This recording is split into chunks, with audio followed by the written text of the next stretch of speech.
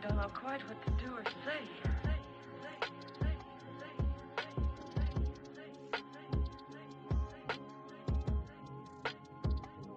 I don't know.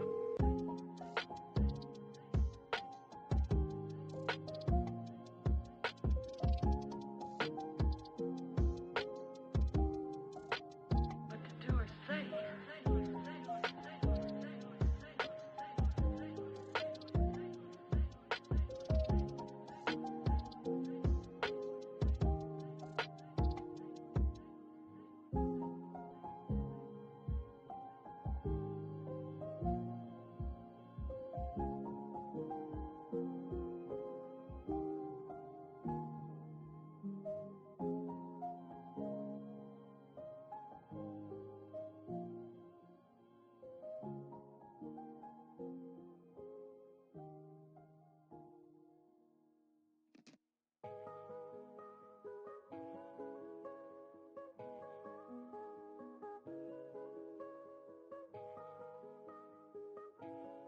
Why don't you take us on a tour through the house? And let's see what happens, see what happens, see what happens.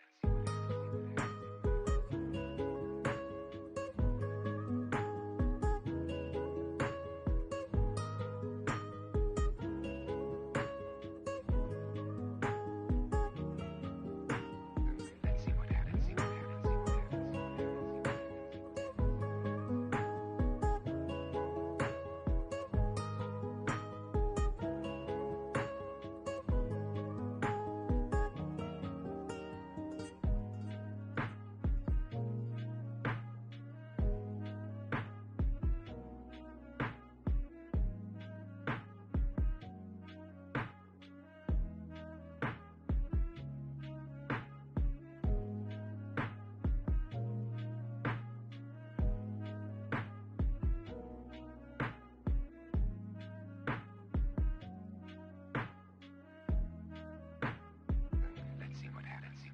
see what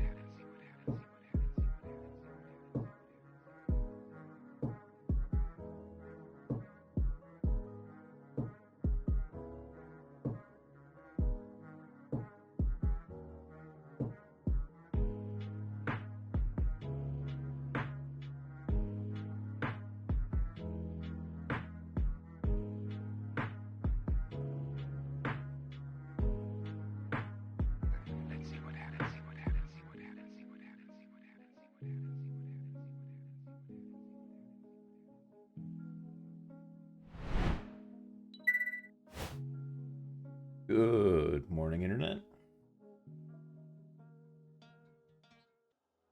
Playing a little last Epoch today. Oh, could be a longer one today, since I couldn't stream yesterday.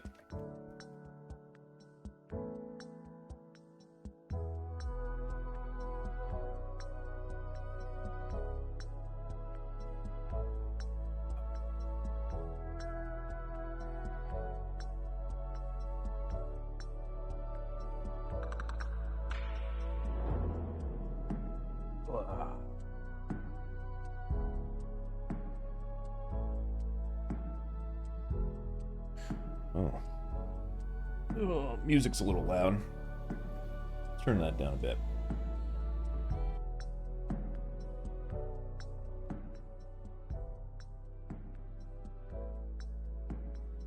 Alright, let's see how that looks. Yeah, it's a good level. I'm gonna change the settings in here because I got the music on in here. There we go.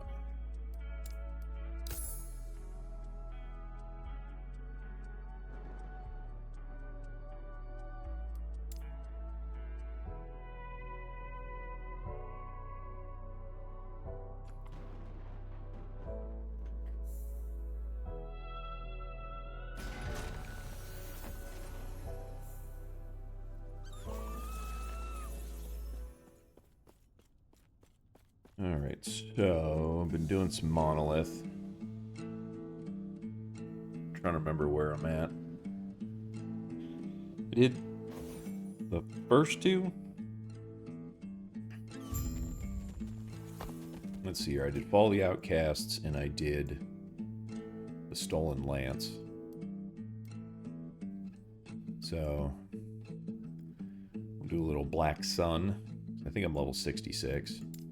Yeah.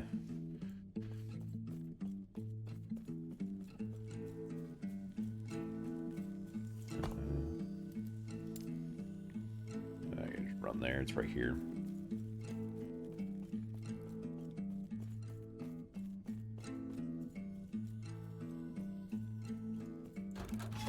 Alright, Black Sun. Shards. Ooh. Go for the wand and catalyst.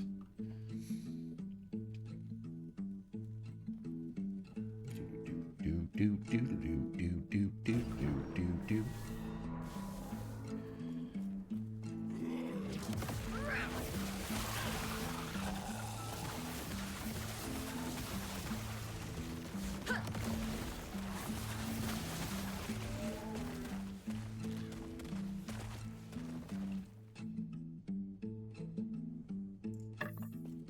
I'll grab that.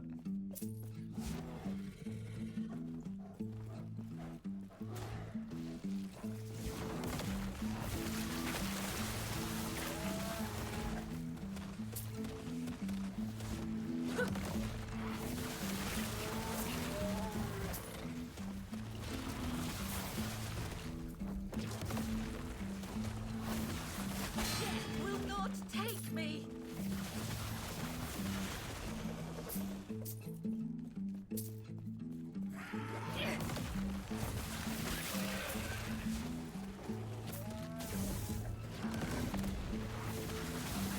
Can I face tank this one? I sure can.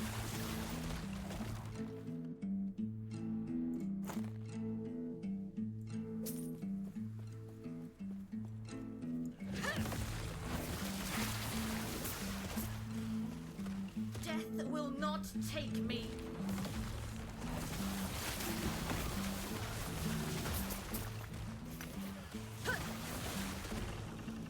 Give me them shards.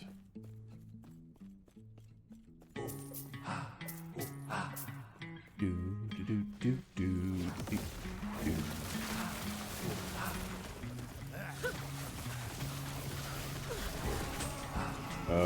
Okay. Alright, what's going on? Fucking light mages, man.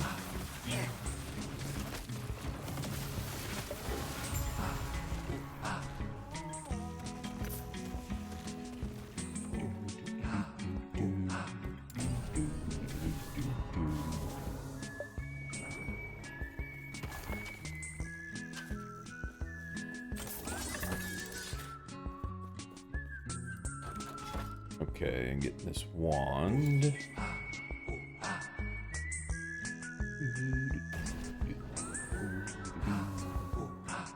Playbook patrolling infernal husks.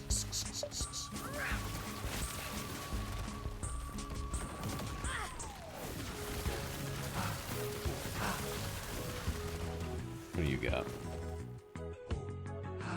Poison damage over time, necrotic resistance, and ward per second. Take that because I want the ward per second.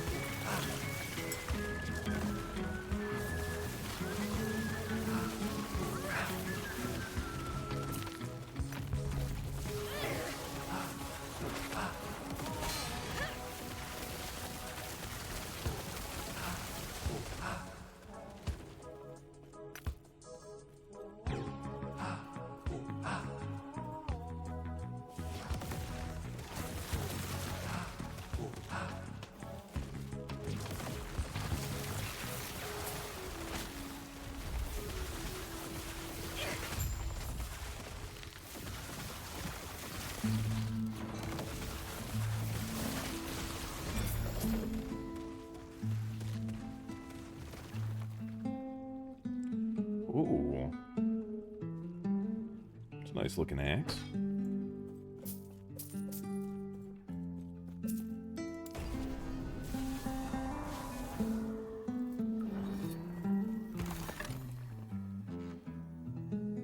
More ward per second.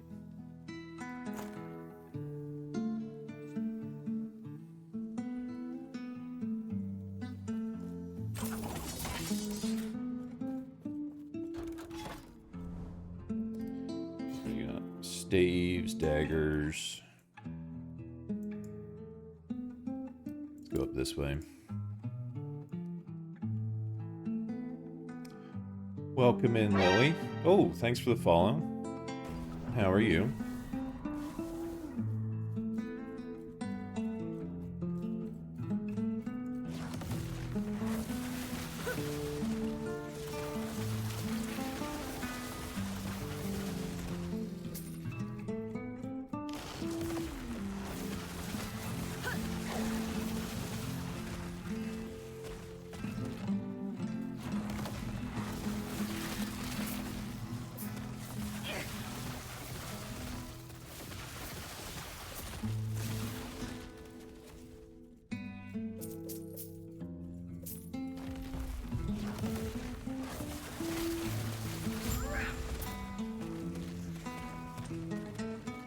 Seal the void gate. Okay, I can do that.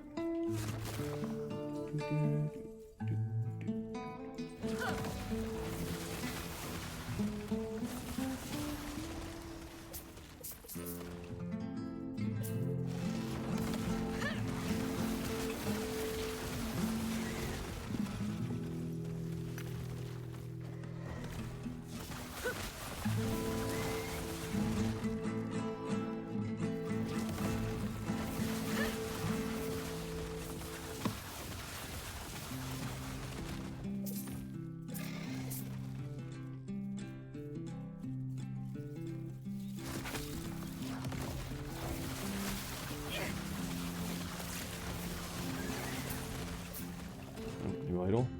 Yeah, they're good. Anyway. Wait, what? Oh, I do have a lot of stuff in my inventory.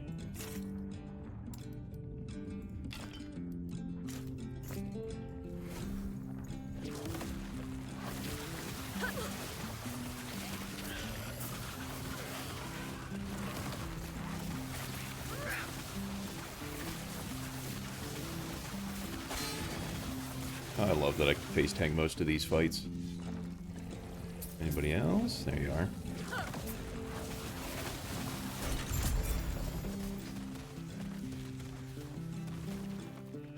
No. No.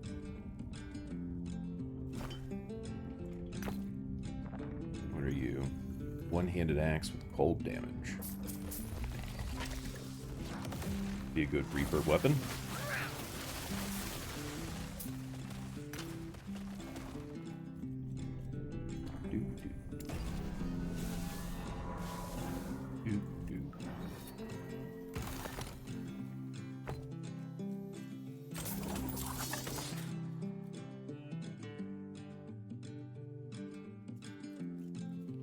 Yeah, I suppose I should empty out my bag.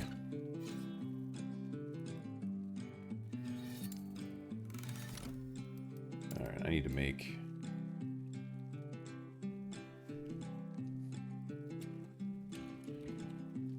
Primo. What should the Primalist symbol be? Do that. And color.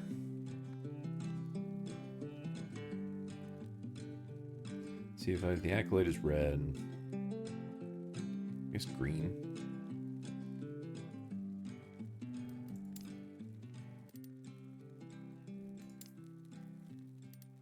So I need a tab in here.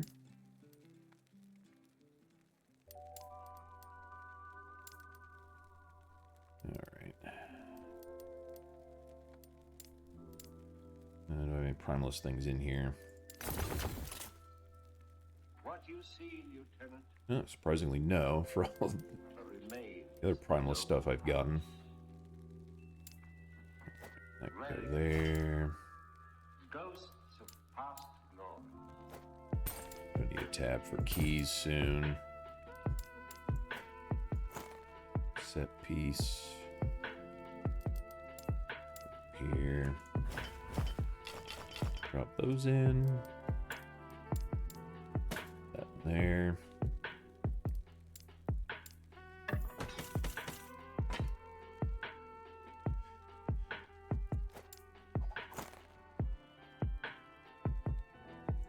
Yeah, I should break that down for the stun avoidance.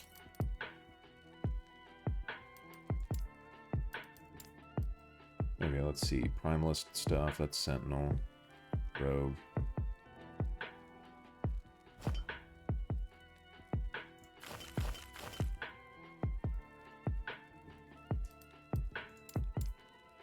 Ghosts of past glory. Okay, need one for Sentinel.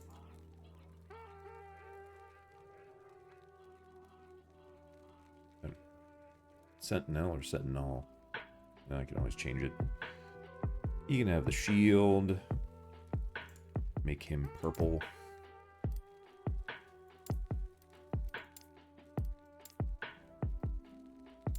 Okay, then I can grab... It is E. I'm so bad at spelling.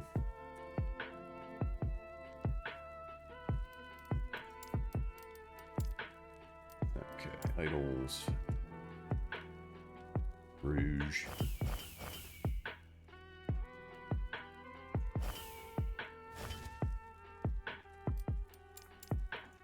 Ready.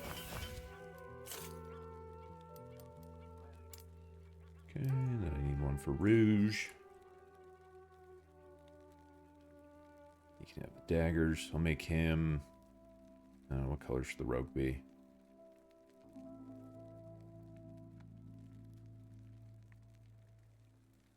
I'm thinking blue for the mage. Make him orange.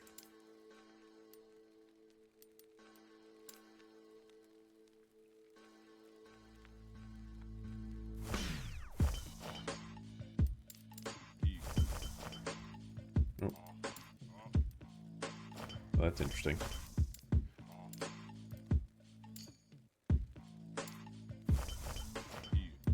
And then I need one for mage. Okay, he's gonna be blue.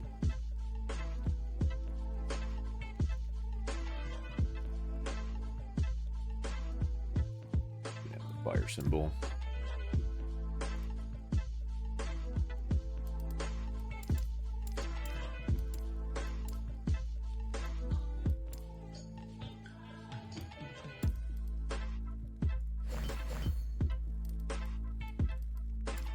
There we go, this is what I wanted.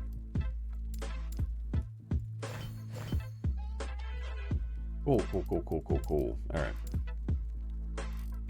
So now I got things kind of figured out. Okay, I'm gonna make a key. One for keys. Do they have a key symbol? They do.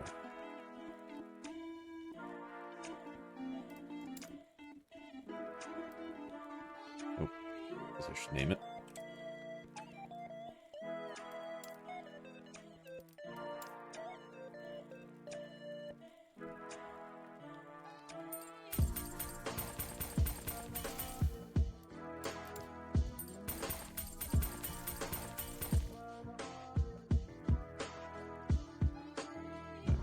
Let's organize this a little bit.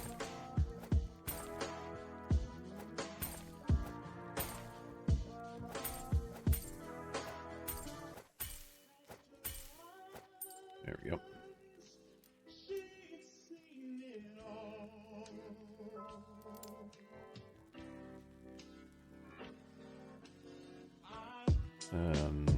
This wand I don't need.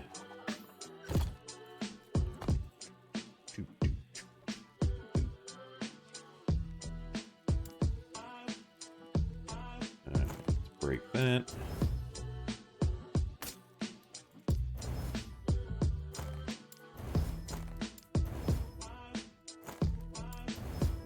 Okay. Let me just see something here.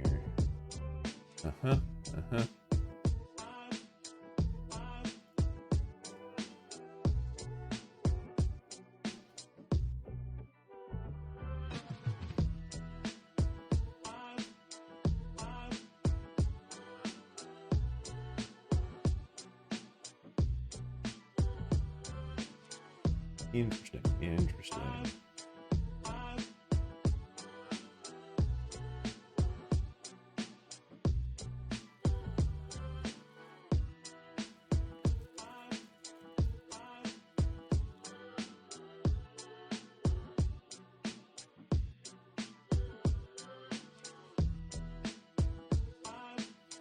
Okay, moving on.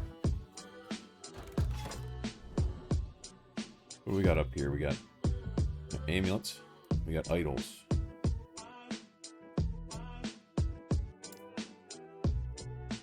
Do this one, then I can do the first quest.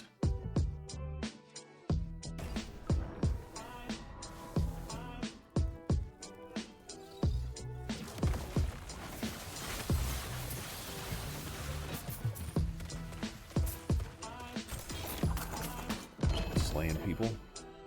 Soul Bastion.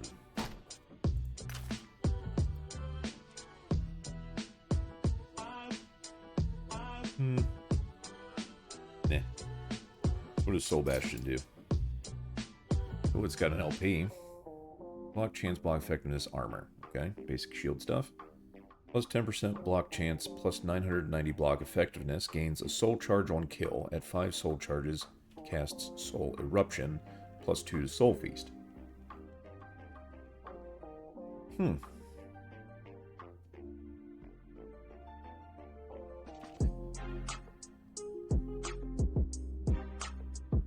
decent roll of it, too.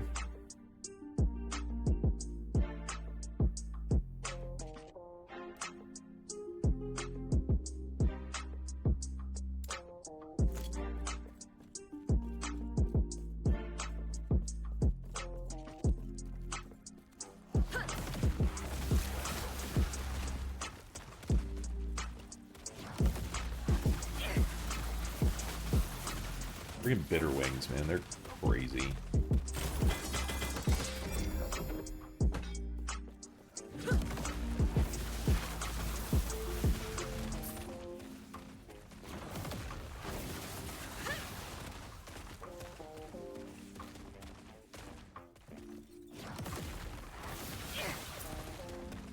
Ooh, misinformation in the chat.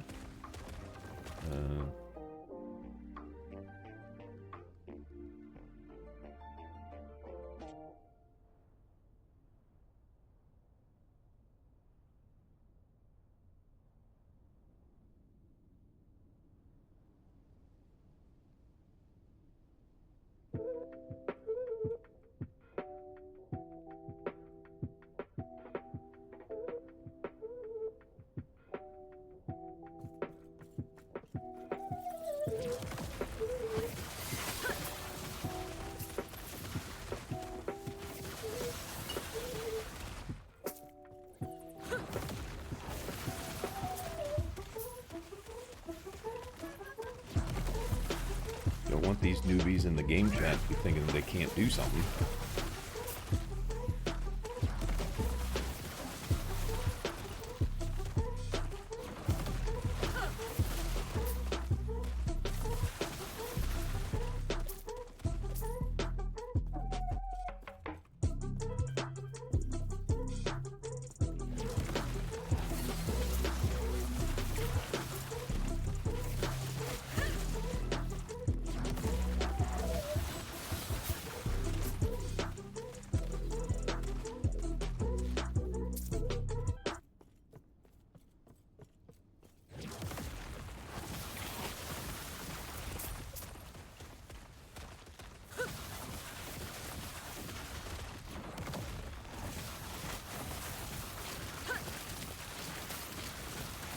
Is this the ambush? No? Oh, it might be. It is. There we go. Kind of wish they told you a little bit more with, like, the ambushes. It's just like, oh, kill stuff till the ambush happens. But then it's tough to tell when the ambush actually happens.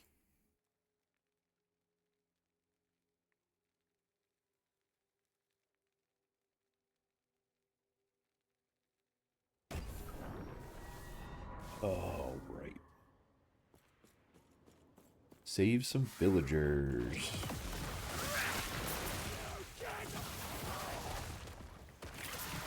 Your death has come.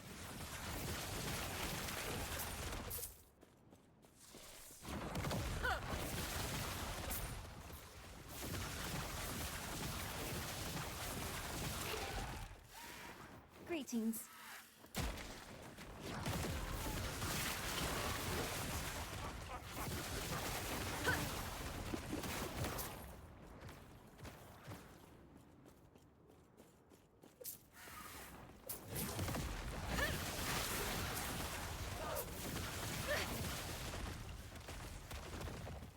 Virus damage leeches health, crit strike avoidance. Crit strike avoidance. I don't know what the music.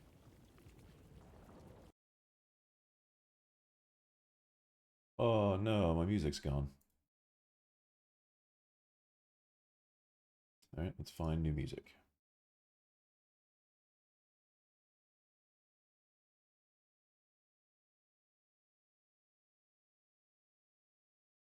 Do, do, do, do, do, do, do.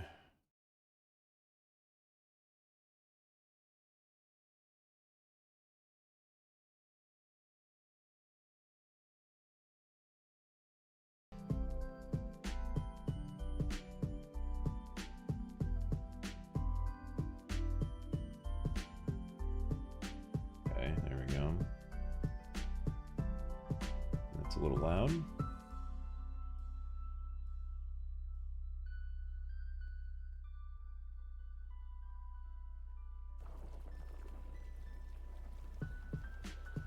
This here. Still a little on the loud side, but we'll see what it's like. Nope. Villager. What brings you here?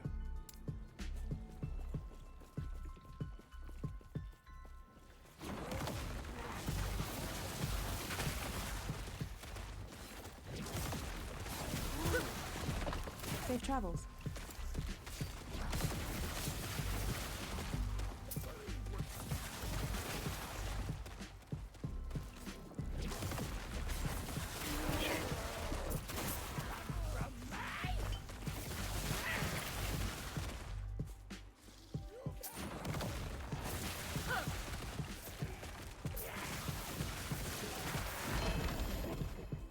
Rune of Ascendance.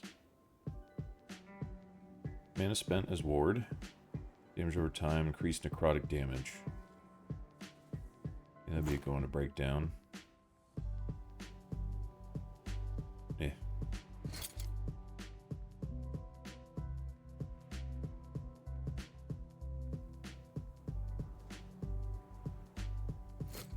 Okay.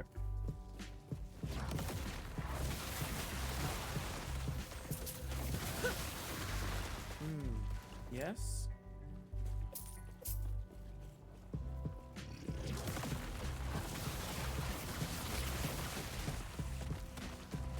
Staff. Product damage, cast speed, ignite on hit, poison on hit.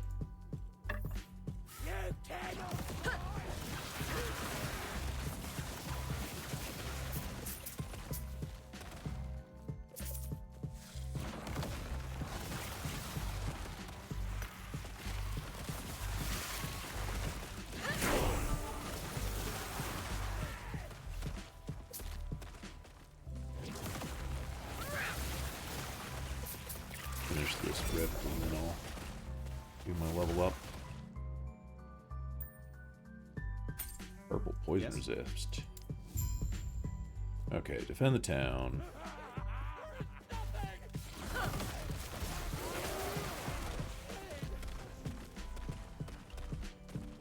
I remember this being a little confusing before, because you have to, like... They don't really tell you how to defend the town. So you just have to wander around until you kill all the stuff.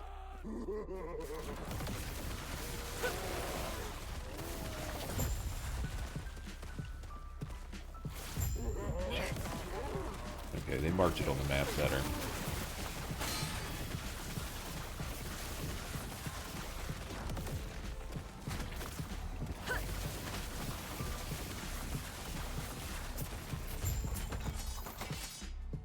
He just disappeared. Okay.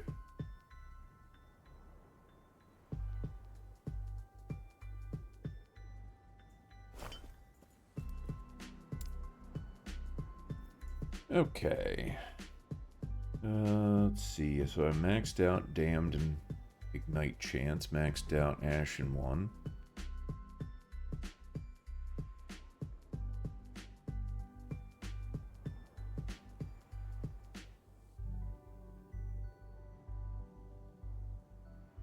Alright, so do I go for these two? I probably should, right? Chains from Chains of Ruin node last longer. Additionally, Damned that you inflict last longer. While you have Overload, a chance to chain a nearby damned enemy to the ground each second.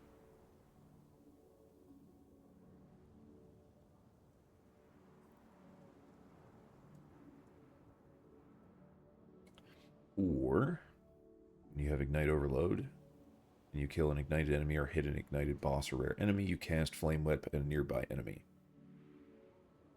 Increase fire damage.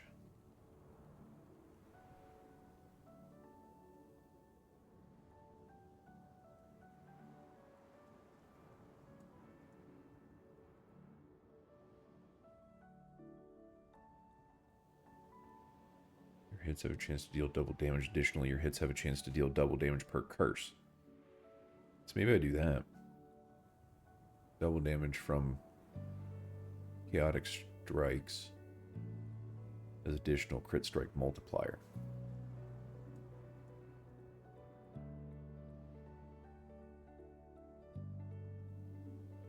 I need 2 in that and 3 in that. Okay.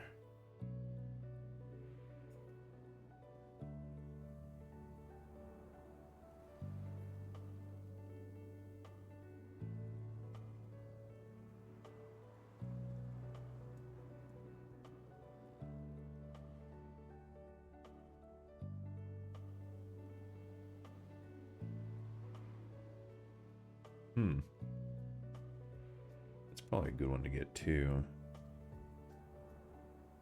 You drop below half health, you're granted ward. This effect is a 12-second cooldown. 9 ward per point. It's not... considering my resting ward is over 500 now. But Soul Barrier grants additional ward equal to your vitality. And I can reduce the cooldown of Soul Barrier. What's the cooldown? 12 seconds. 10% per. I can reduce it down to 6. Well, yeah, I don't know.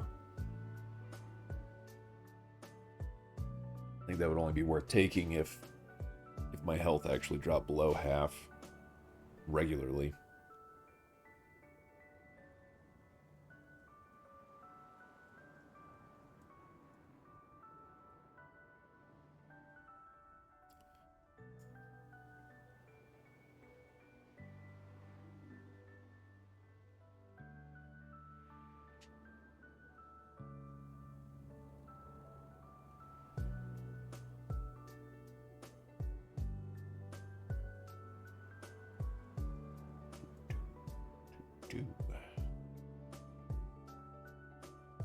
And I could get this too. Eye of Damnation. Increase necrotic damage, damn chance. That's 6% per, so that's another 36%. I don't think it's multiplicative though. No, does not give your minions a chance to apply damned on hit. Damned deals necrotic damage over time, using health regen.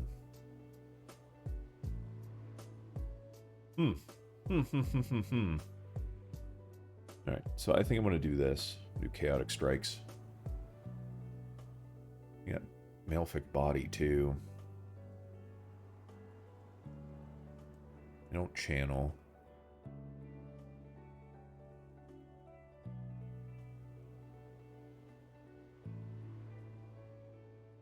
Withering Chance. I'm trying to remember what Wither does. Increases damage taken from curses.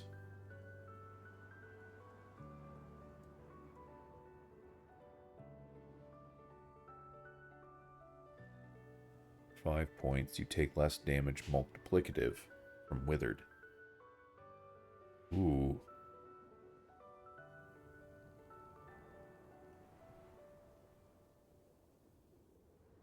So by doing this, I would be increasing my damage output by up to 200% and reducing damage taken by a multiplicative 8%.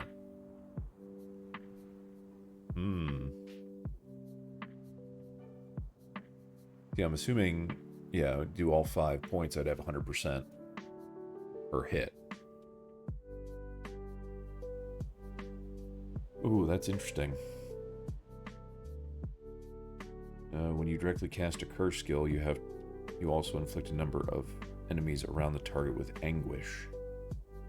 Anguish is a curse that lasts for 10 seconds, causes the target to deal 15% less damage over time, and deals necrotic damage to all enemies afflicted with it whenever you kill an enemy.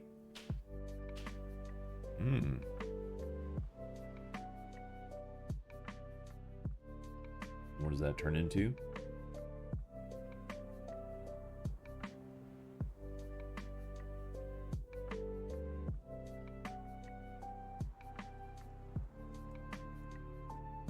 So do I want double damage chance? It's only going to be 5%. Plus an additional 1% per curse.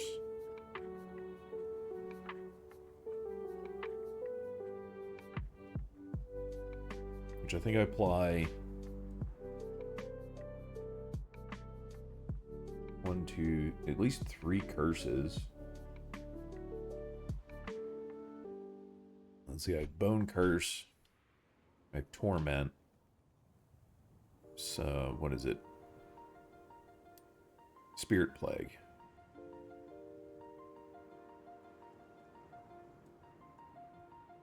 I think in this one, actually, do the Anguish.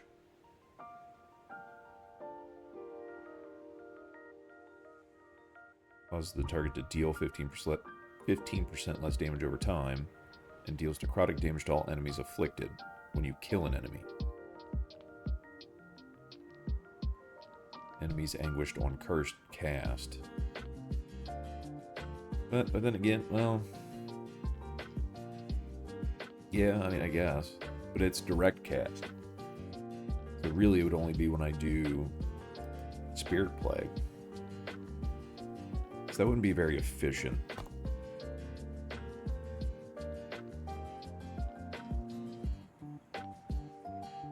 You have more armor per unique curse than the attacker when they hit you.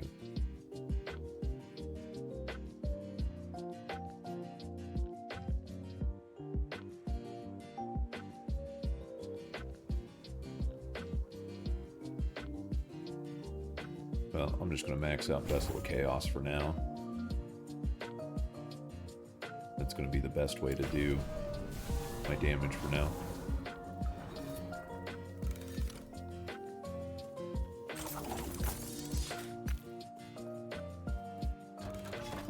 Okay, so this way I have rings. I got that idol over there. Let's go for this amulet and the rings.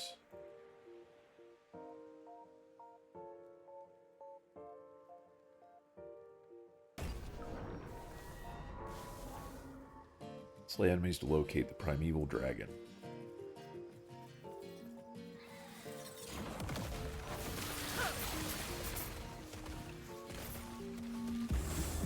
Have some bees.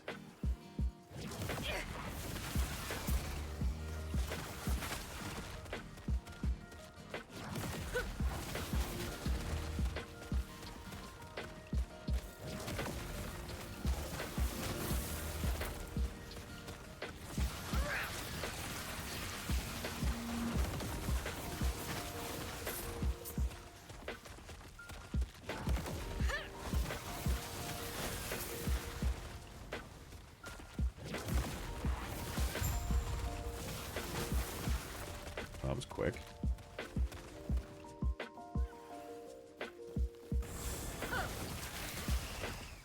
Get this exiled mage.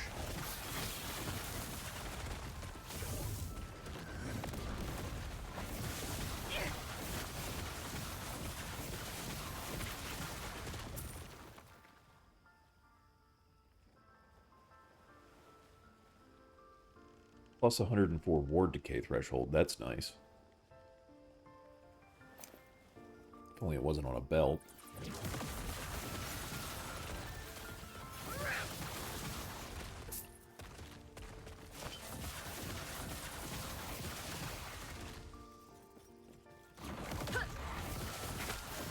Your death has come.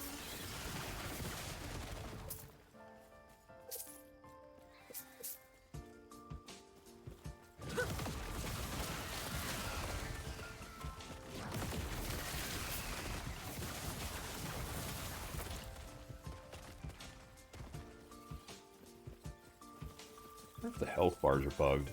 I didn't hit these plants, but they all have like less than 100% on the bar, which is interesting. Just seems to be the plants, though. Take me.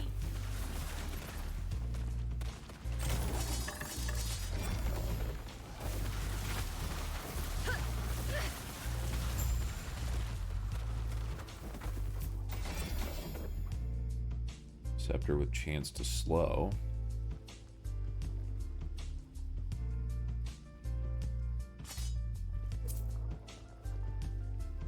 Purple necrotic resistance.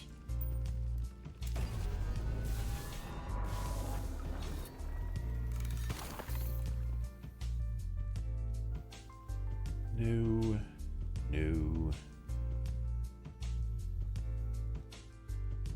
Chance to shred armor.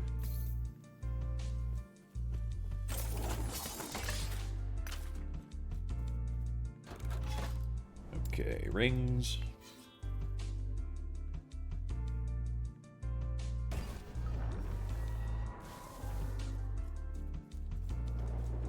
Destroy the imprisoned spires. Okay. Okie dokie.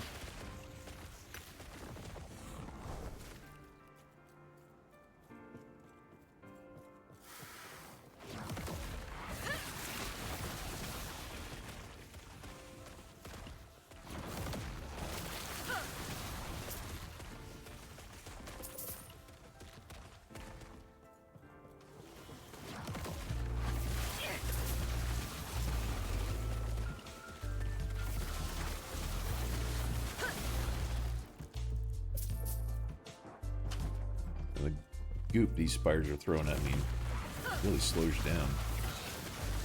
Wither before me.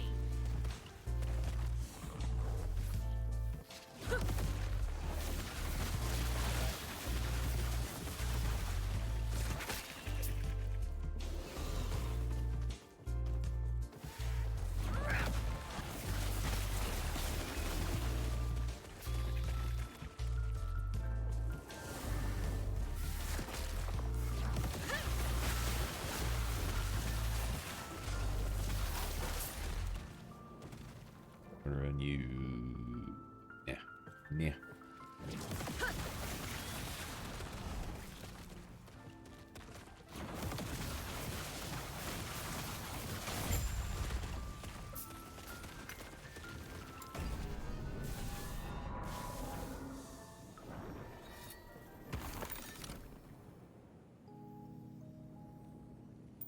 That'll be good to break down.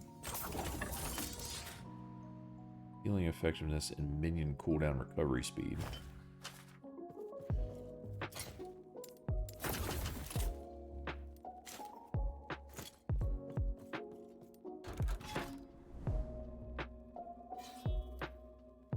Okay, so we got maces up here.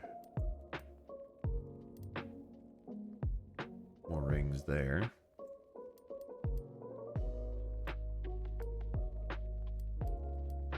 Go for these idols, see what's this way. That's where I'm really lacking, is idols.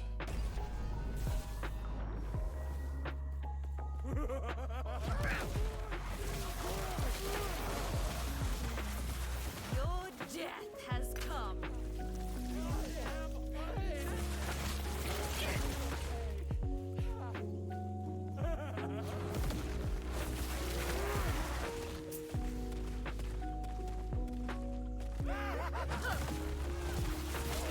Wither before me.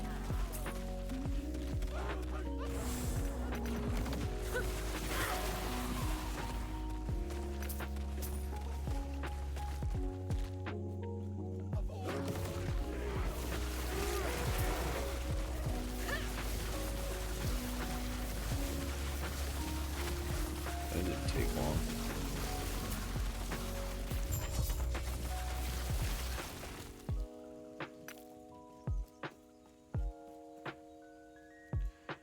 I'm gonna stick in here for a little bit, get some more stability. If I don't do a little grinding, then things are gonna get tough quick. Death will not take me.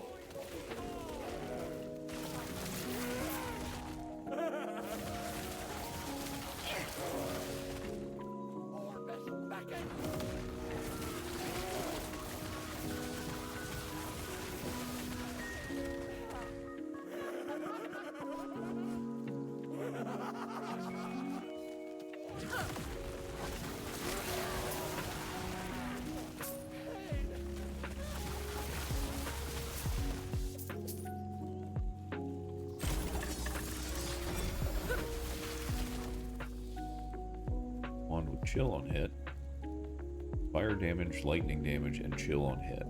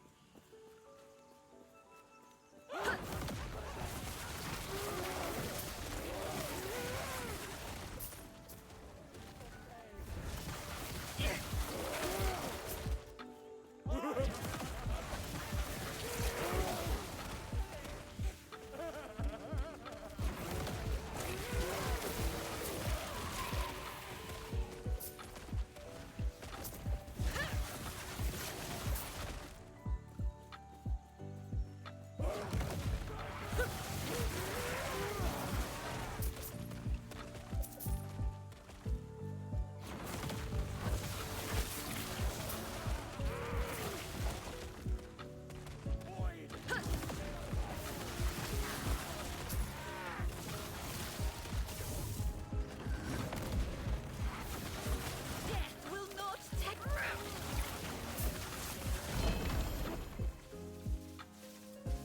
Another Maraphage. Ward gained when using a traversal skill. Ward gained per 10 missing mana when you use a traversal skill.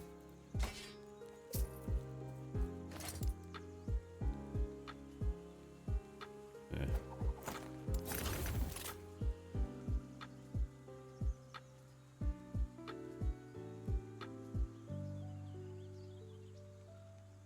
Yeah, it's a pretty mid-roll. Alright, that's good. Let's move on.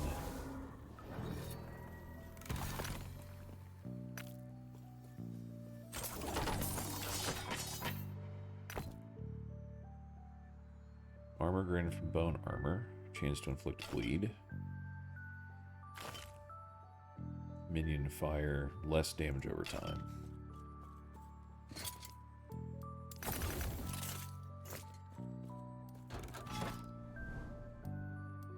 Okay, let's get some idols. Then what we got up here? Helmet. Relics.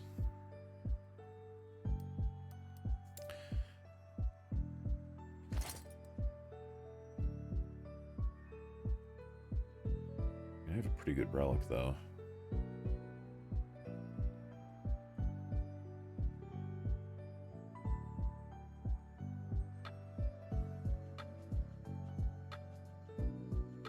Well, I guess it's pretty mid.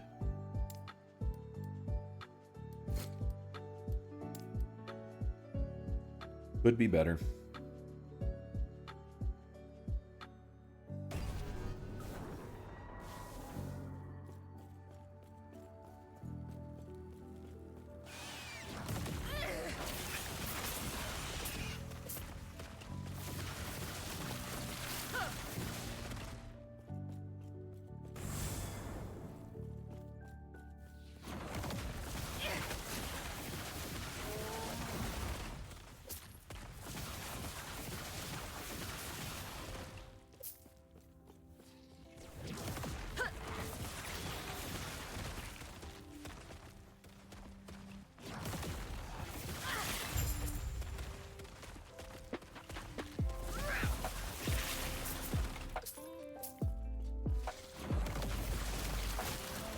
don't know, I think that they could probably... I think they should extend the amount of time it takes to increase or to activate the win condition. Will not take me. Literally in a room for 30 seconds and it's over.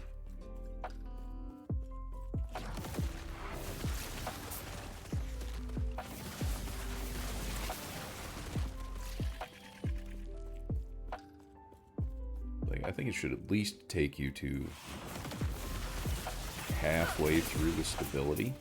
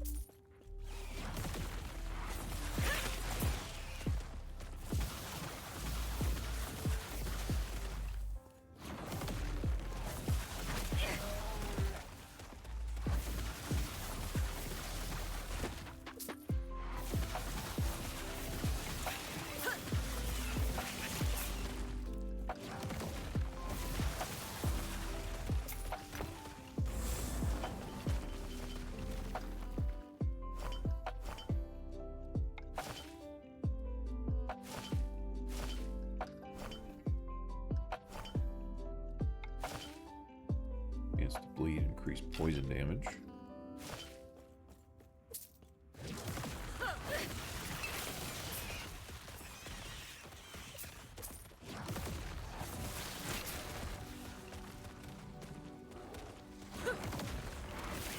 Your death has come.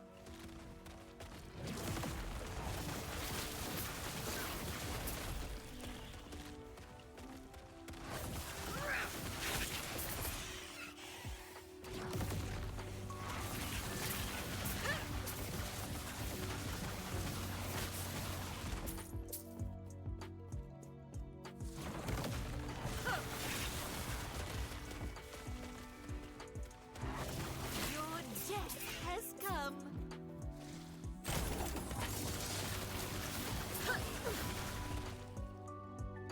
All that, nothing good.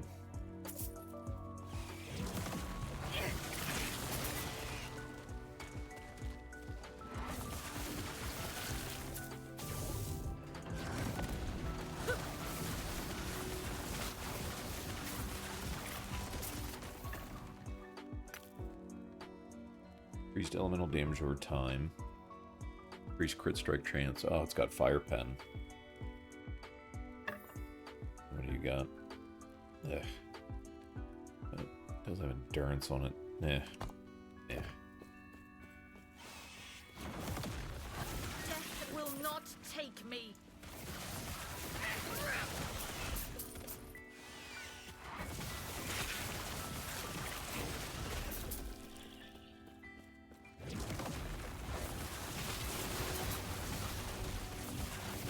Your death has come.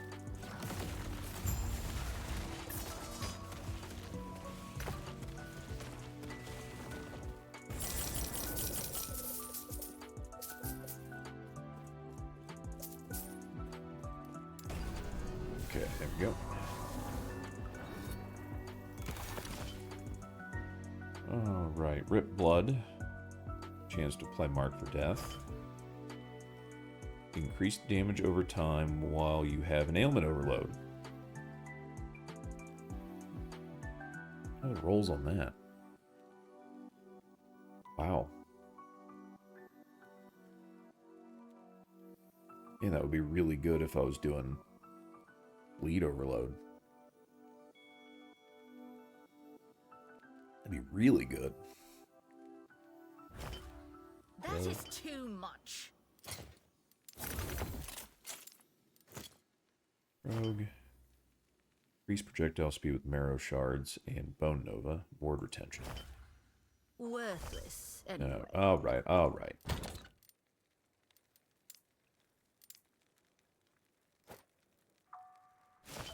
Alright, so we're gonna organize this a little better.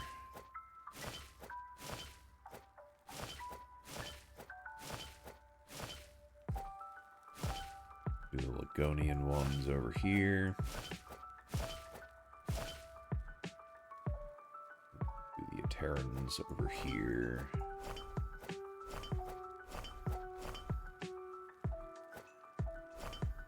Should probably put the singularities and uniques.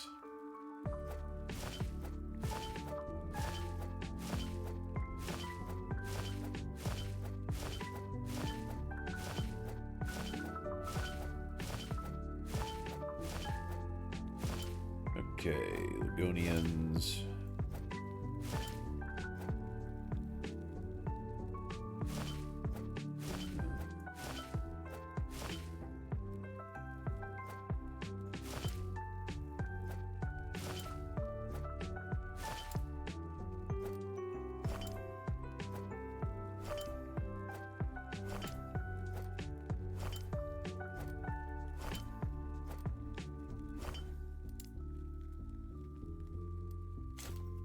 Okay. Alright, so I already have a Maraphage. And it's a two-handed sword, so there's not really much of a point in having two of these. 115, 11, and 147. This is... Ooh, I don't know which is better. Like... This has a higher leech rate and you take less damage while leeching. The overall increased damage is lower. 10.4% of melee damage leached is health. 12.4, so I'd say that one's better. This one's new.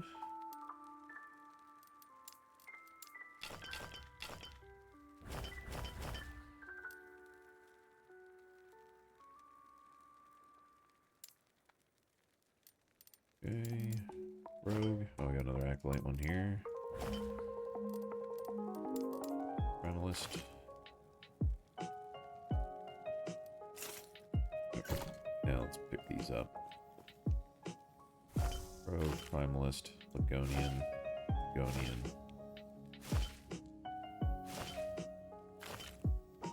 Chance to poison, and poison chance while at low health.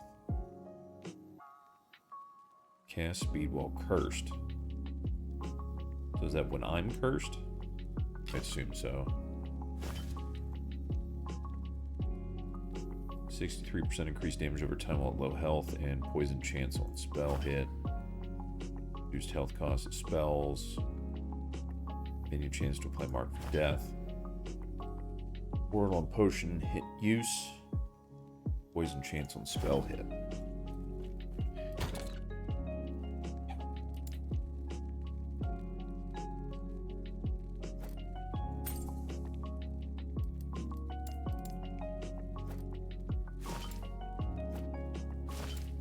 More Ligonians.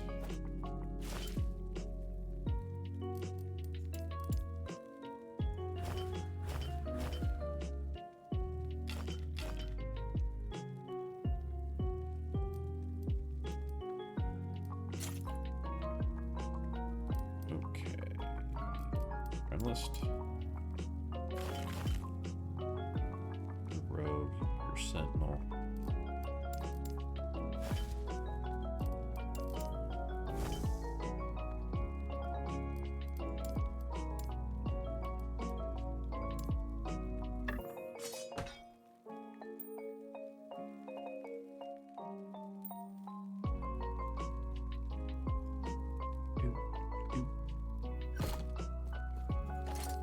Alright, so I can get rid of that.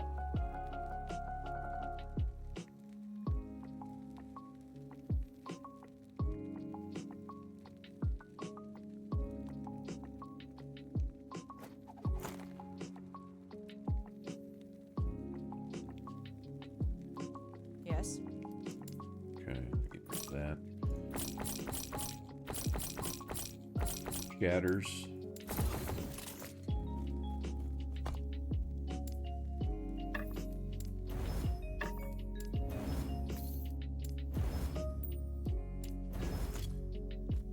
Okay, I didn't even open the chest yet.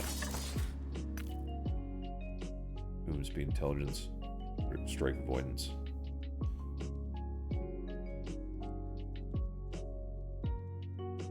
Yep, I'll break that one down too.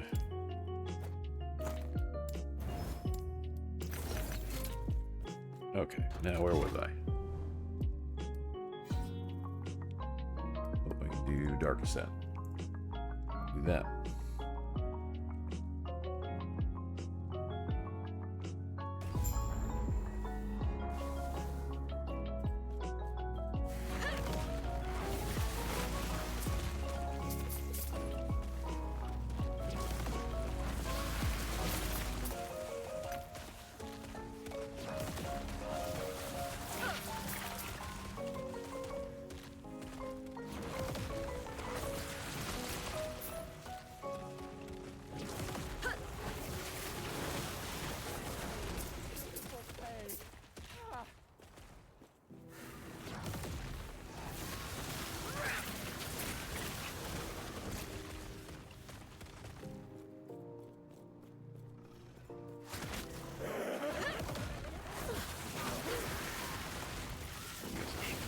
Those things don't move.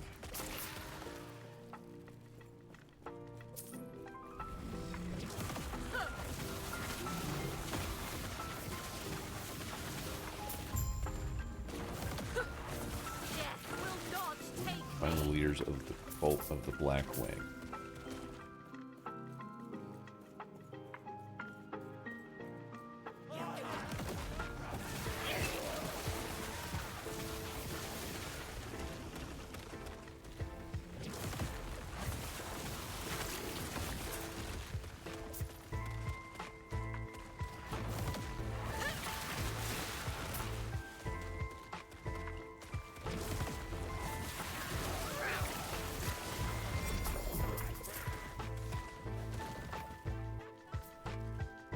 Yeah.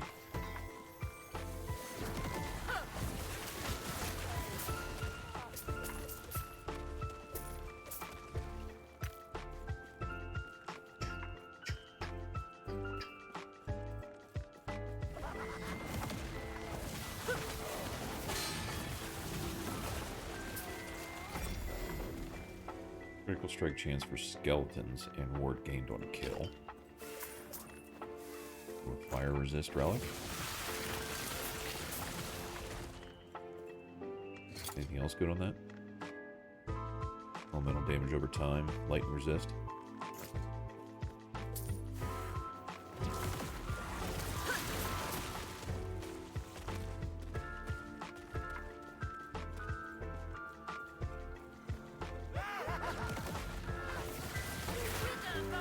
Oh, I need to check to see if I can actually do the faction stuff. The other day when I was playing, couldn't do any of the faction stuff. It was all bugged. People were complaining about the Bazaar not being available, and I couldn't pick a prophecy to do. He would do it and say, yeah, you want to do this one? Sure, I'll do that one. And would say, well, you know, it costs this much favor. I'd spend the favor, and it said it would go down, and then... But then the prophecy wouldn't be there, so... Not sure what was going on with that.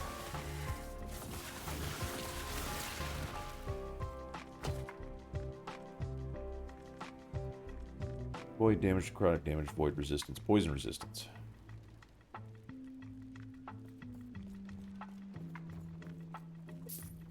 See if there's anything else here.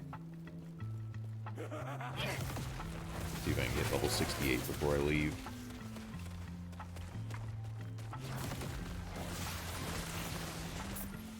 So the next timeline I think is level 70. I think. Yeah, I think it's every 4 levels.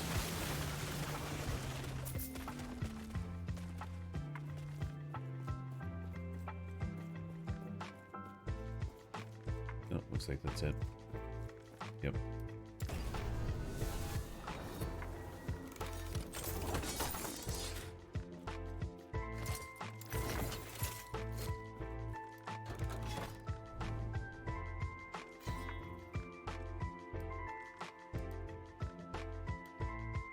I'll go for these relics.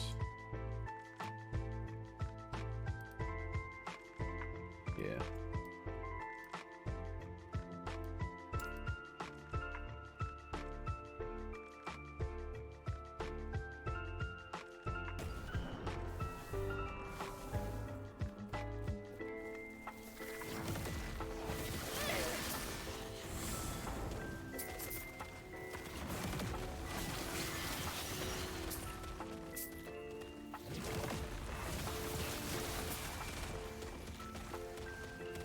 There's over time cast speed. Yeah.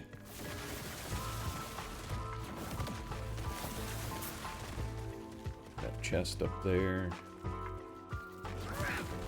Death will not take me.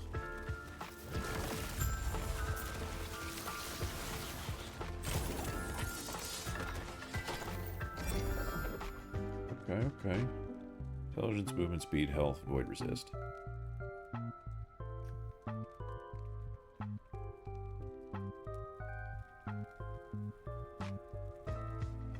Nice bow.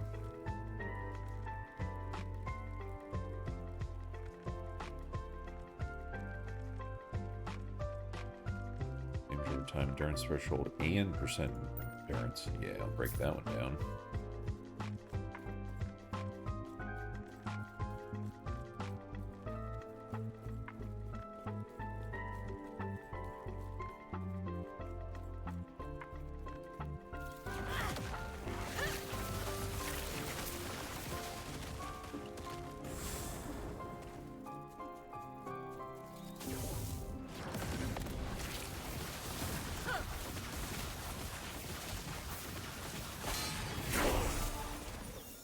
Oh, I wasn't building any ward on that guy.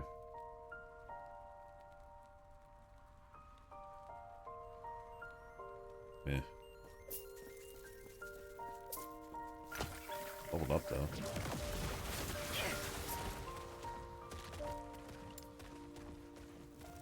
Alright, max out Vessel of Chaos.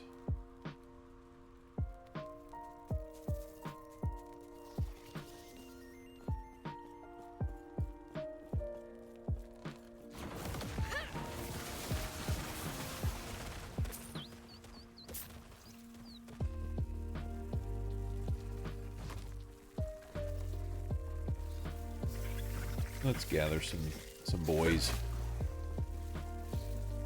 There we go. Why are you so slow?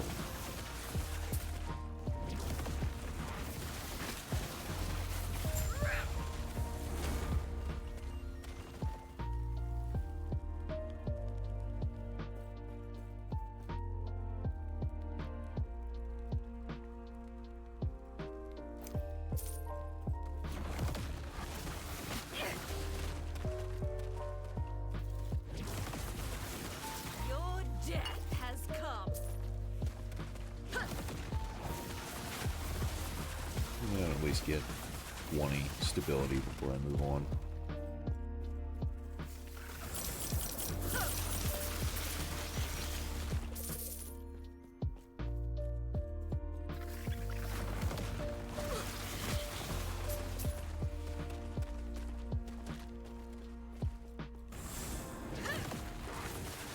Another ice beetle friend. Your death has come.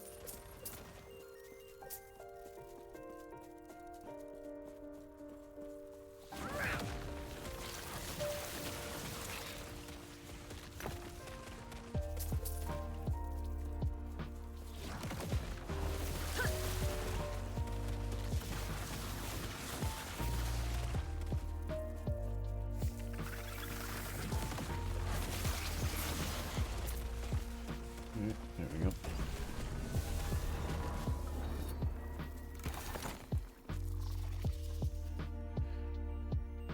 Nope.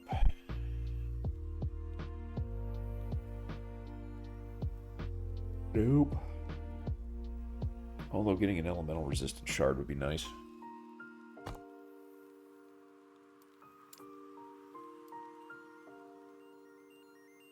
I have 24 of them though. Okay.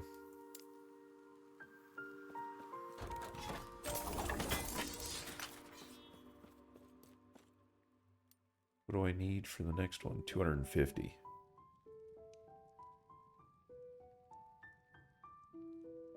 Yeah, do 2 more.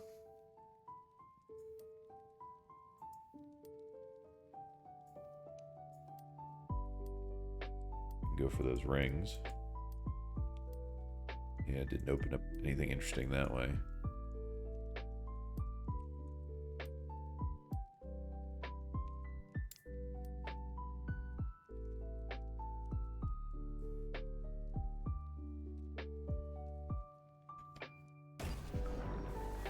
Okay.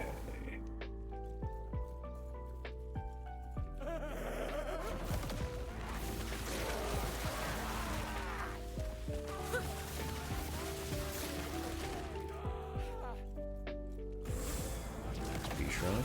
Nice.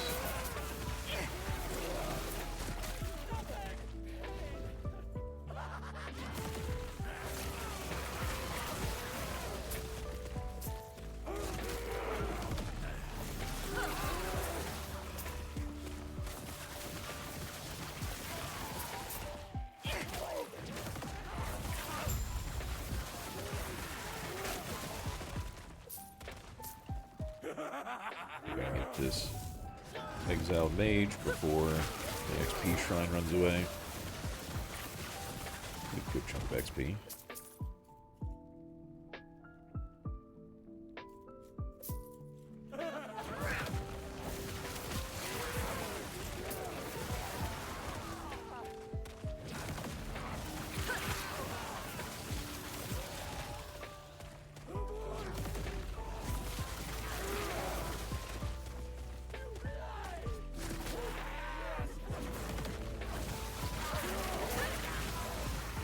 Wither before me.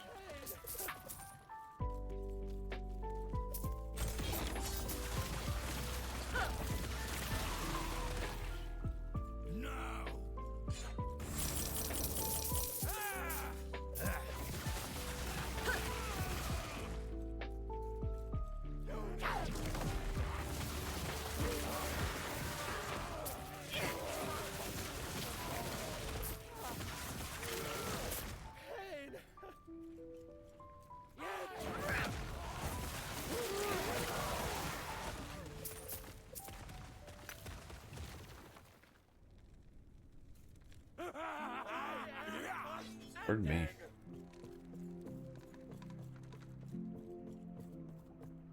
There is nothing! Avoid Jesus!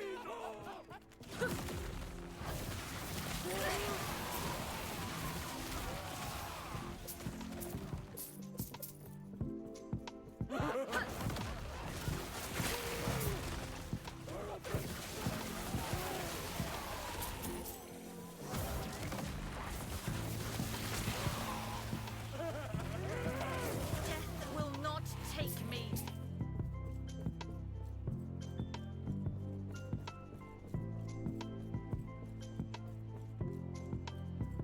Purpose beggars! You cannot hide!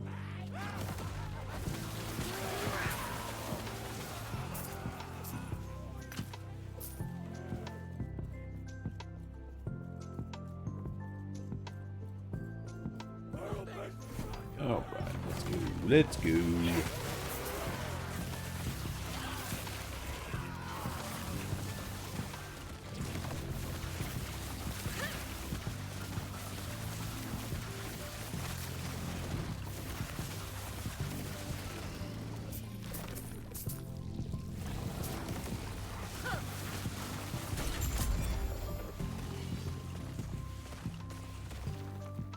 Ooh.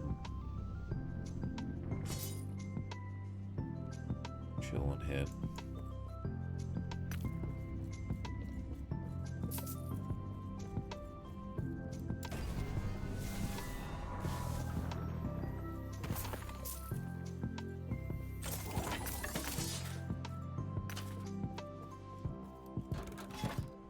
Okay. Void enemies deal 25% increased damage. Okay, that's fine. That's fine.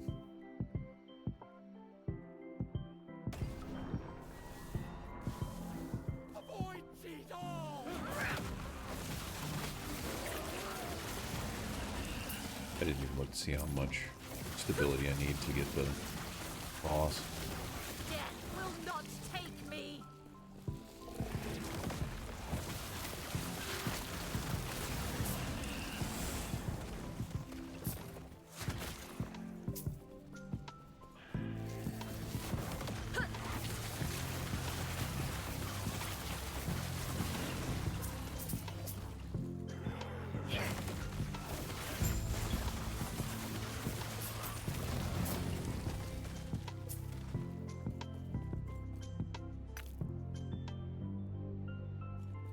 Avoid Jesus!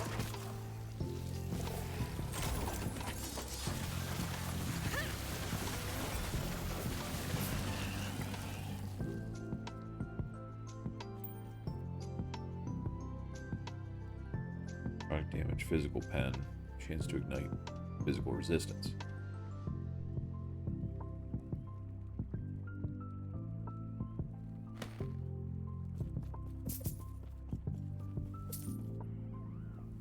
Ooh, purple melee damage. It's a good roll of it too.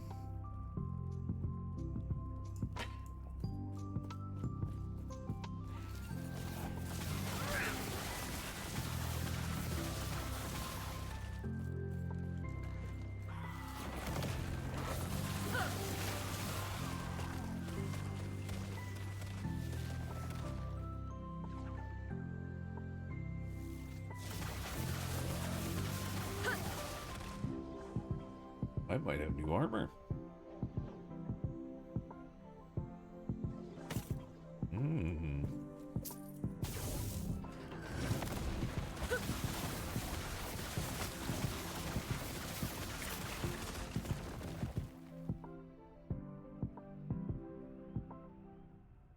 Seconds of haste after a traversal skill and increased effect of haste. That's a good one. I think it's the first time I've seen that one.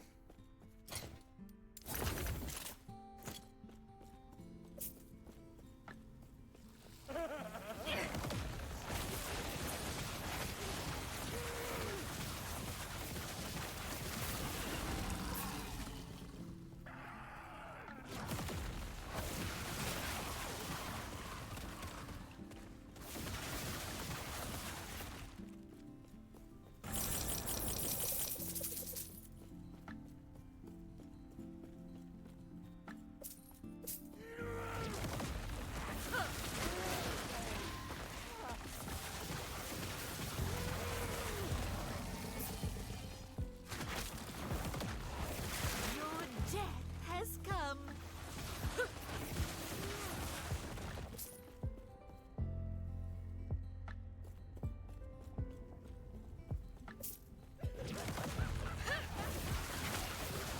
Death will not take me.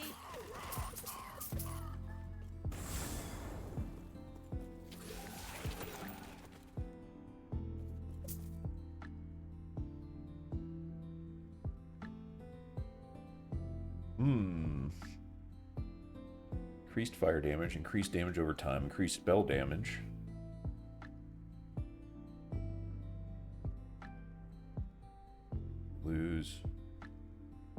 Losing quite a bit of necrotic damage. What's my other ring?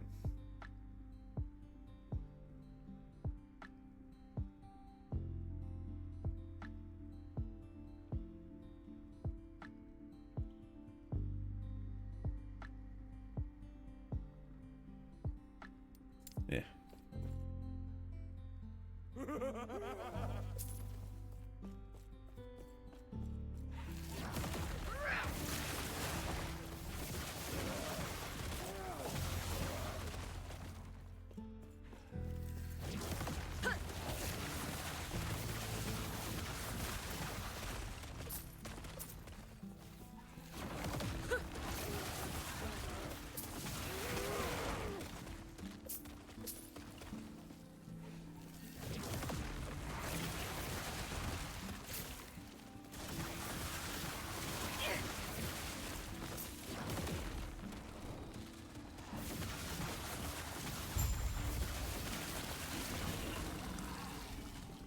Should have enough Your stability now. Has come.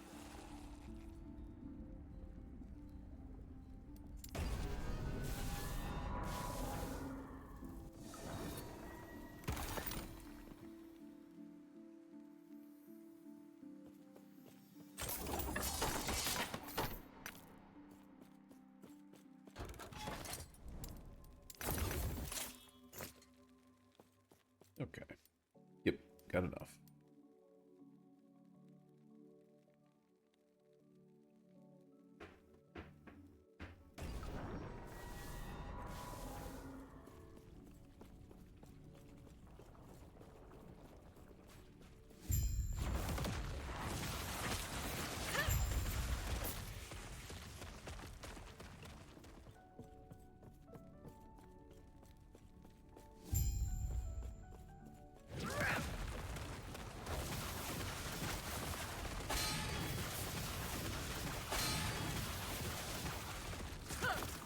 My shadow will cover this world once more.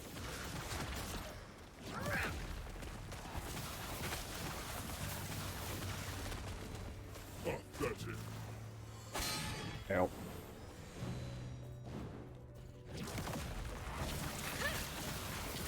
My vengeance will be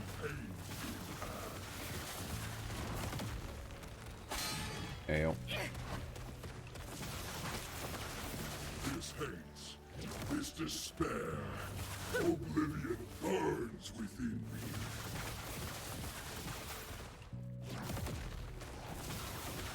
This world earned its Do the swipe.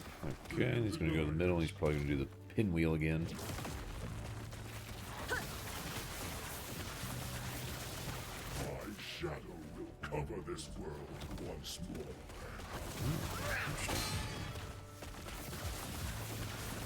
Do you think my defeat changes Alright, what do you got? anything? This world is already dead. Void resistance. Spell damage leached as health. Chance to ignite.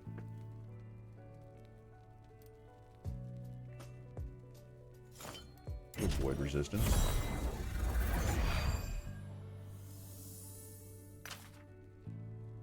Atrophy.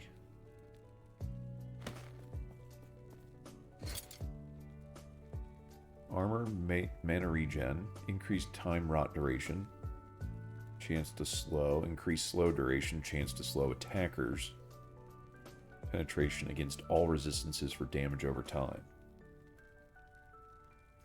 It's pretty cool.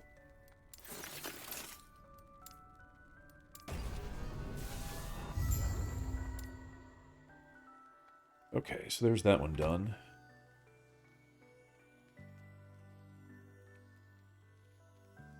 We got Blood, Frost, and Death, ending the storm.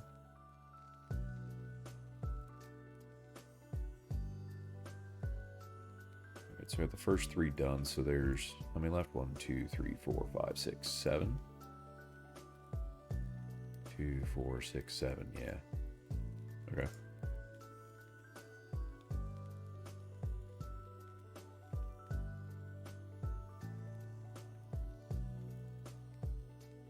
Alright, in the meantime, though, I am going to make more coffee and go to the bathroom quick. So, enjoy the music for a minute. I'll be right back.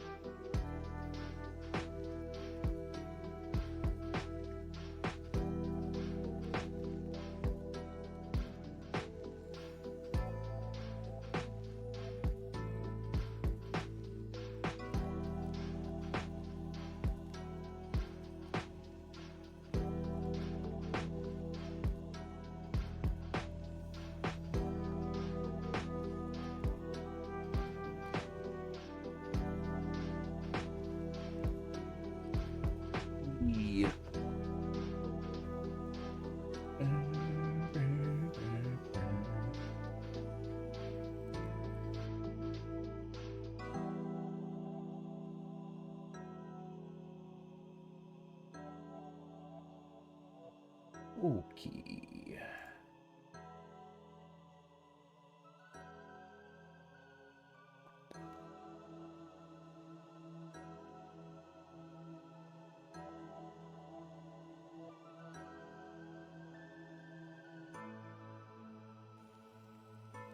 Yeah, pretty quiet morning. That's gonna be a minute. Okay.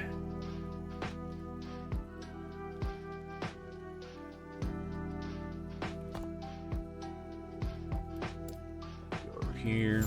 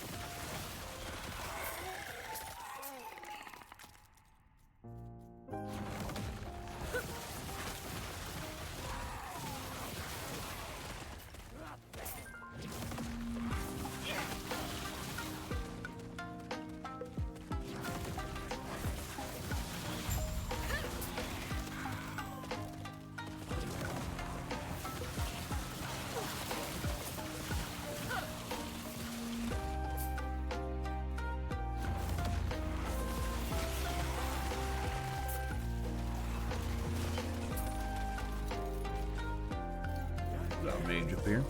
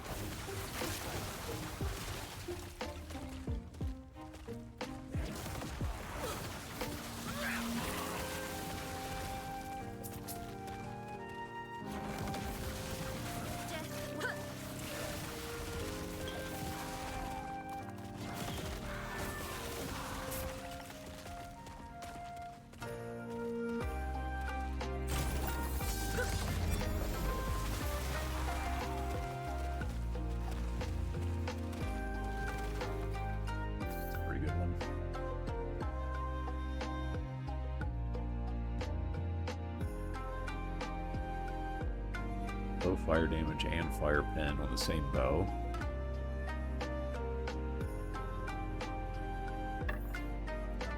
Not bad. I don't know if there's any decent fire bow builds out there, but be a good weapon for it.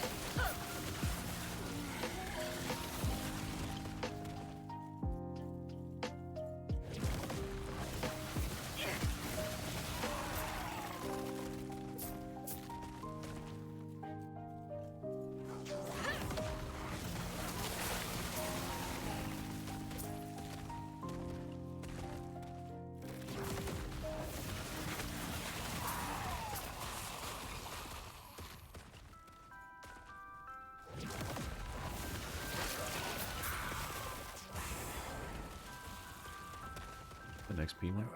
Yeah. Oh. See if I can get to the boss with the XP shrine on. Or I guess it's a... There we go. It is a boss. Cool.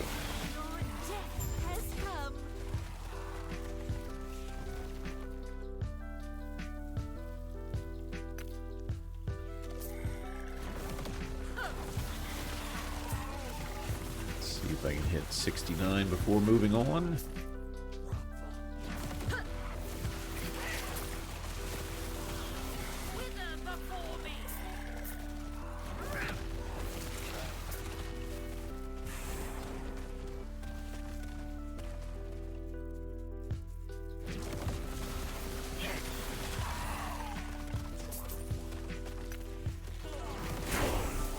is.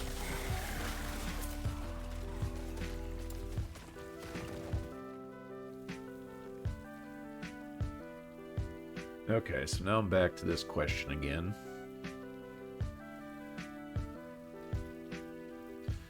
Let's see, I have 81 points. I don't remember what the max number of points is.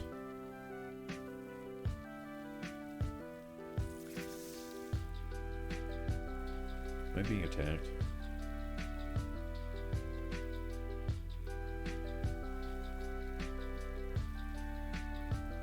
Oh, probably my ice beetle died. Okay. So, let's see, you get 15... You get 15 passive points from quests.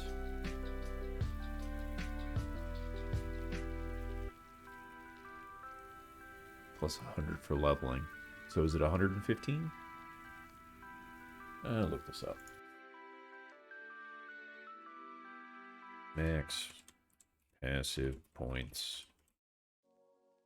Last epoch.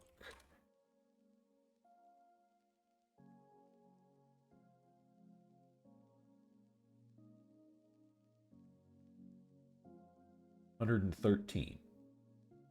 15 from quest rewards and 98 from levels. You don't get any for 1 or 2. For level 1 or 2. Okay. 113. And right now I'm at 81. I guess 82. So that's what, 31 left. So I got a bunch of points left. So I could cap out Mania of Mortality. Do Eye of Damnation. That's 9.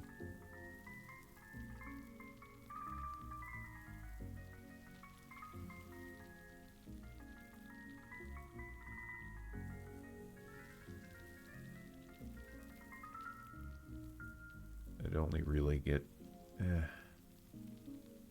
I mean, chance to poison wouldn't be bad. I'm not focusing on poison, but I mean, it'd be another dot, and the poison resist is nice.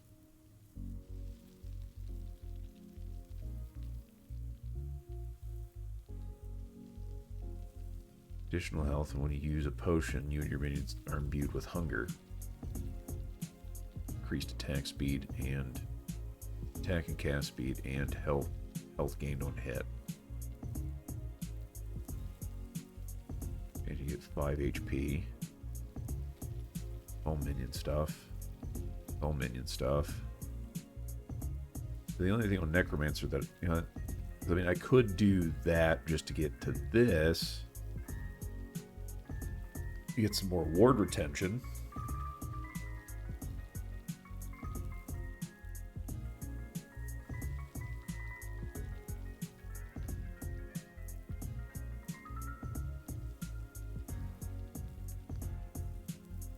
What about Lich? Do this for intelligence and mana regen.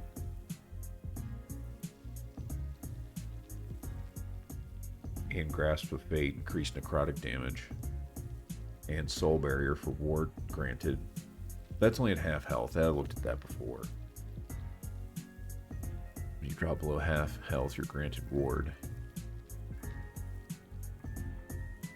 You deal increased damage. The bonus is tripled when you're below 35% health. So I could get the intelligence and the increased necrotic damage.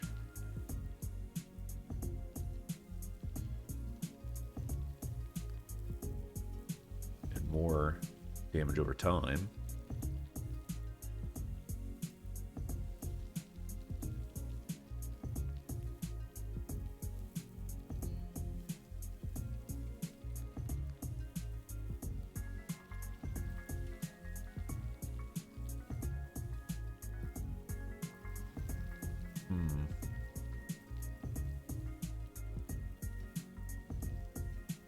Well, I think I want to get Grasping Damnation and Scorched Reach. What's Fleeting Crone? You have a chance to gain haste for 2 seconds when you kill a cursed enemy or hit a cursed boss or rare enemy. Additionally, haste has an increased effect. I mean, yeah, haste is nice, but... Wither.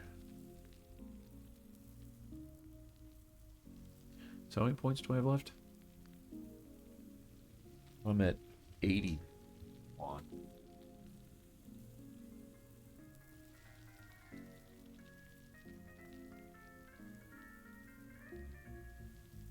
That's what, 32 points?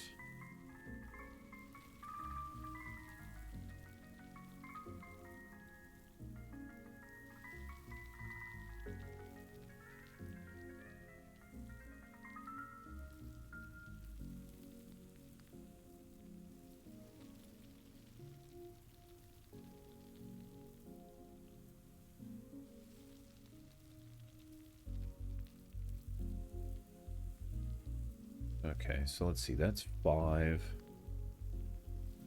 10, 15.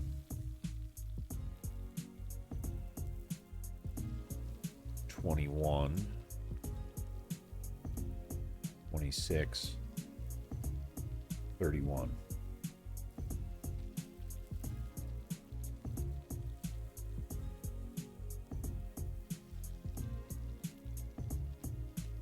So if I go with Wither, Grasping Damnation, Scorched Reach, and then in Lich take 5 of, you say that, Apocrypha and Grasp of Fate.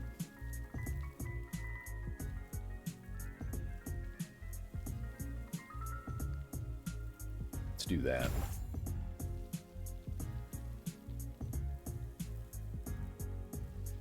I mean, intelligence is just a flat increase in damage. Every point of intelligence grants 4% ward retention, which is my main defense.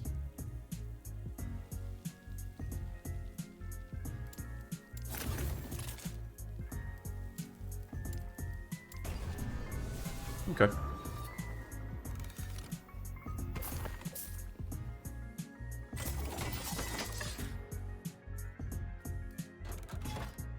What did I open up here? I got ring there.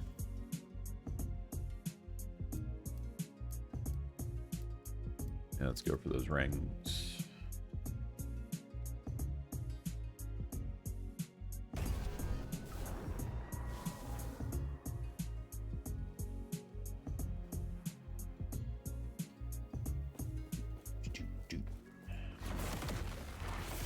Death will not take us.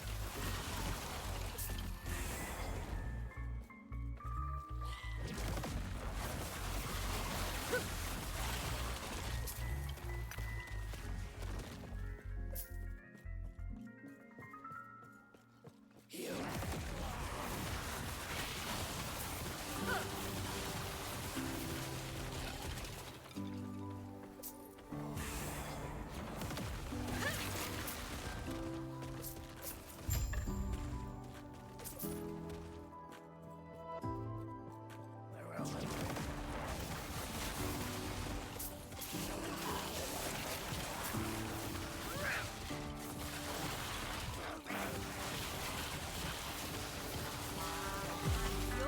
death has come.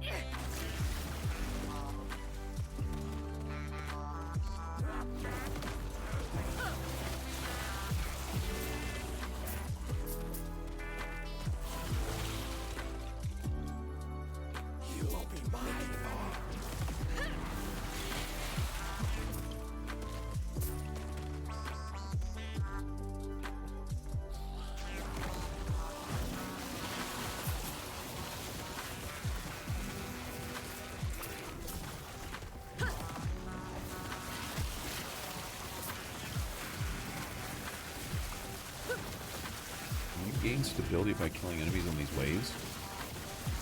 Doesn't look like it. Oh, hit.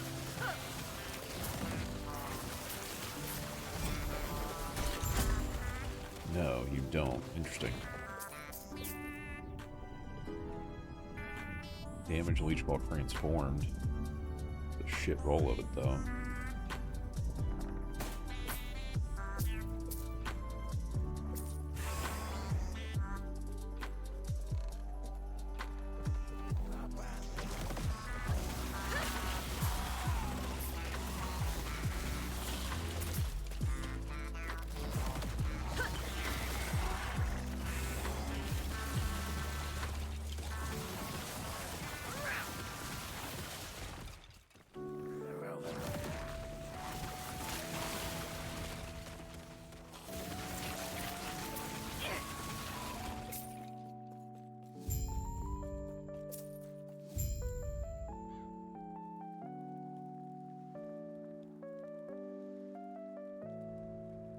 Oh, did I not seal it? Interesting.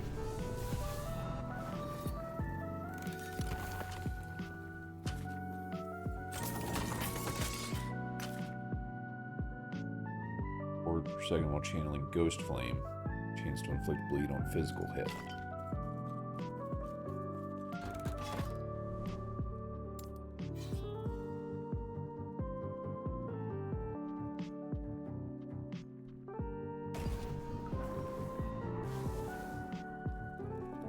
Check something.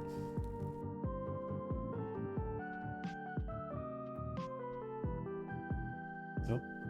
No transcodes today.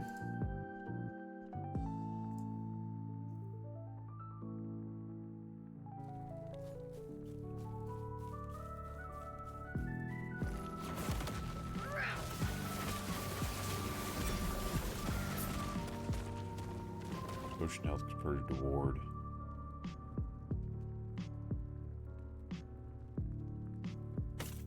Oh yeah, I did get that robe.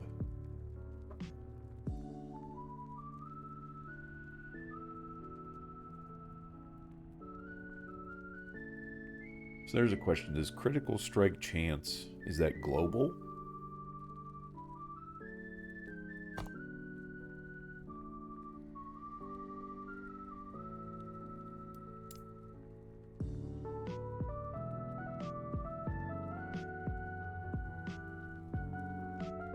Difference between added crit strike and increased crit strike chance is very important.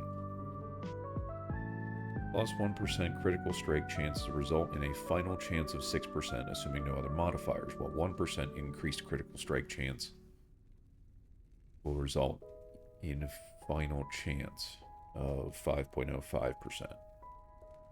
Both stats together result in a final chance of 6.06.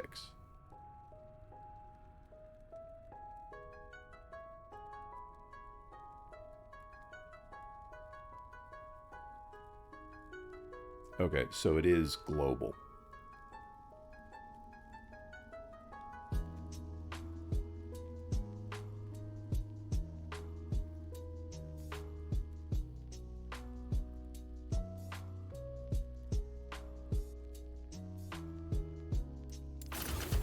Okay.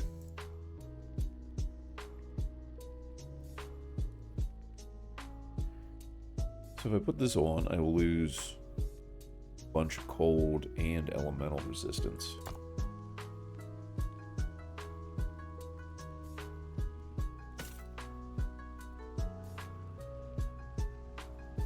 That's still not bad though.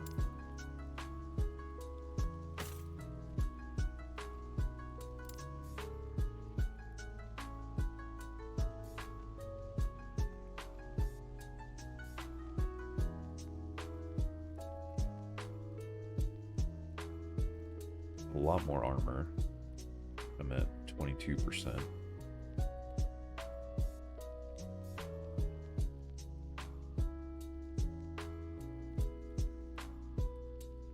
Armor is only 70% as effective against non-physical damage, mitigating 15% of damage. That's what my ward's for.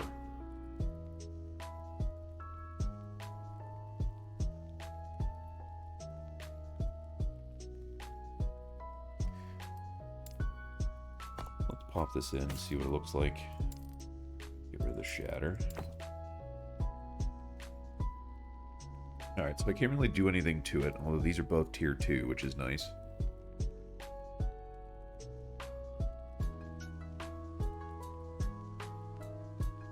Yeah, because like, the armor I have now just has... It's not really giving me anything.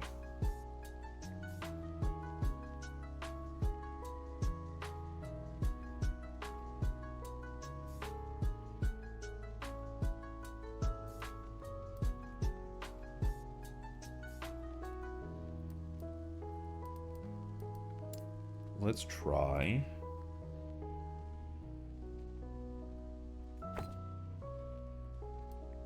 $50-50? And it took the wrong 50. Okay. Shattering it. That's unfortunate.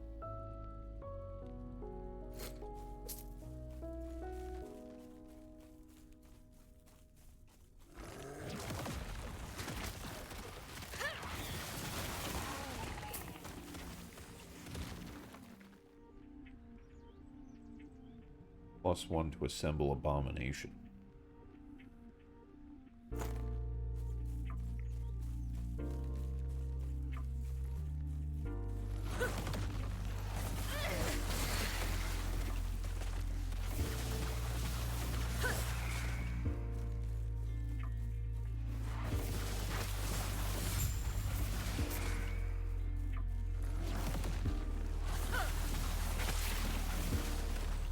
Come on back.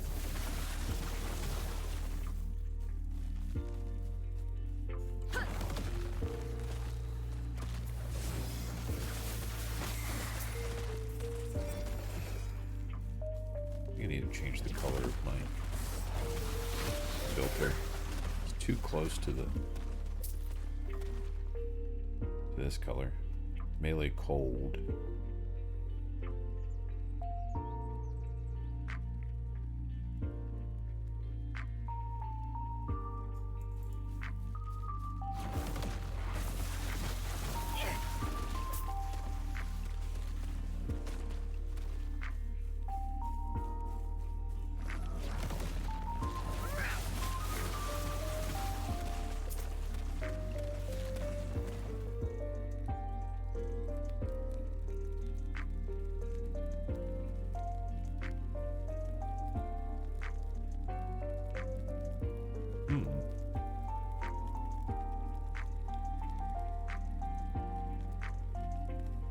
Interesting one.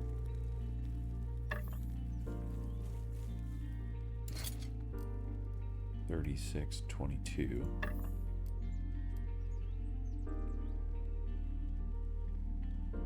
It is more damage.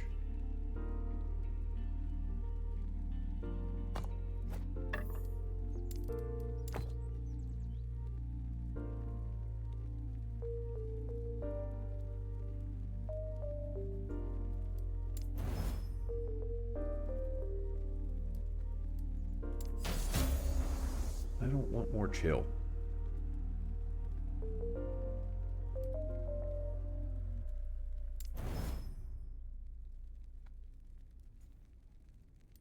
I'll cap out that. Nice.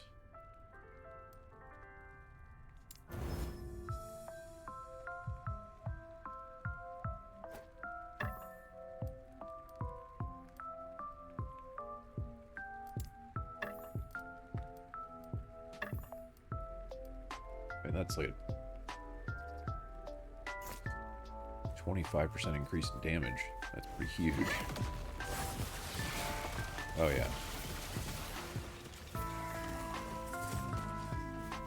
That's pretty noticeable actually.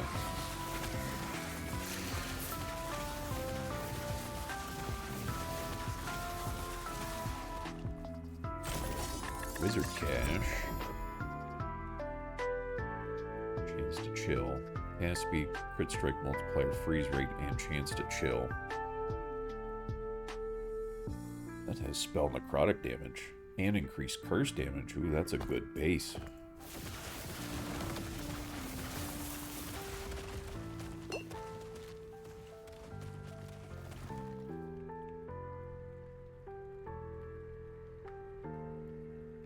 A profane wand.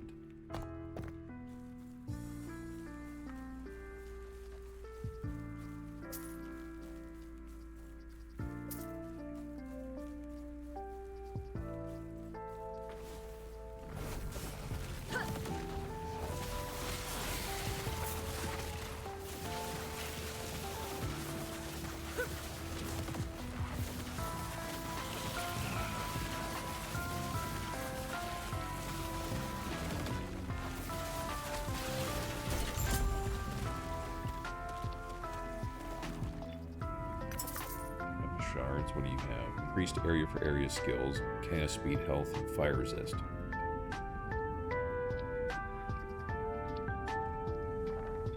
Nah. Alright, let's get a little more stability before moving on.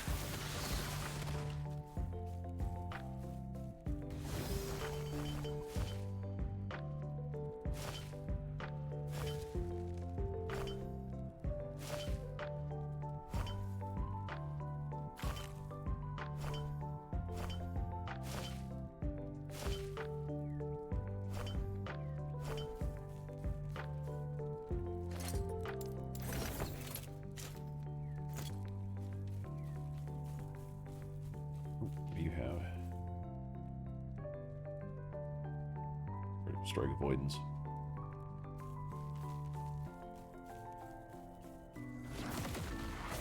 That's something I gotta figure out.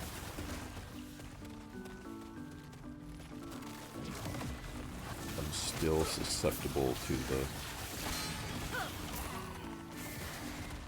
the one shot.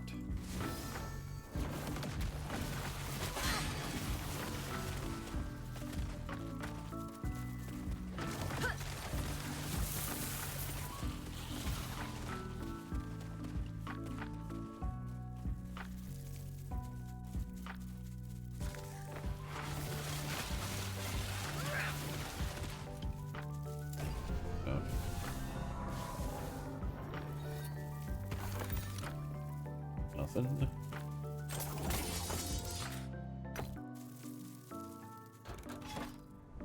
Daggers, XP, runes. Oh, I can do the first quest echo.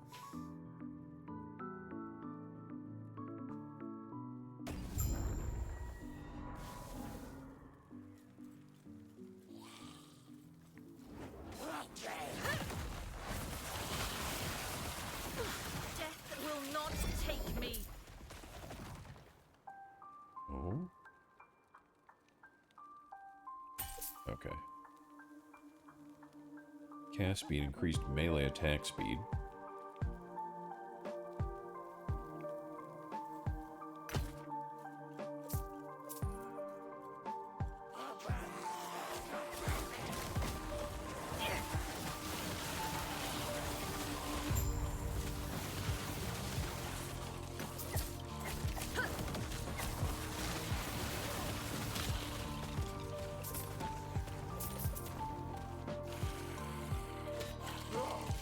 This timeline, I'm helping Alpengari. Interesting. Brand of Frost. Find the Frost Band of Wingari settlement. Unlocks the level 80 timeline.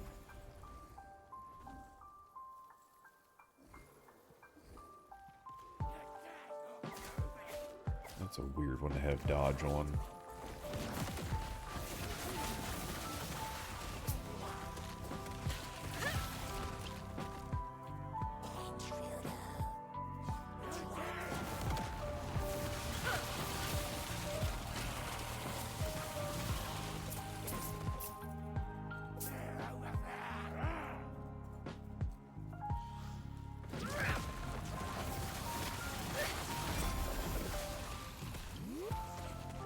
Critical strike multiplier on a dagger. Now that's good.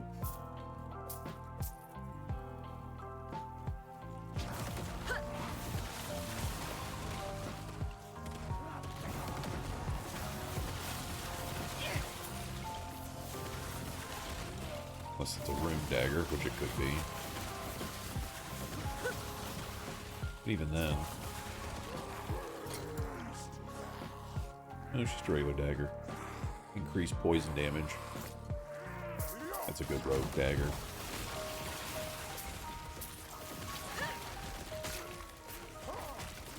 Ooh. That one could be good to see what I can do with that.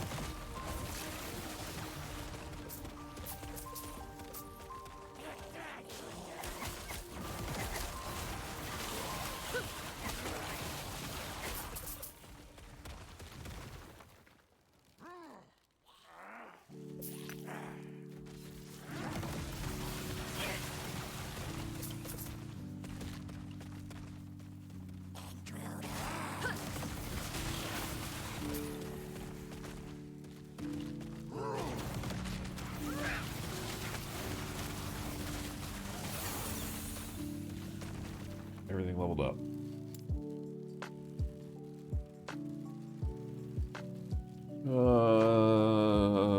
This one.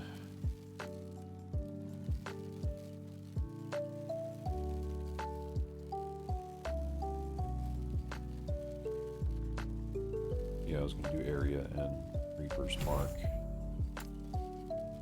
Here. Last 2 points in Exalted Misery.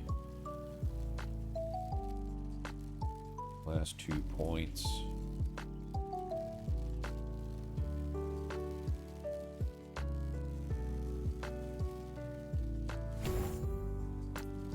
damage.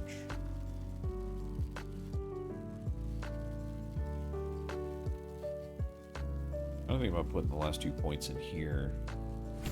Extra damage to bosses and rares.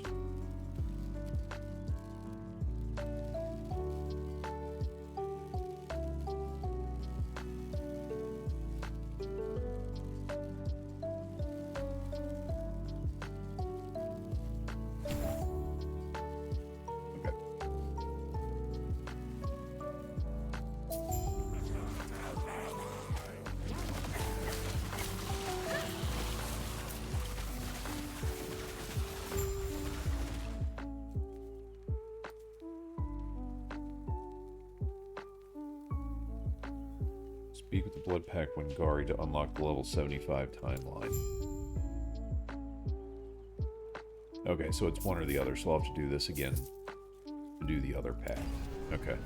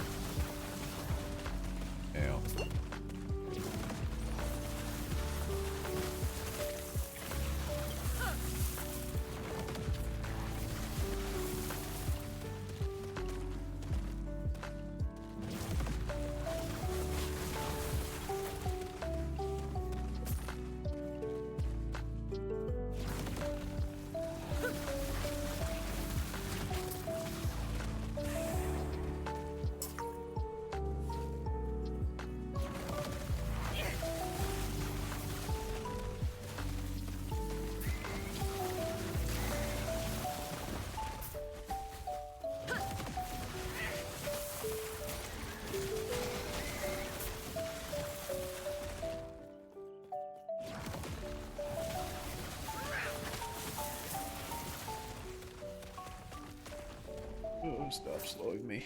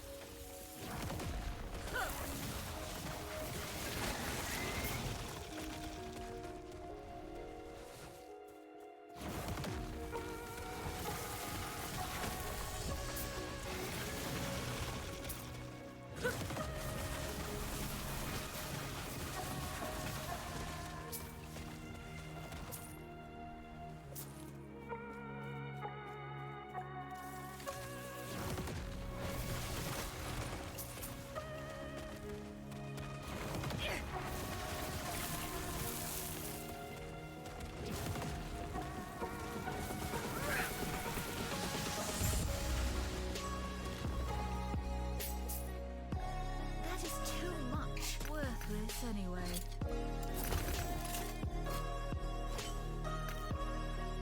Word per second shard.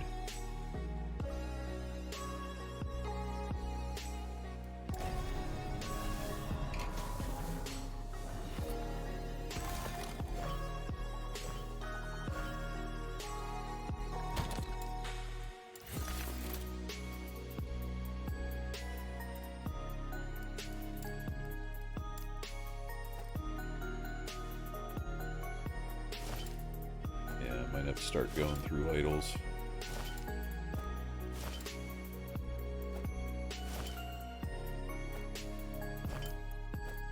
Get rid of bad rolls.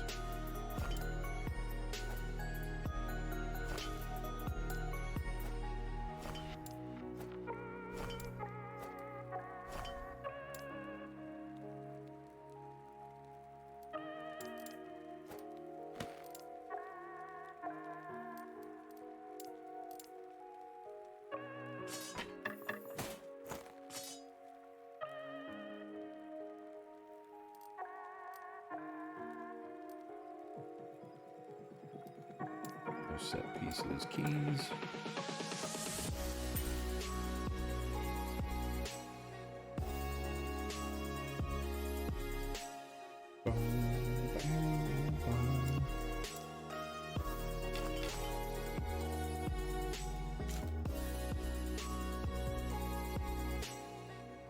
But I have any other idol that I could use.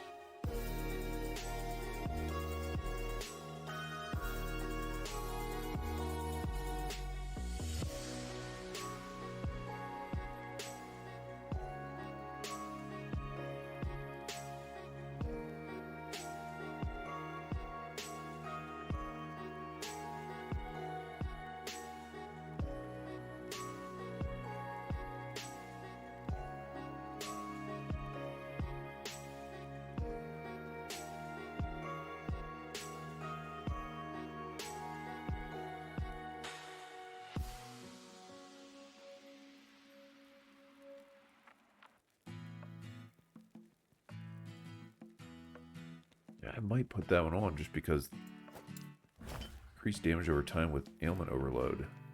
Really good. Yeah,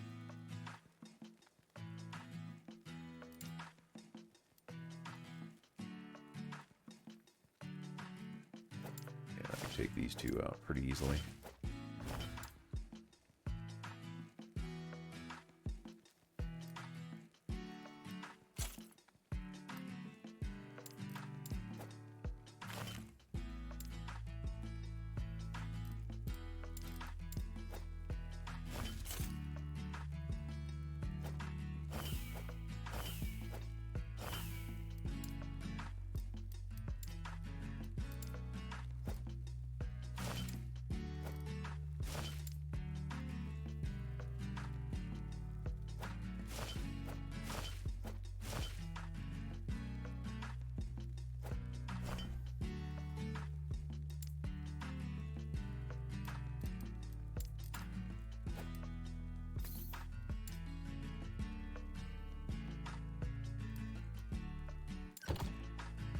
Yes?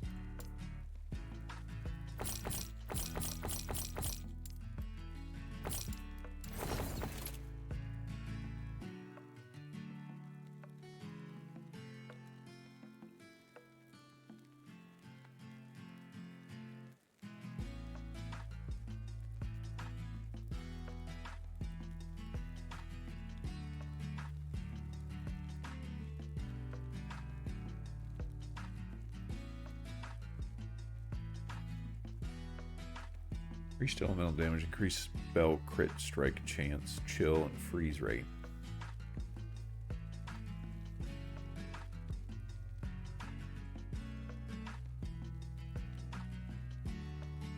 And I need to figure out good bases.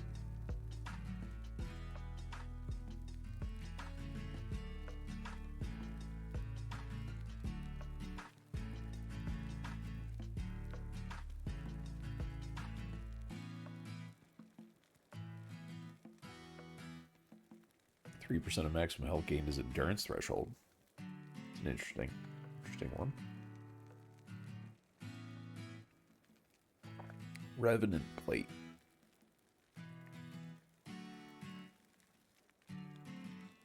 I don't want to buy that just because it's got +1 chthonic fissure on it.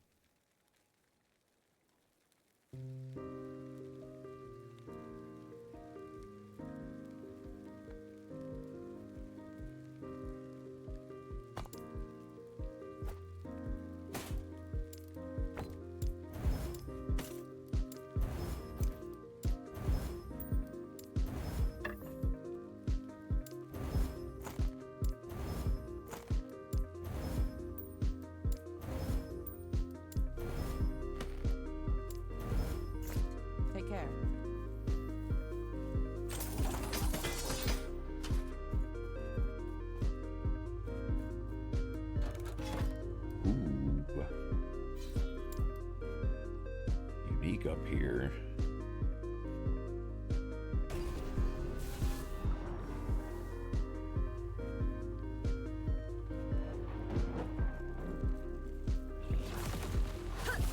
Death will not take me.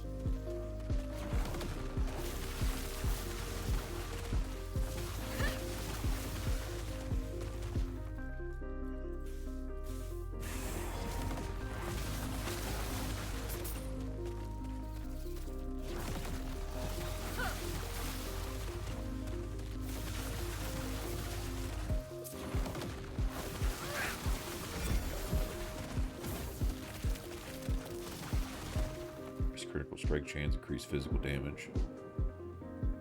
A good dagger.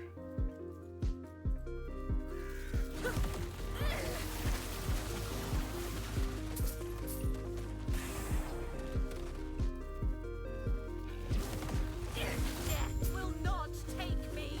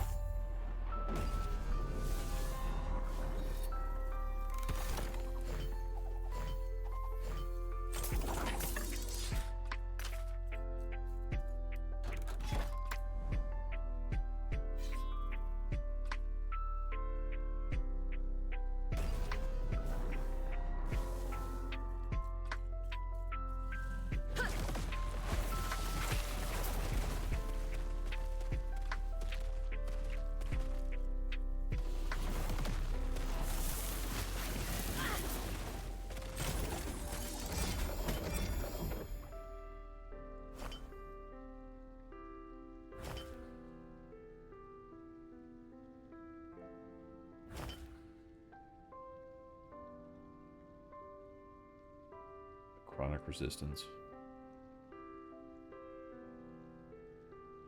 Ooh, movement speed. Ooh, mana. Chance to apply damned. Ooh.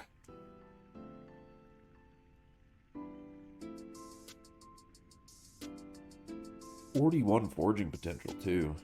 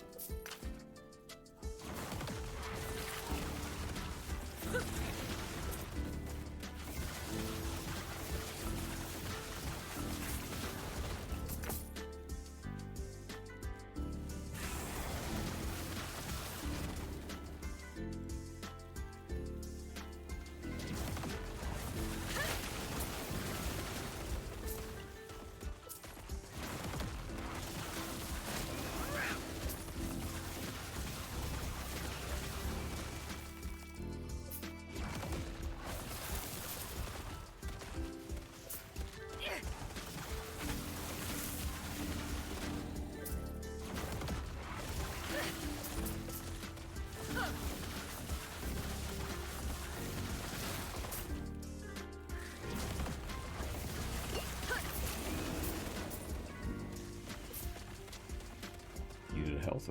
Needed a potion apparently. Your death has come.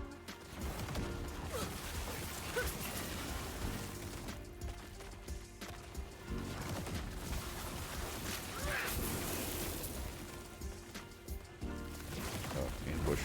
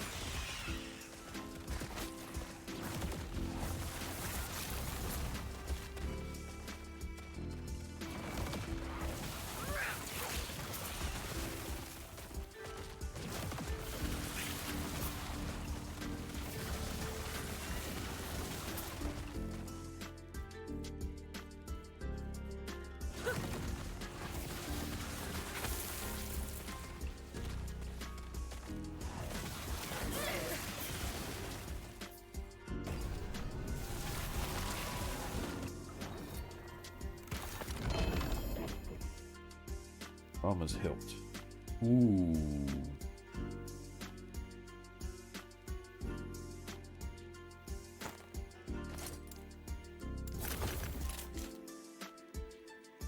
%, increased curse damage, 36% increased cursed spell cast speed, 5 mana gained when you use Harvest.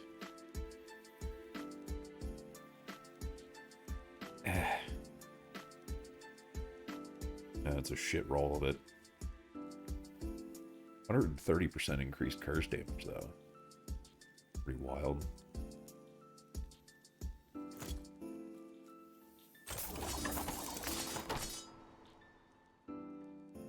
Mana regen, elemental damage over time, cold, necrotic resist. Yeah.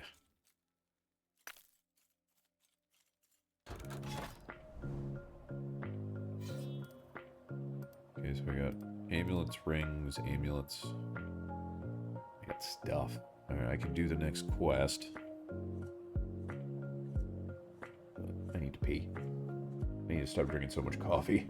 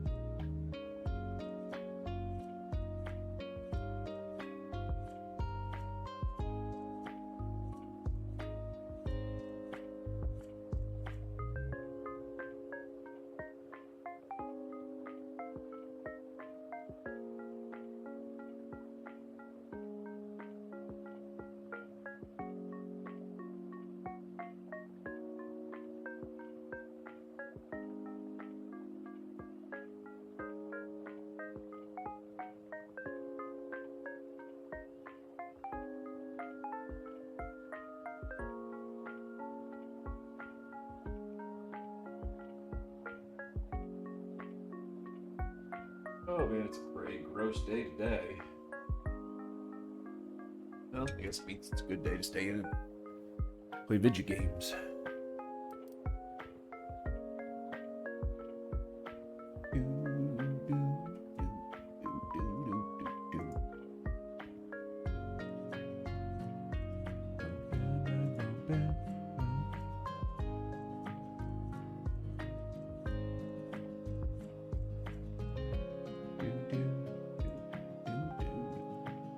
Okay, occupied Kiaboria.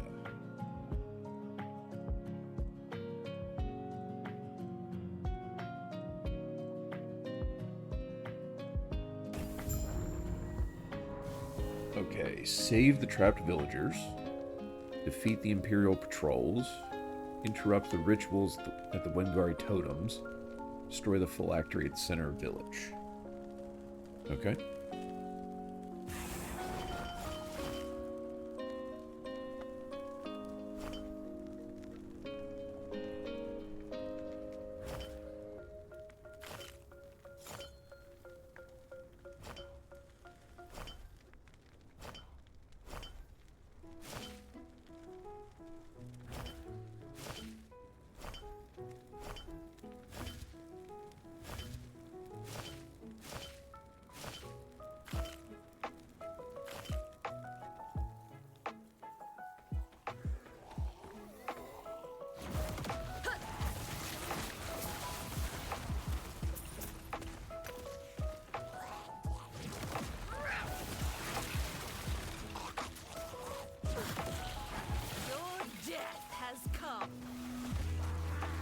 Umbral Blade Shard. Very nice.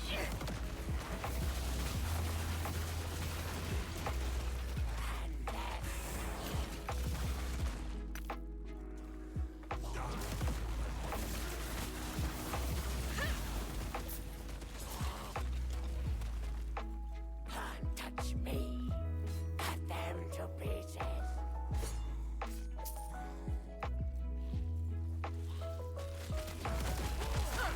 Death will not take me.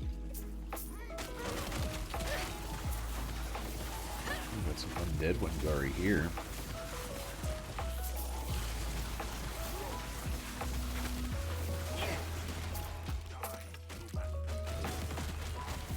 Wither before me.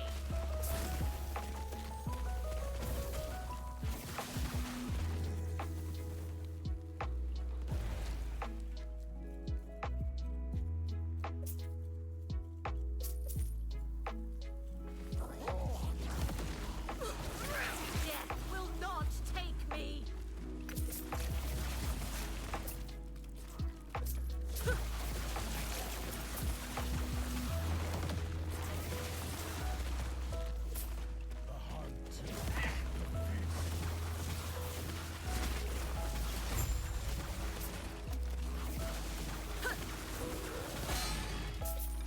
Death will not take me.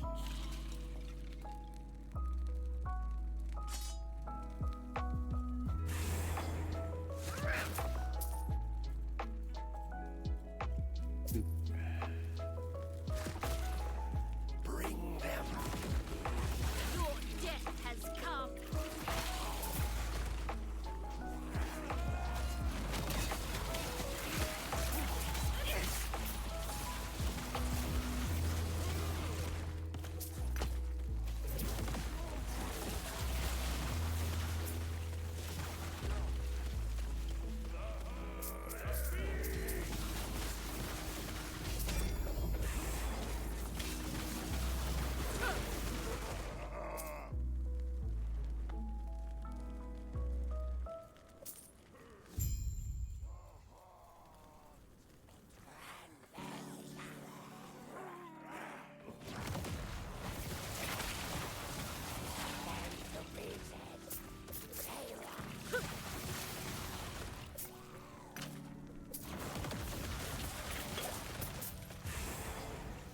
Yes. Farewell.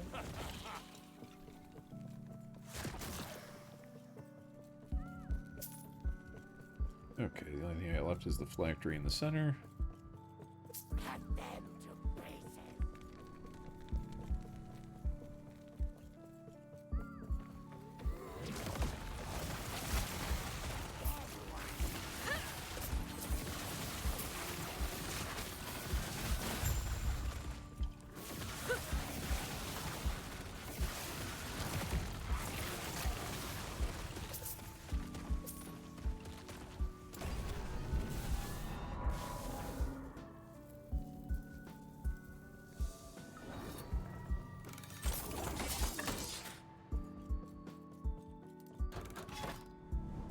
Okay.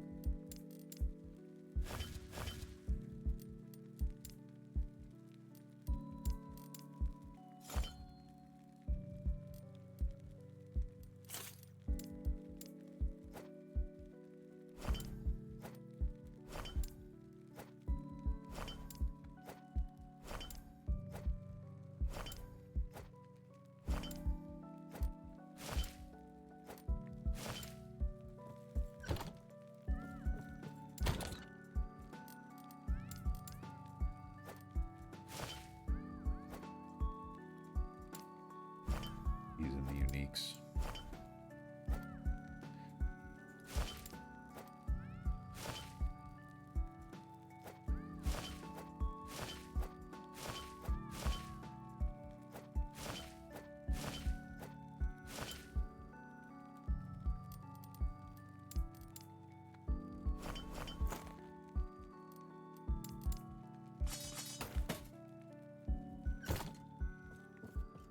Okay. Let's see, I got amulet ring, amulet. Let's get this amulet.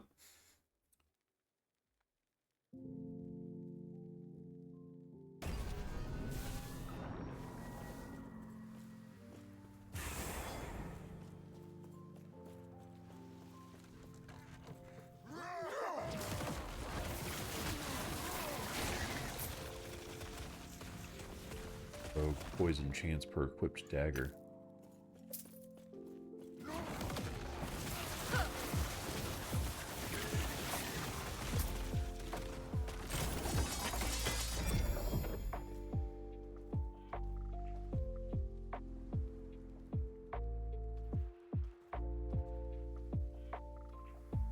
Yeah.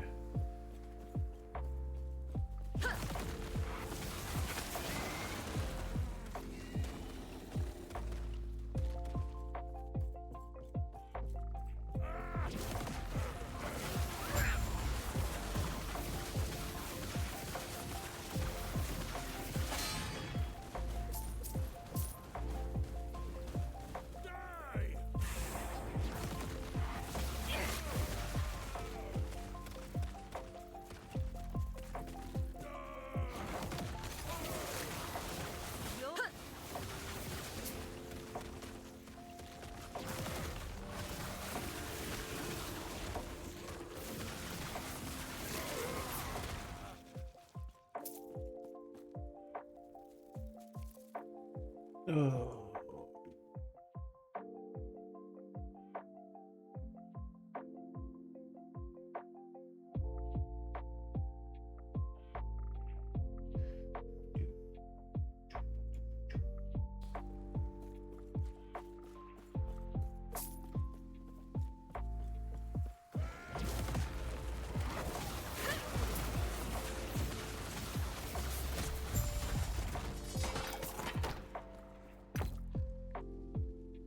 Skeleton.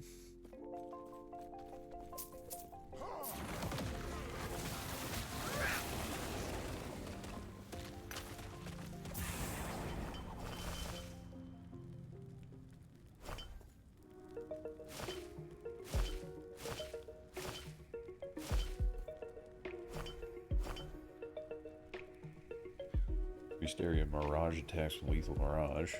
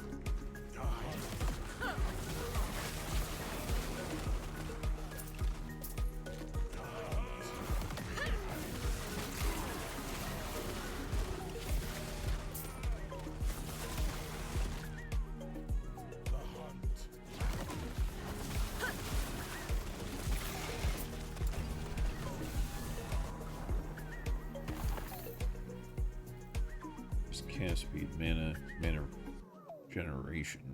Yeah. Movement speed, intelligence, poison, and crit strike avoidance. Plus 223 ward decay threshold.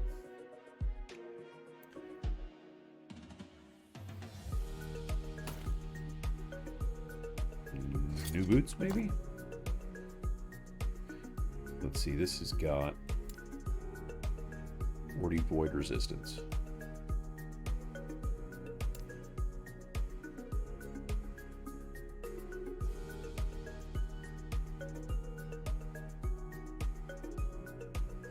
Alright, where do I have my void resistance? Some there.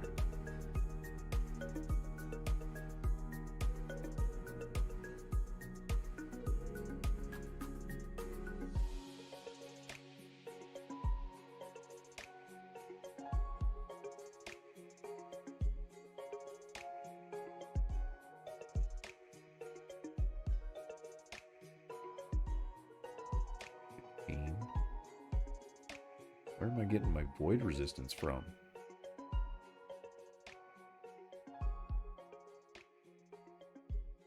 There's 40 there. 16 there. That's 56. 72. Where's the other 35 coming from?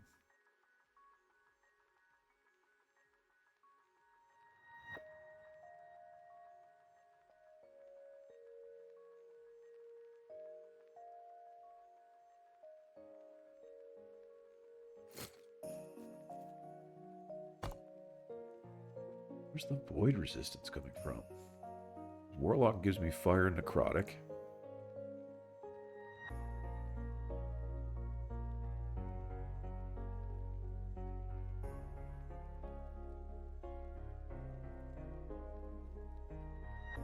Necrotic.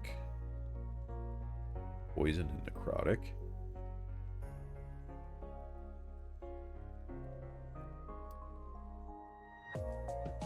Interesting. Okay.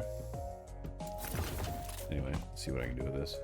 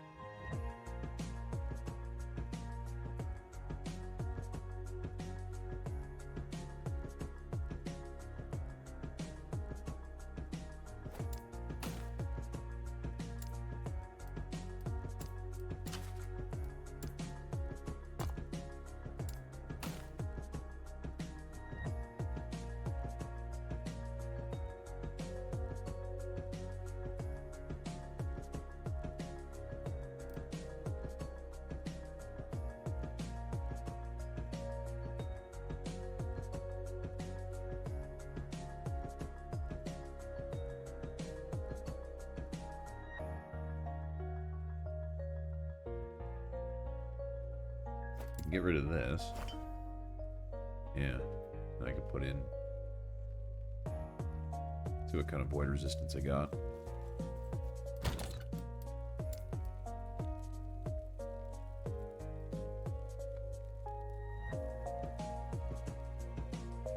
$12, $13,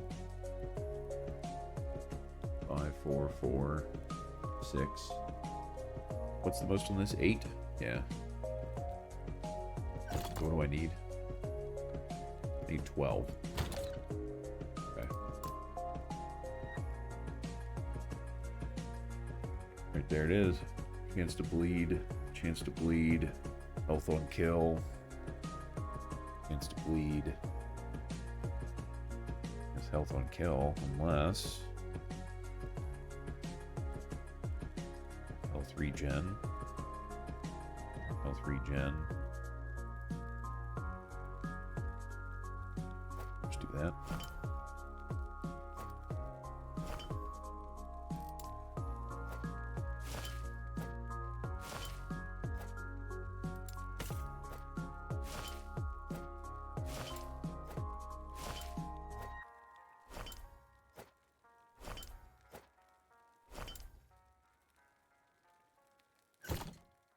$820 ward now.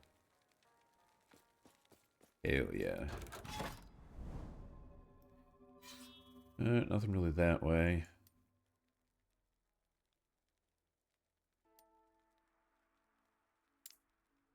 Did I get the chest? I did. Alright. Go for amulets now.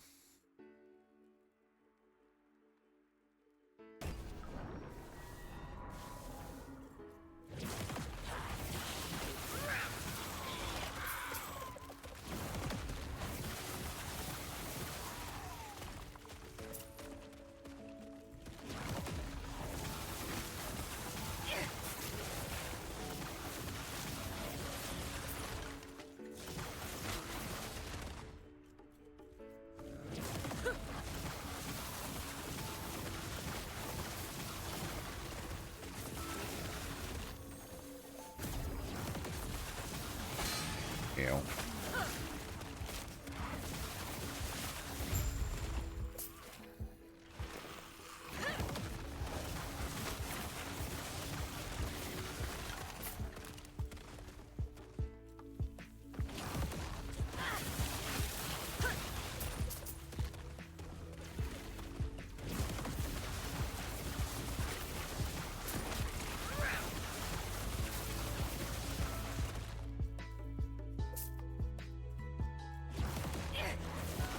Your death has come.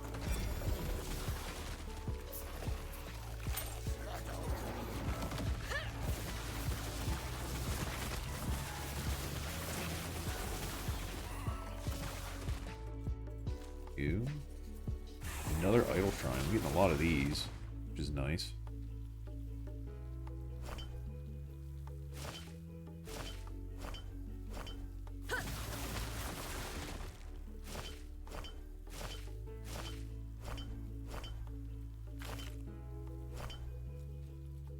Nothing for me, though.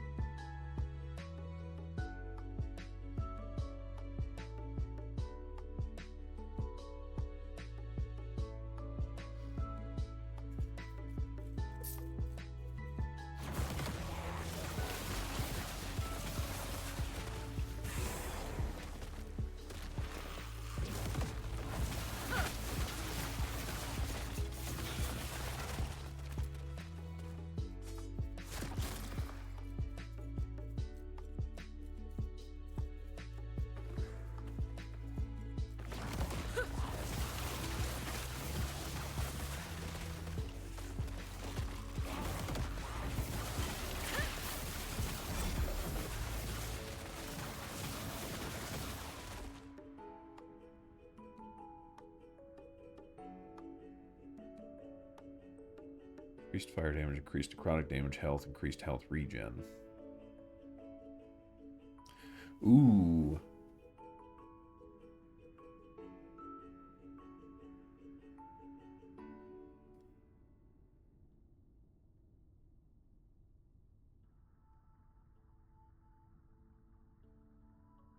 Oh, that kind of sucks.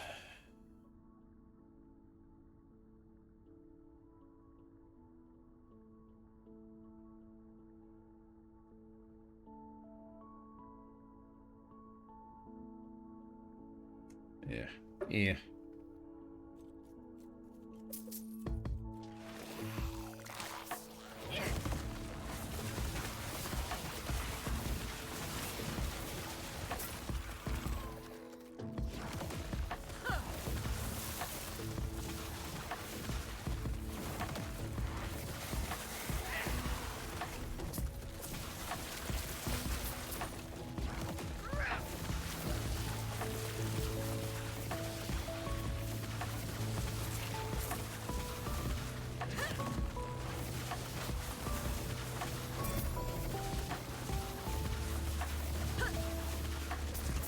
piston. Ooh. On the wrong base, though.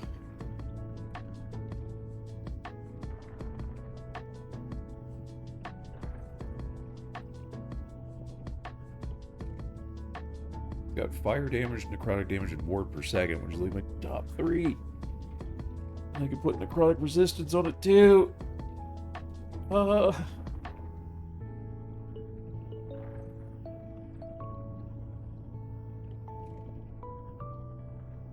41 forging potential. It's such a good item, just on the wrong base.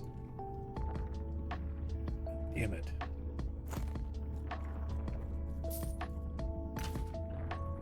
Stormbreaker. Stormbreaker's a good one, isn't it?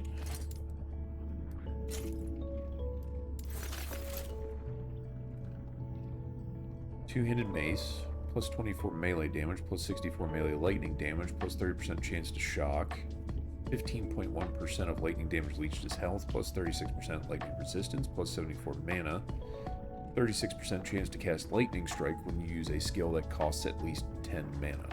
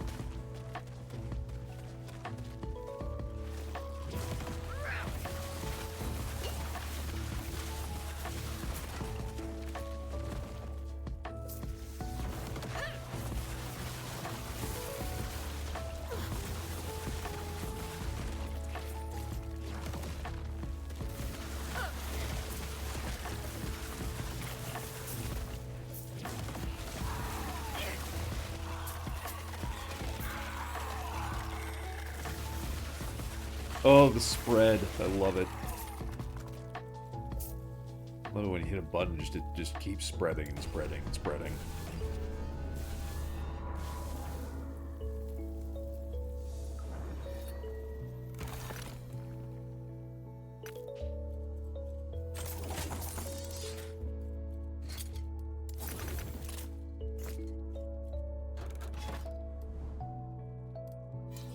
Oh, and there's idols there too.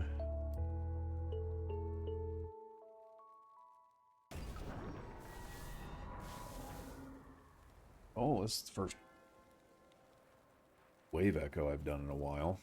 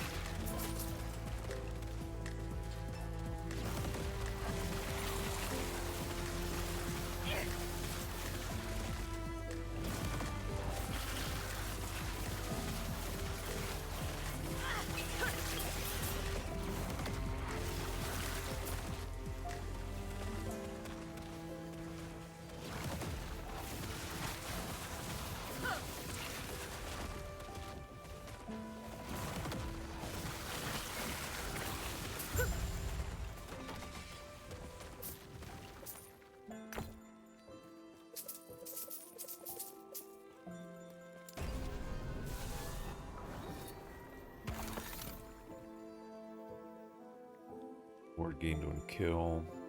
Elemental damage over time. Chance to ignite.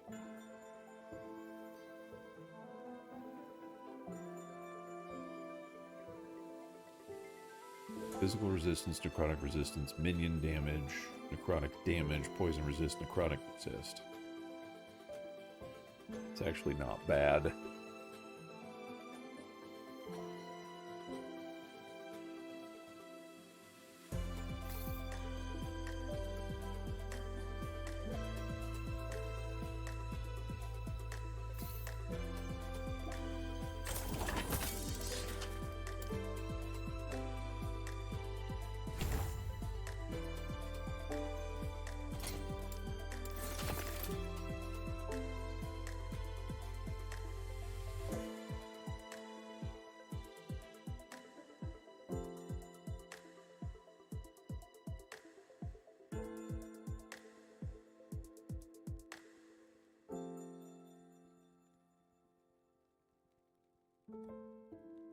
Alright, so what am I losing? Cold resist. 29 cold resist. I think I can stand to lose that. Okay, so losing spell, crit, strike, chance, and mana regen. Really the only things that I'm losing. So that's good.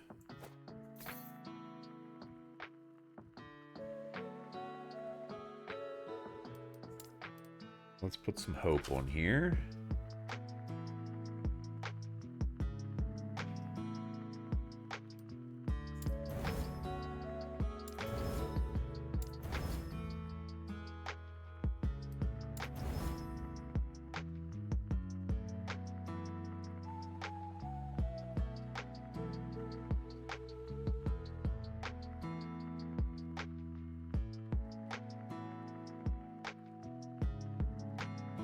That's better.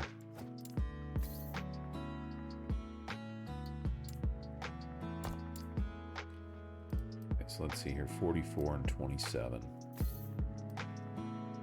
46 and 29. So the damage is better.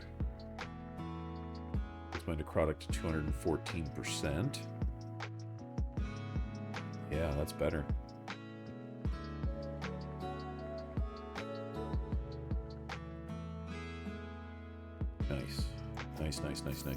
Nice.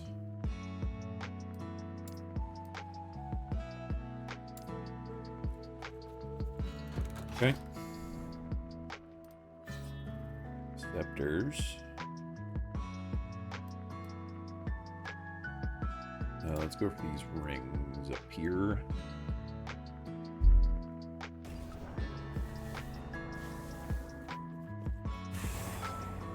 Oh, these are waves here too.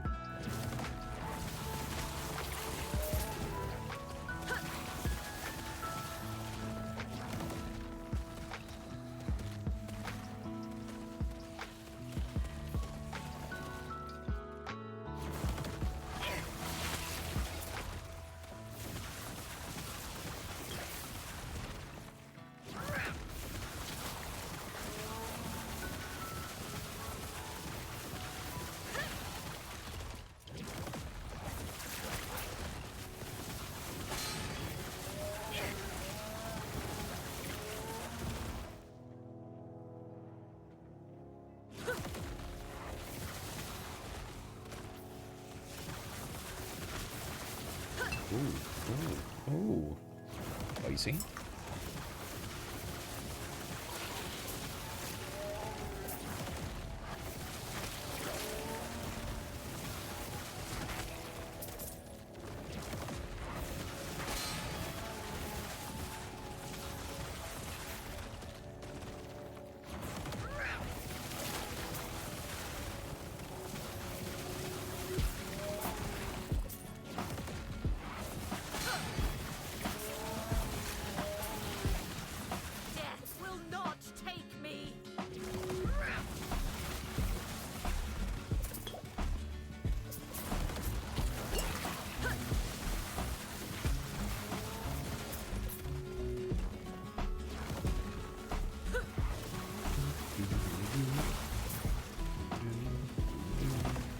Increased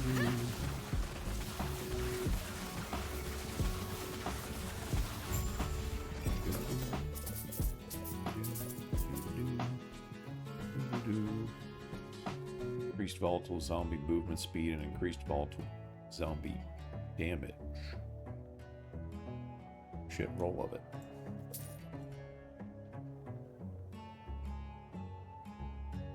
Increased critical strike chance, increased spell damage, fire resist, and poison resist.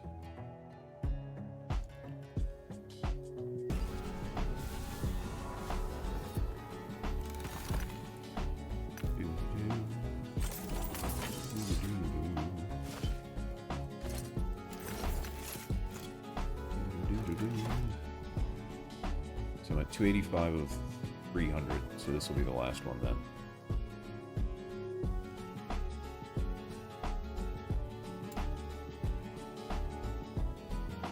Just completing, it'll give me 15.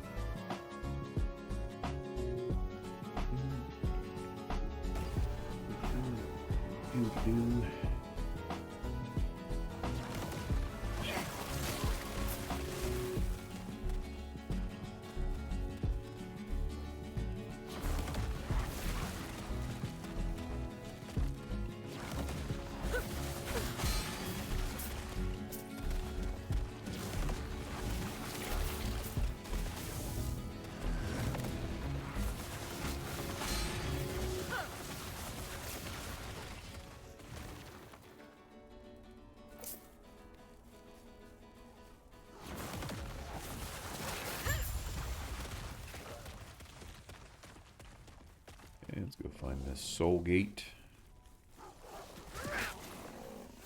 Your death has come.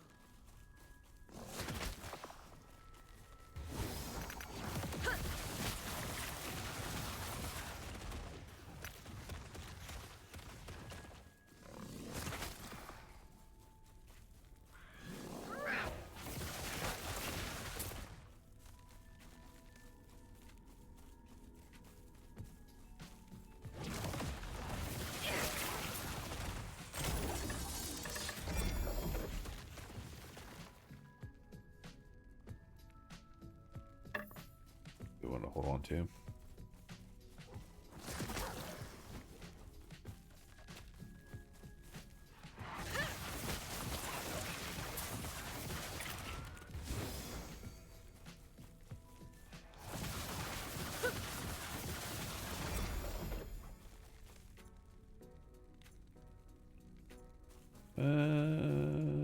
Increased minion damage.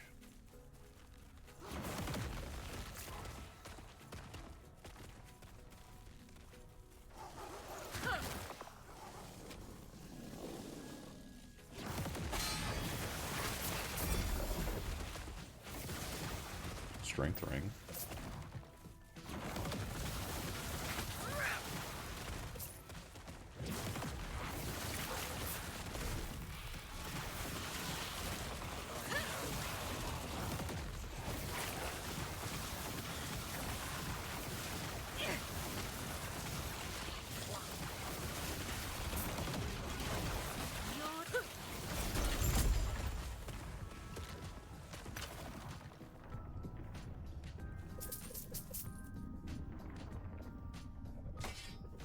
Increased physical damage spear.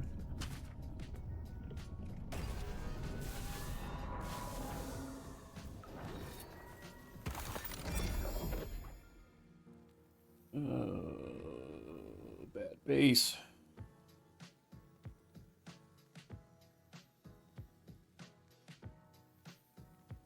It's poison damage ring. And it's on a crit strike.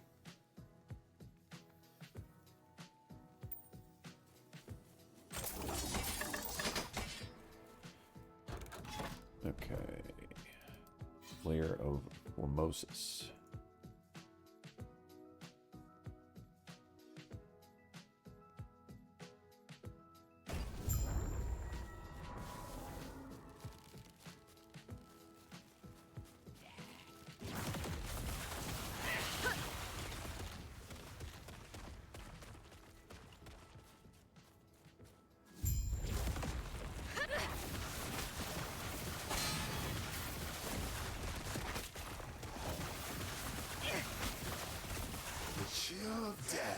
surrounds you.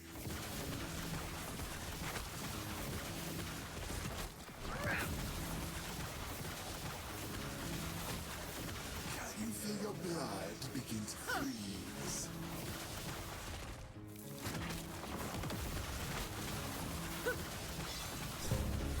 Your body will make an exceptional servant.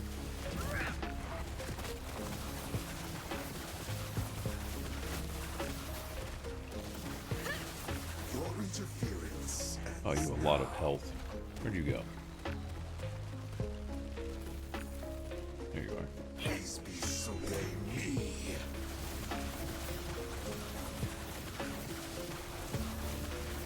That actually does hurt. I am undying. I feel Frozen Eyes of Formosus. Increased cast speed, 1 legendary potential, plus 6 spell necrotic damage, plus 68% freeze rate per stack of chill, plus 170% minion freeze rate per stack of chill, plus 32% chance to chill on hit, 84% increased minion cold damage.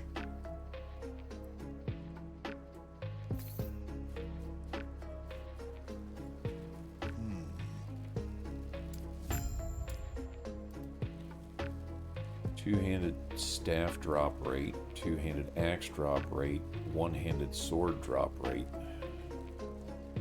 I don't want any of those. What are the other ones?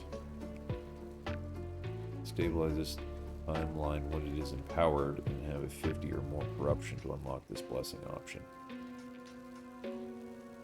Ugh. Yes, sword. I guess.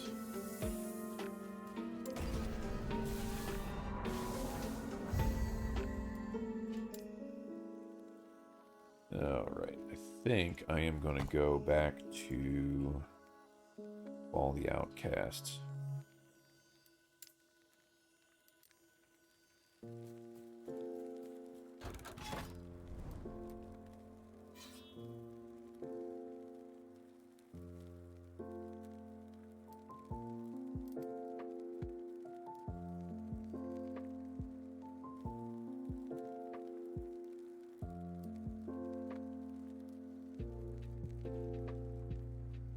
I'm trying to remember how to corrupt something. I'm going to corrupt a timeline. See if this will tell me. Corruption in the Shade.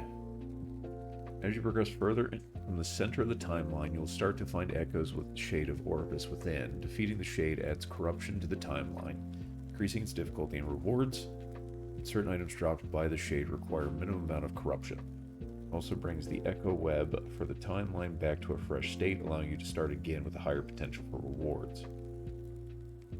Beating the Shade does not reset your timeline stability or the active modifiers you have. Corruption increases item rarity, experience gain, monster health, monster damage, and how much timeline stability echoes give. Corruption also increases area level and standard timelines and increases the rarity of guaranteed echo rewards and empowered timelines. Corruption also has a slightly increases to odds of unique items having legendary potential and Weir's Will. Standard timelines start with 0 corruption and have a maximum of 50. Empowered timelines start at 100 with no maximum.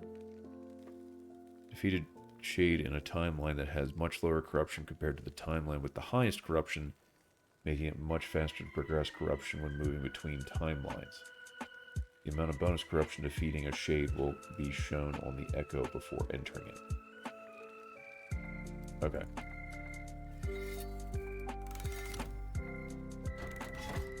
So I just got to keep going further away. Okay.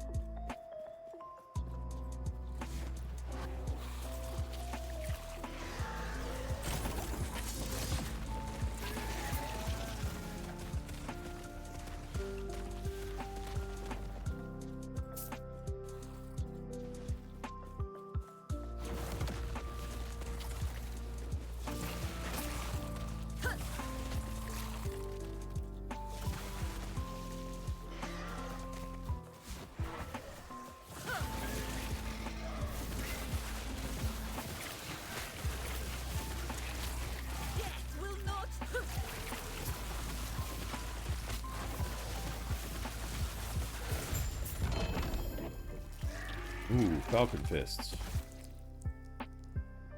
Ooh. That is too much.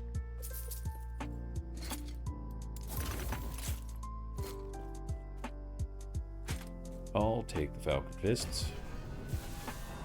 That's one of the new ones.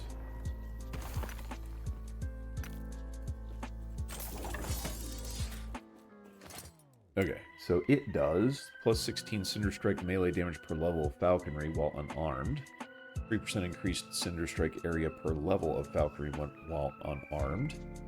While unarmed, your Falcon's hit grants Cinder Strike plus 4 melee damage and 1% increased area for 6 seconds. Plus 2 to Cinder Strike, plus 2 to Falconry. 13% increased melee attack speed, plus 13 fire damage for you and your minions. So this is an unarmed build. I want to make this character. Ooh.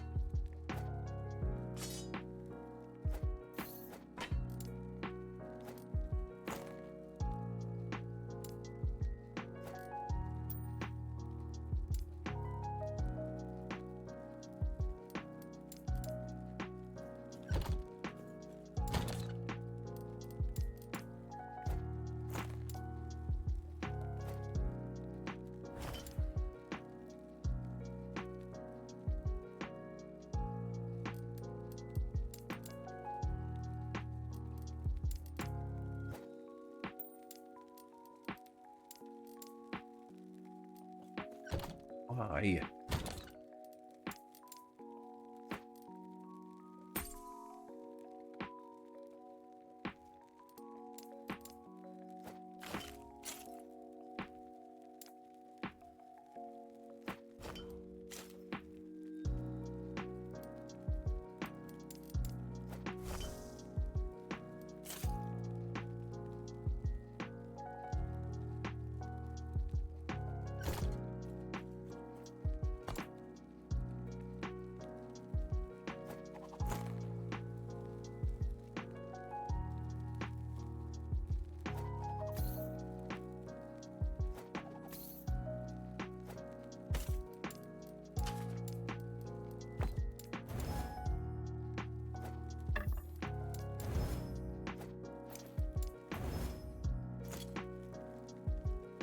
Actually, what time is it? 10:45.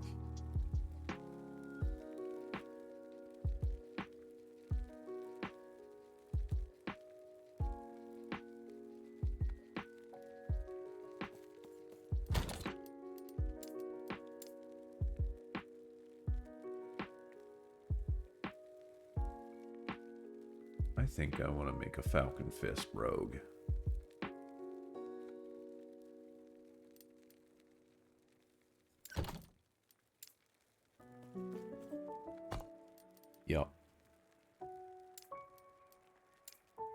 Yep. Yep.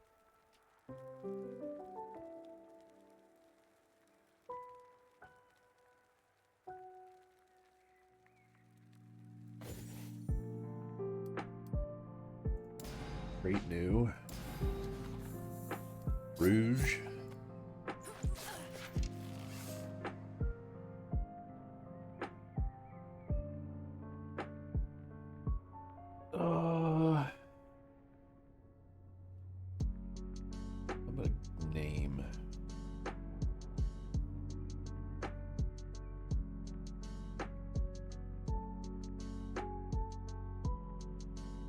See if Falcon Punch is taken. Ooh, it isn't.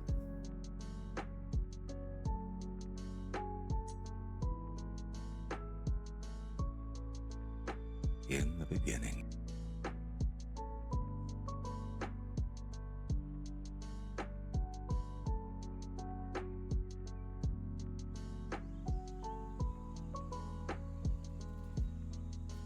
I've never been this far from the slums. No looking back now. Time to leave Majelka behind me.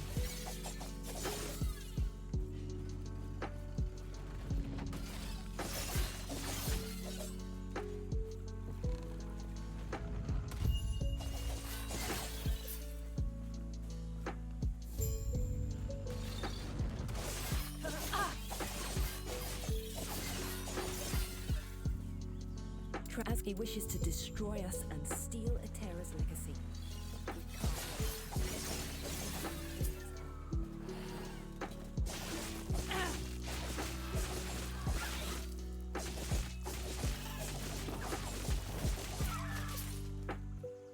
Bow.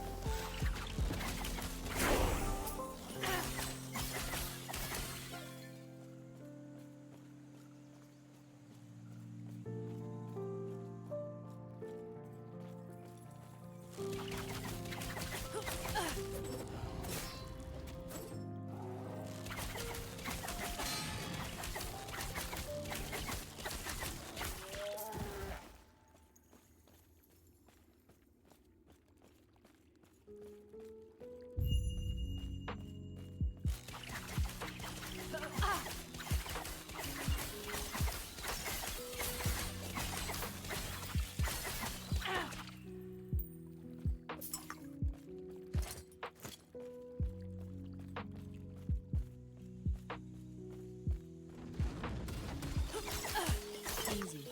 Too easy.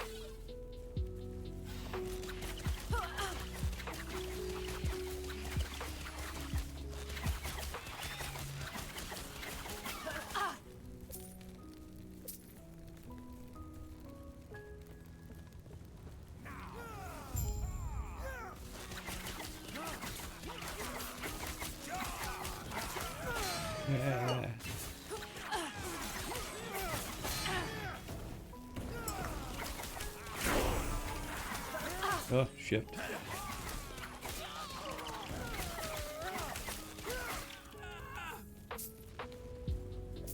When you arrived, it was they were I can handle it. Good.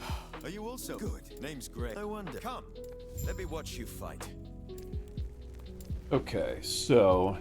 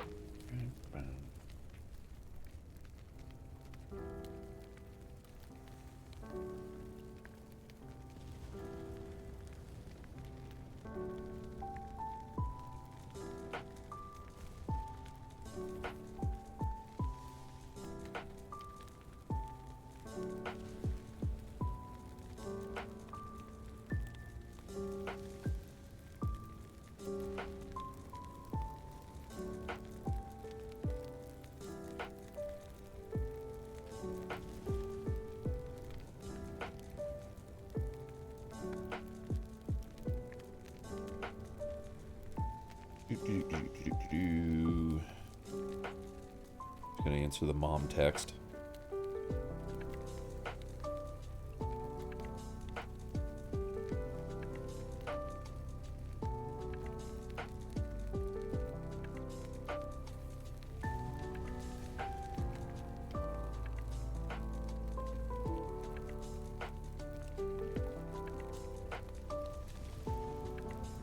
Okay, there we go.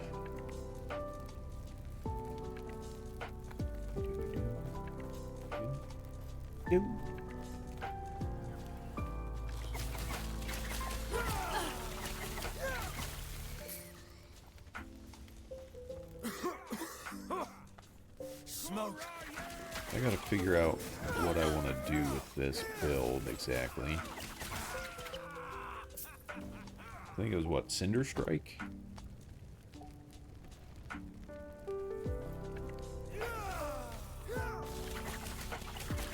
And Falconry.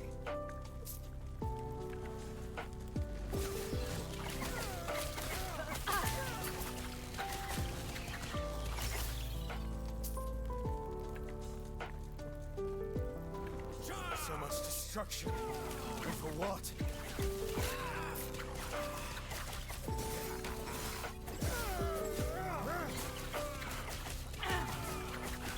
Maybe I have to do a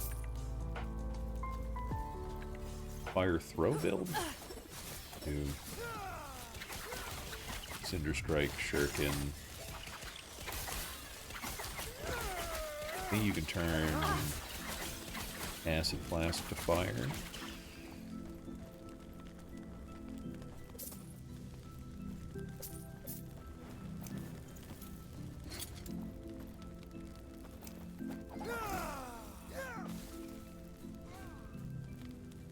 Where'd you learn to fight?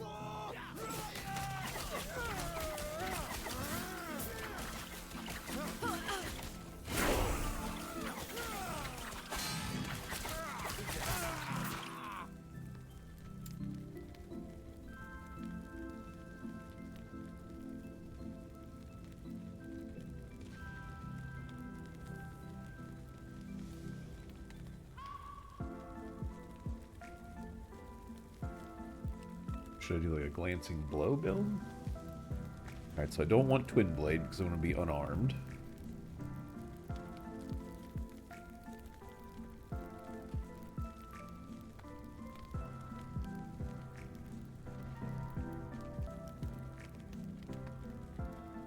I don't need critical precision either.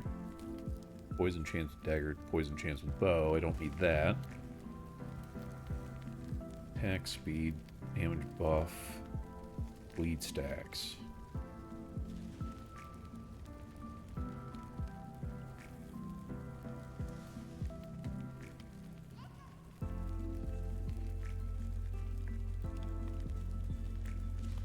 Minions, I can do Falcon and Ballista. So, Cinder Strike, Gift, Falconry, Ballista. And what else? Dive Bomb.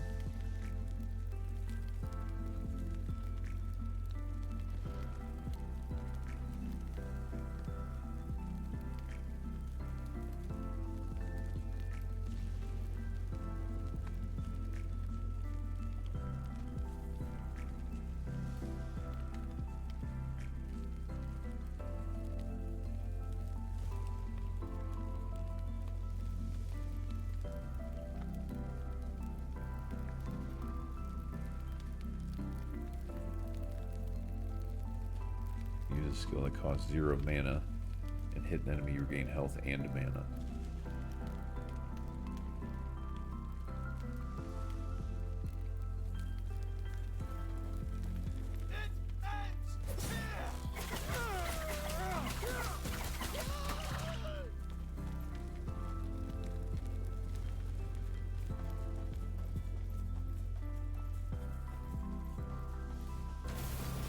Quick, before it reaches town.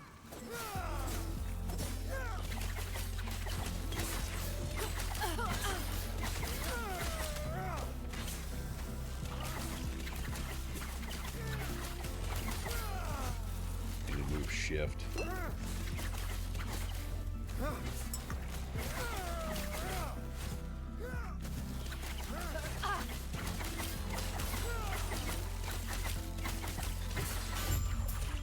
Well done. We're almost there. I'll see you ahead.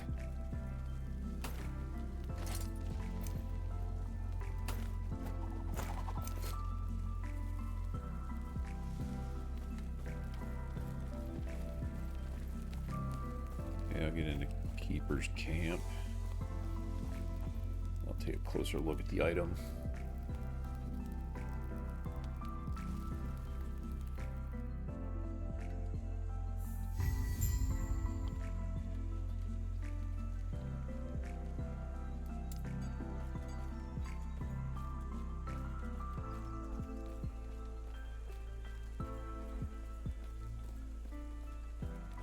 Sounds like they're keep a group, even then it's these now. Speaking of, I must head there now.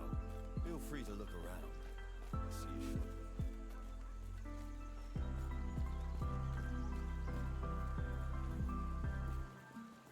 Ah, you. Let me pardon me. I, Galila of Valcala, would be honored to offer you Shit, an I'm level invitation 4. to the Circle of Fortune.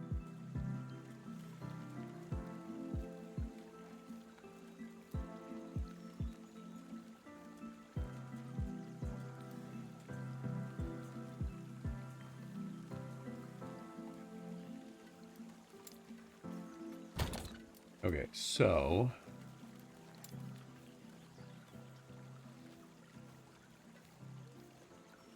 plus 16 Cinder Strike melee damage per level of Falconry while unarmed. 3% increased Cinder Strike area per level of Falconry while unarmed. While unarmed, your Falcons hit grant Cinder Strike plus 4 melee damage and 1% increased area for 6 seconds. Plus 2 to Cinder Strike, plus 2 to Falconry. Melee attack speed, melee fire damage for you and your minions. Melee fire damage. So everything's melee. So I don't necessarily want Ballista.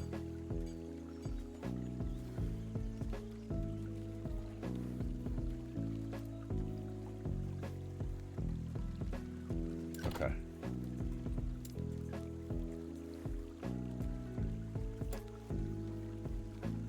So Cinder Strike is a 0 mana cost, which is good.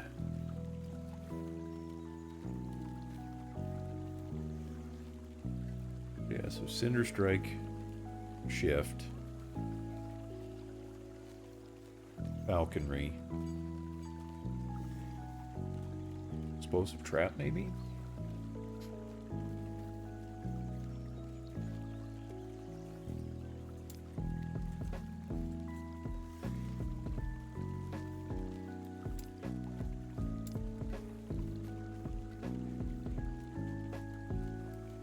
Can I make Acid Flask fire?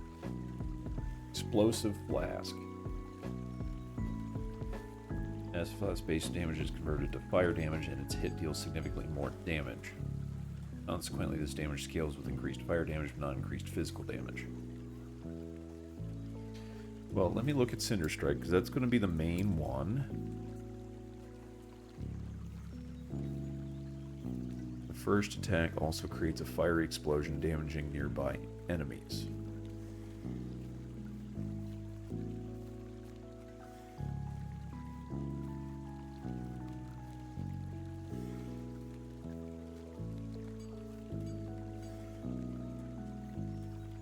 Okay.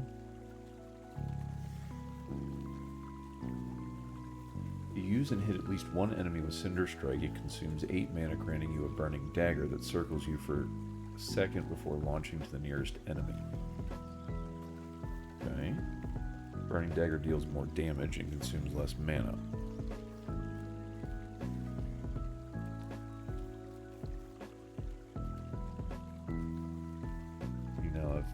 You now also throw 5 burning daggers in a cone in front of you. All your shadows now also throw 5 burning daggers in a cone in front of them. When you do, this consumes all active shadows.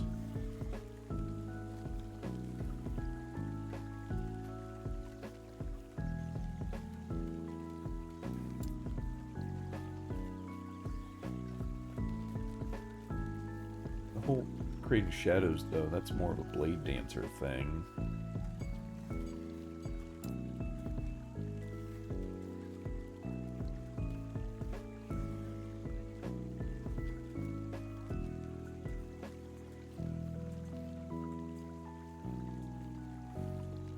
Blind chance from all sources is converted to critical vulnerability. Each stack of critical vulnerability adds an additional 2% chance to be crit. Reduces crit strike avoidance by 10% and lasts 4 seconds, stacks up to 10 times. Cinder Strike deals more critical strike damage. This bonus is doubled for the first attack. Cinder Strike has a chance to ignite enemies, and ignites inflicted by the first attack have increased duration. Cinder Strike hits deal additional fire damage for each ignited enemy you have hit recently, up to a maximum. Cinder Strike's first attack has more critical strike per stack of ignite.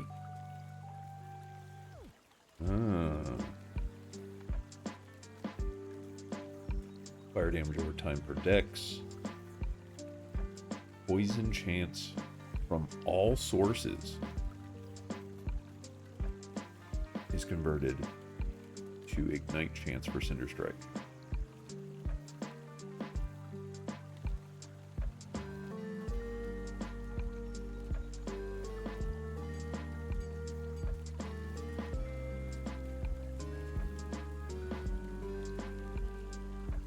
Poison chance from all sources is converted to ignite chance for Cinder Strike.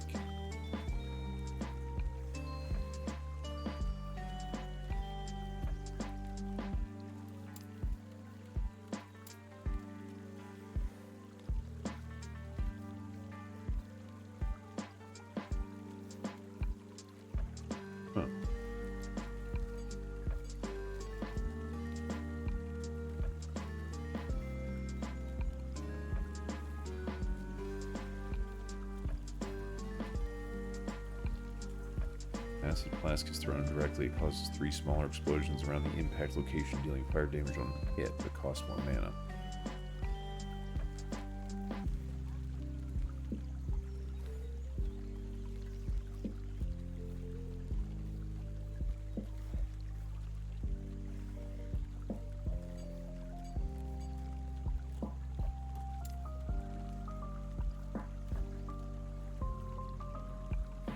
Alright, so what can be fire?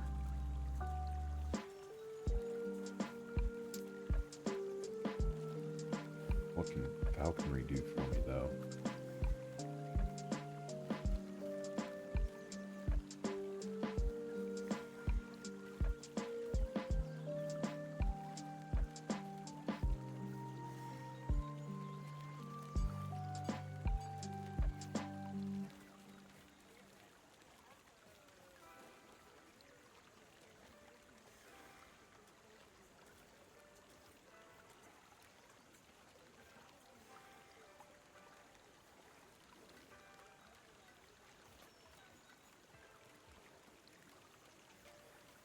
Character damage. Right, when you consume a falconer's mark, falcon gains additional melee damage equal to a portion of your added melee damage, throwing damage, bow damage, or spell damage, depending on the type of ability used to consume the mark.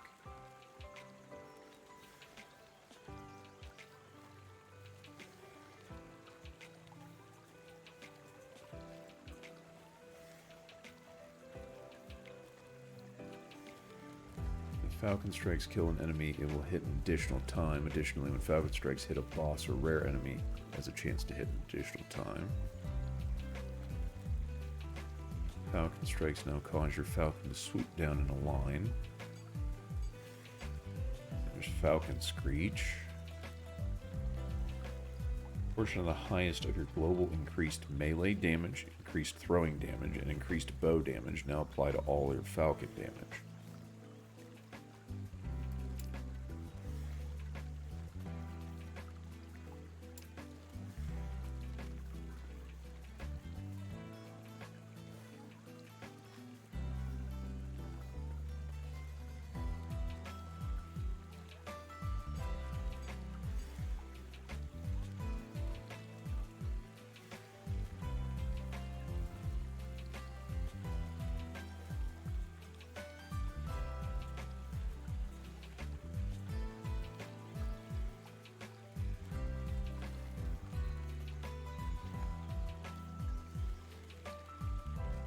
Where you directly throw explosive trap, you now throw traps up to your maximum number of traps in a wide area around the target location. Explosive trap deals more damage per maximum traps, but it now has a cooldown and costs more mana per maximum trap. 12-second cooldown.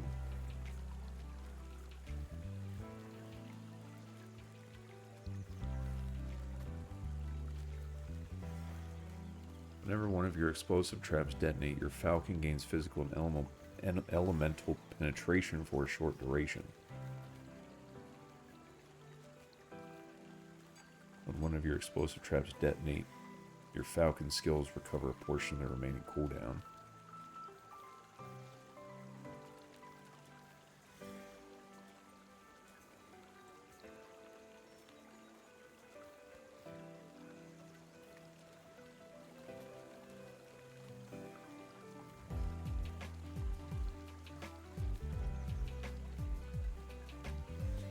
Throws a trap that explodes when triggered, dealing throwing damage. Traps take 0.4 seconds to arm.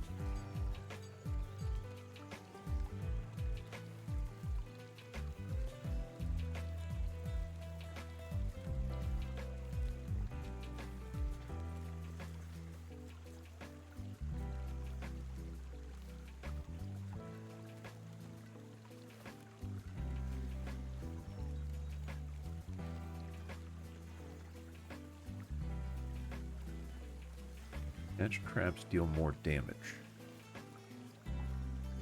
If the enemy that the explosive trap is attached to hits you, it now attaches to you instead. It will only damage enemies. Hitting an enemy then attaches it back to them without changing the delay before exploding. Additionally, when it explodes, the trap deals 30% more damage each time it has been passed. Interesting. Whenever an explosive trap detonates, it has a chance to drop a fresh explosive trap at its location as long as there is an enemy within 6 meters. Explosive trap has an additional chance to drop a fresh explosive trap via trap sprinkler node, but explosive trap costs more mana. Traps dropped this way cannot drop more additional traps. Explosive traps dropped by the trap sprinkler node are now instead flung at an enemy nearby within 12 meters, other than being dropped. Explosive traps dropped by the trap sprinkler node can now drop explosive traps when an enemy within 12 meters, even if there's not an enemy within 6 meters. When an explosive trap drops a trap by the trap sprinkler node, it also flings an acid flask for you towards the target location. So yeah, I'm thinking I might go Cinder Strike, Acid Flask, Shift, Falconry, and Explosive Trap.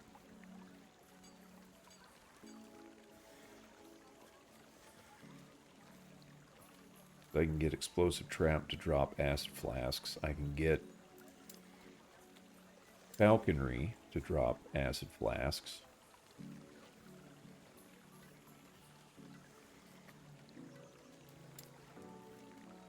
Can Cinder Strike drop Acid Flasks? Cinder Strike's first attack is a chance to throw a volatile flask at target hits, which is what I'm going to be turning into volatile flasks anyway. I know Shift can drop Acid Flasks. At least it used to. Have a chance to drop an Acid Flask on departure and on arrival.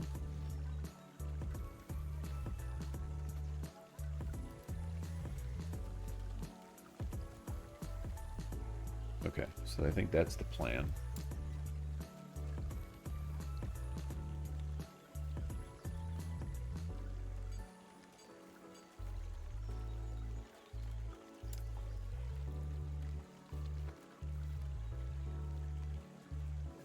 I need 1, 5, 6 to get it to explosive.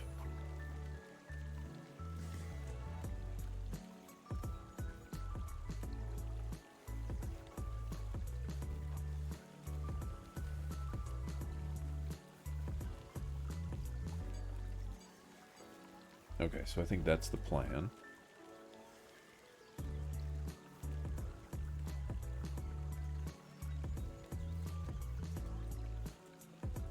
Acid Flask base damage is converted to fire damage and its hits deal significantly more damage.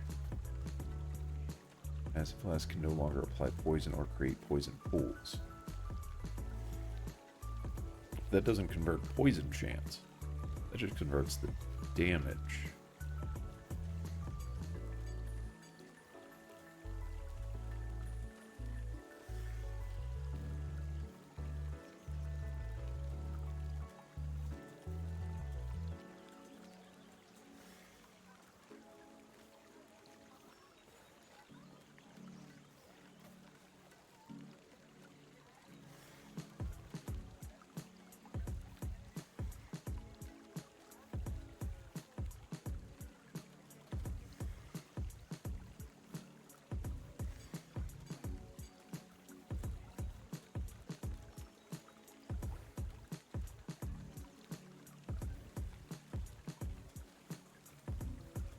Base mana 10.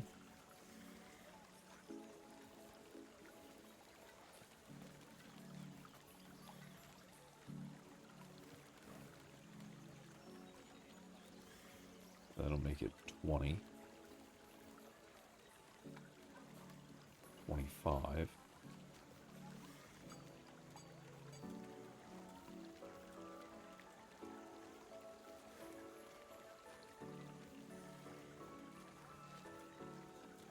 Get 50, so 12 and a half.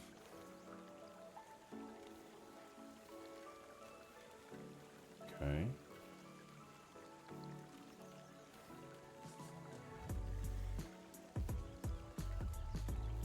Castigate, that's good too.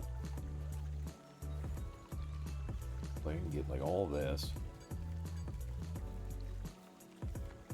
6, 7, 8, 9, 13,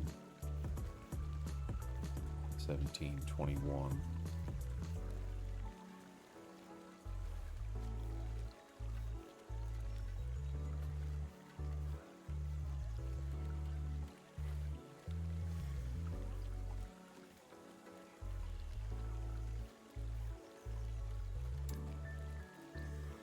Yeah, I think I'm gonna specialize in this.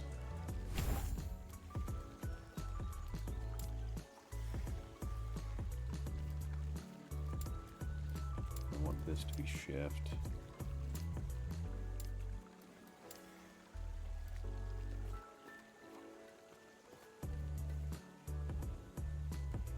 Okay.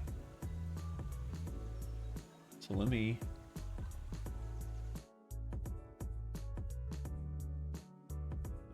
last arc build calc.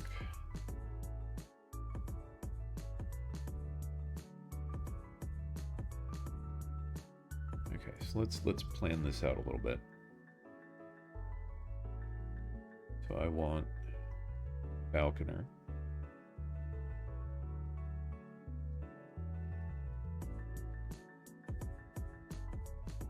So let's go. It's been a while since I've used this. You go to passives.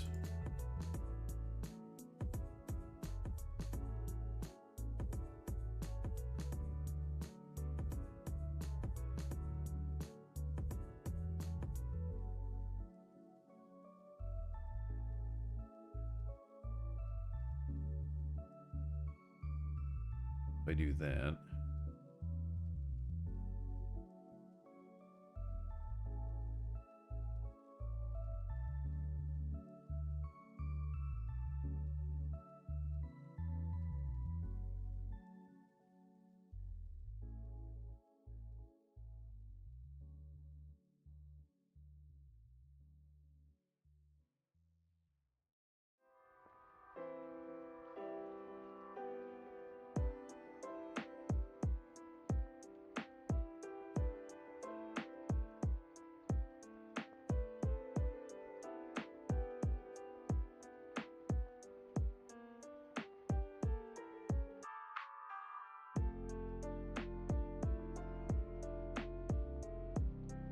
this a little bigger. Yeah, there we go. Let's see here. Increased minion damage. Falcon and ballistas have additional base crit chance. Chance to gain haste for 2 seconds when you or your falcon hits an enemy. Additionally, you deal more damage multiplicative while you have haste.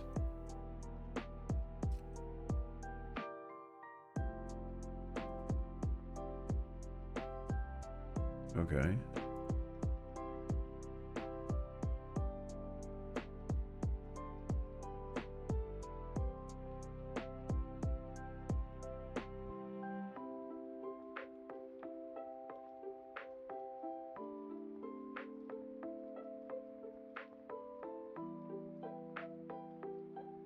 Anything else that gives me haste?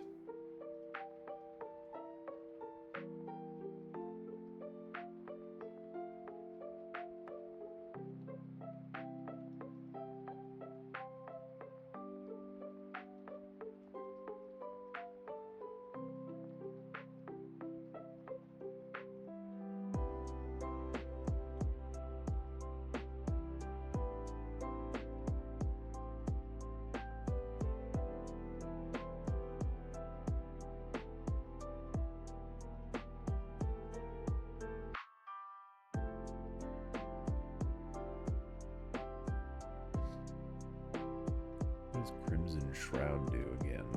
I don't remember.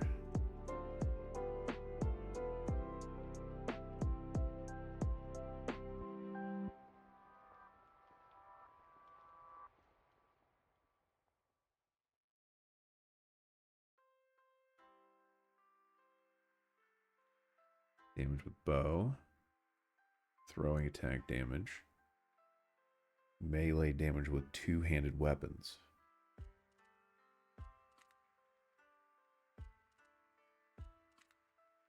I guess I could do 3 there.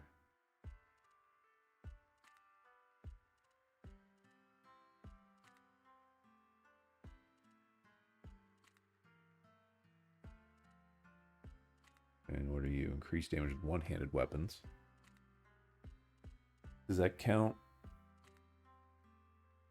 for unarmed?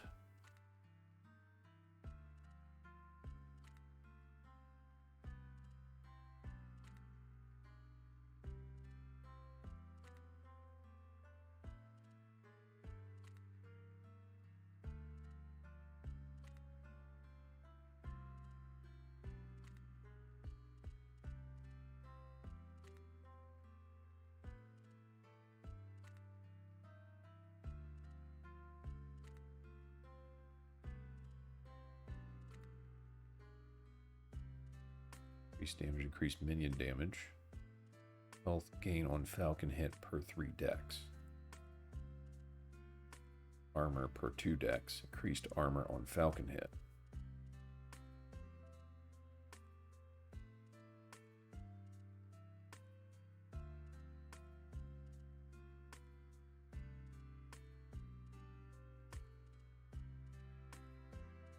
Okay.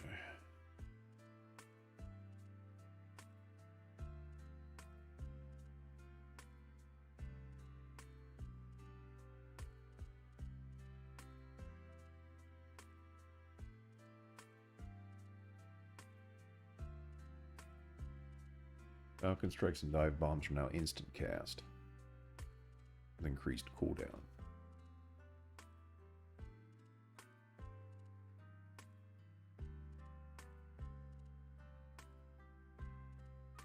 Bleed and poison chance. Increased crit strike chance, increased minion crit chance, critical multiplier, minion critical multiplier.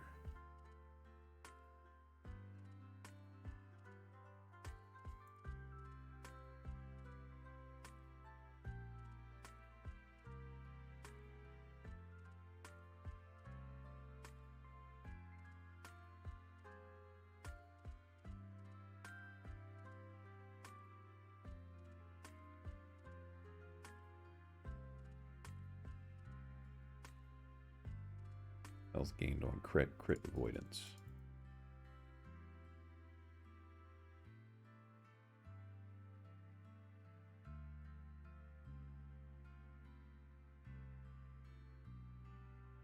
additional dexterity when you hit a boss or rare enemy, you reduce its dodge rating for 8 seconds.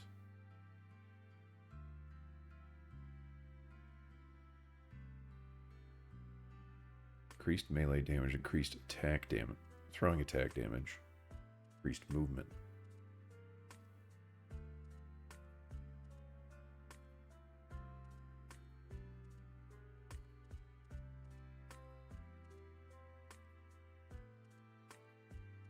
Deal additional physical damage with melee and throwing attacks, and if you have been hit recently, you have additional dodge. I'm going to be doing fire, though.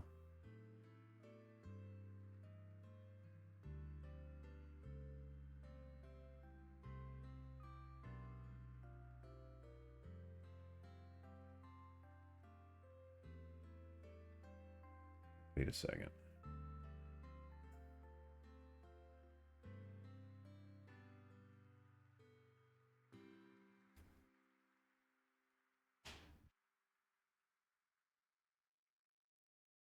Isn't there a way to convert?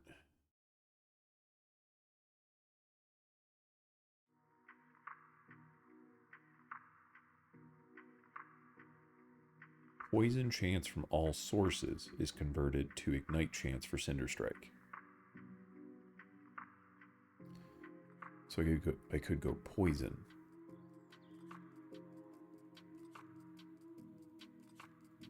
That would be ignite. That doesn't.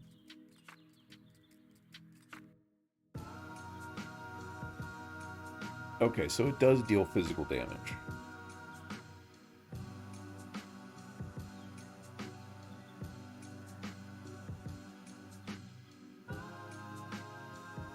It's 1 physical, 1 fire.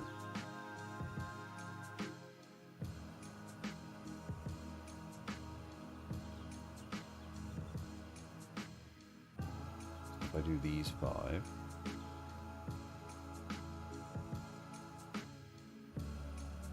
Deal additional physical damage and with melee and throwing attacks, and if you have been hit recently, you additional dodge rating.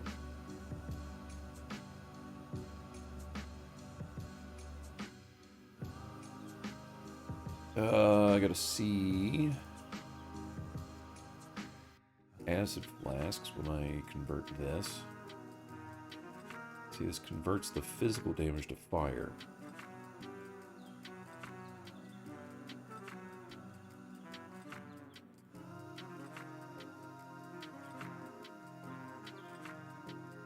So this is going to be all fire damage.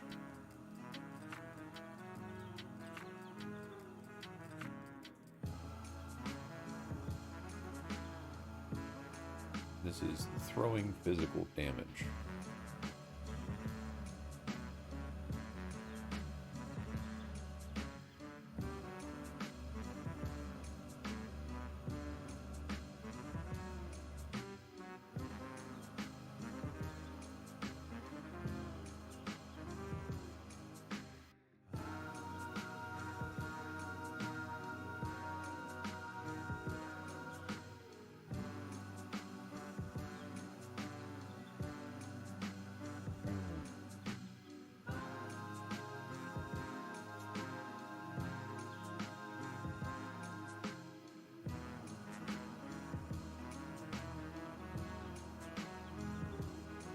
Some increased throwing damage and armor shred.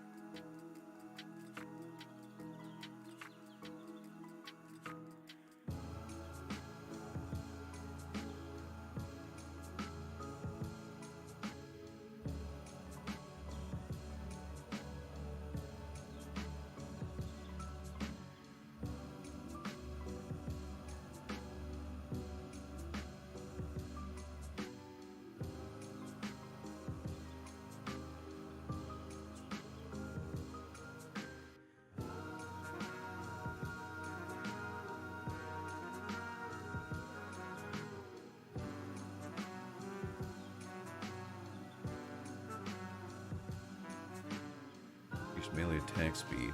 When you use a melee attack and hit an enemy, hit at least one enemy, you have a chance to gain a stack of Dust Shroud. Each stack of Dust Shroud adds 50 dodge rating. 5% chance to receive a glancing blow when hit.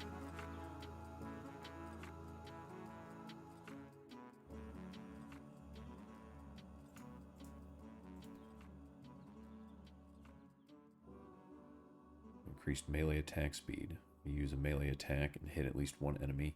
Chance to gain a stack of Dusk Shroud. Each stack. Yeah.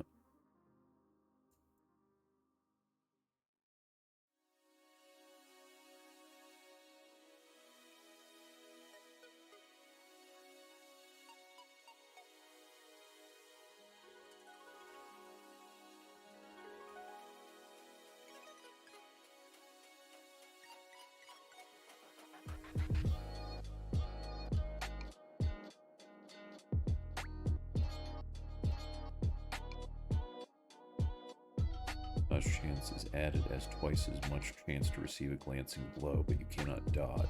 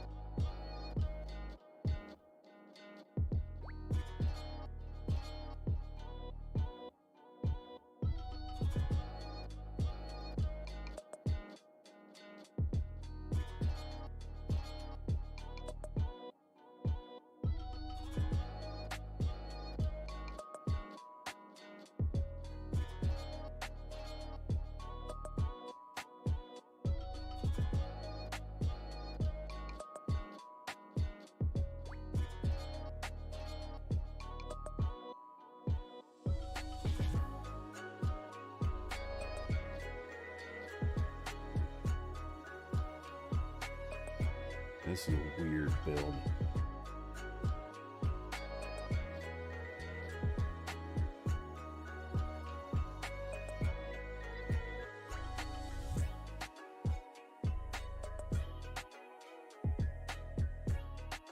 Additional block, chance to receive a glancing blow. Additionally, you gain health whenever you block or receive a glancing blow. All of your block chance is converted to glancing blow chance.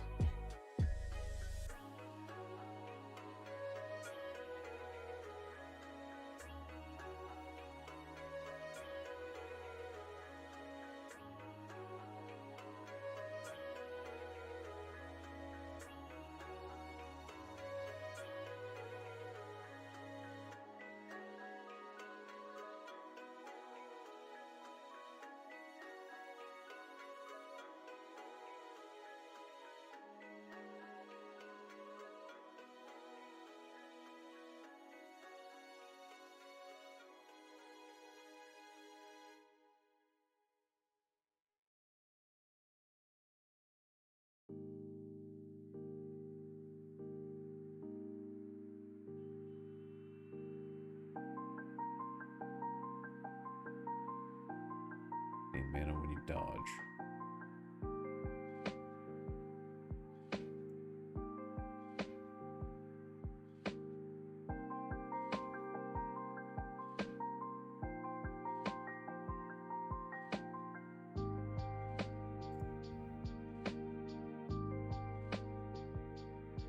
Okay. Skills.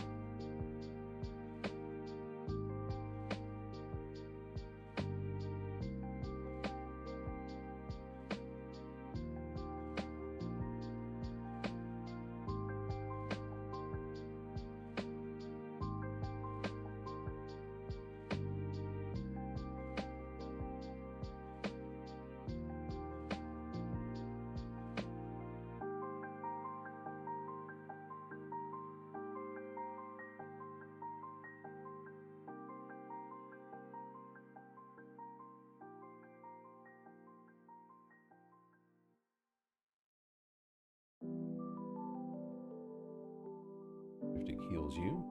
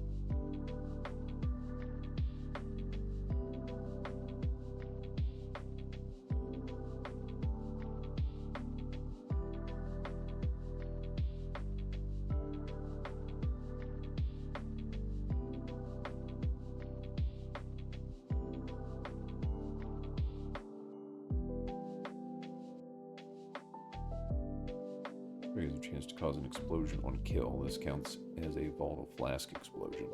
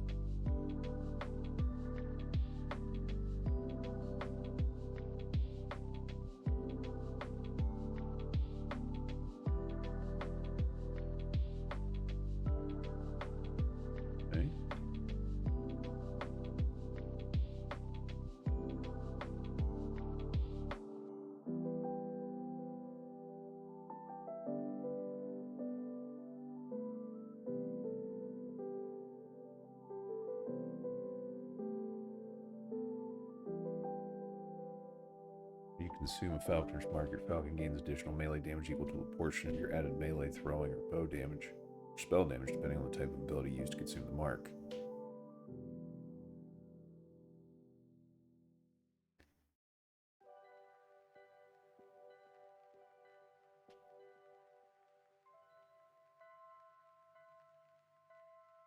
You directly use Acid Flask. Your Falcon has a chance to gain an additional Acid Flask charge.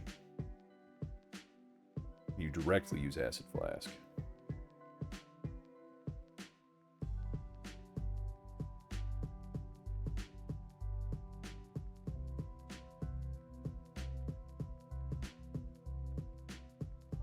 When you consume a Falconer's Mark, you gain Falcon's Wake, increasing movement speed, attack, and cast speed.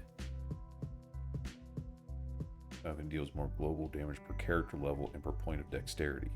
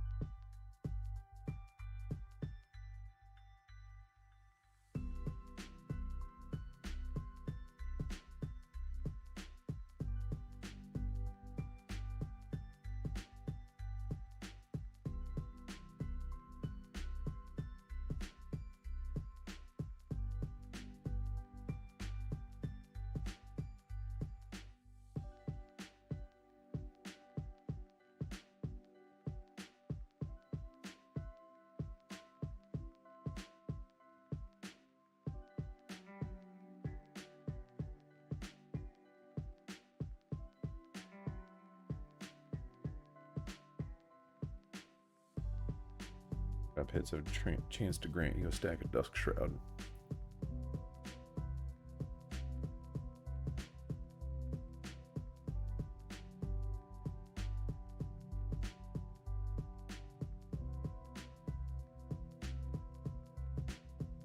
Damage per Dust Shroud.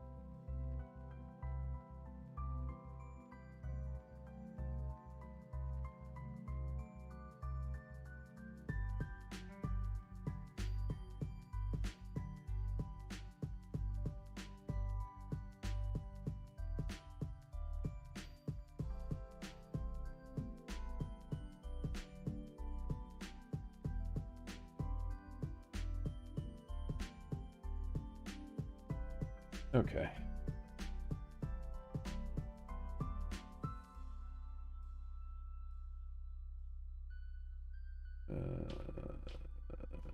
Add to my builds.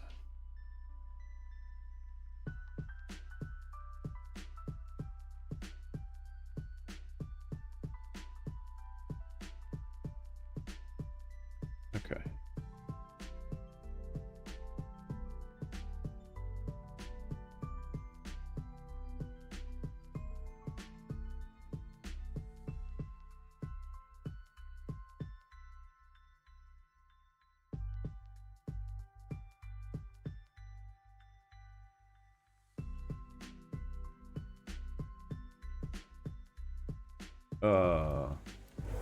That's fine. I'm gonna break for lunch anyway.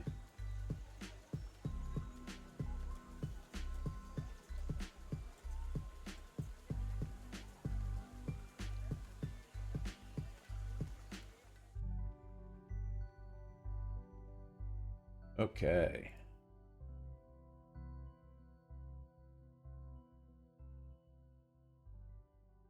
All right, so I want to throw on something, and then I want to go to the bathroom, heat up some lunch. I'll be back.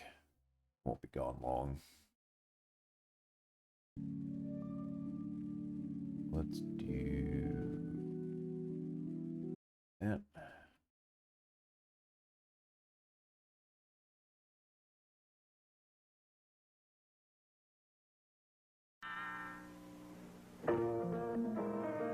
All right, I'll be back in a couple minutes. This is dangerous. A little kid might come along and think we were candy. That would be awful because we're medicine. He might even eat us. No, no, no, no. This is serious. Serious. We could make you delirious. Delirious. Using all the healthy fear of us. Fear of us. Too much of us is dangerous. No, no, no. Doctors tell the pharmacy. Pharmacy. Type the pills that you will need. You will need. And he knows the harm that we can be. We can be. If we're not taken carefully. Oh, we're not candy, believe us. Even though we look so fine and dandy. When you're sick, we come in handy. But we're not candy. No, no.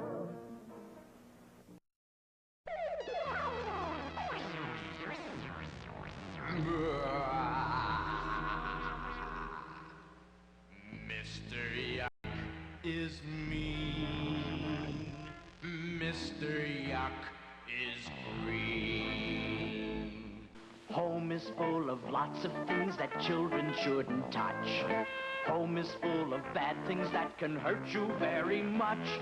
Now there's a man whose face is green that you ought to get to know. He'll warn you when danger's coming fast or slow. Get to know his face in every single place. When you see it, you'll know quick. Things marked yuck make you sick. Sick, sick, sick. Sick, sick, sick. Mr. Yuck is mean. Mr. Yuck is green.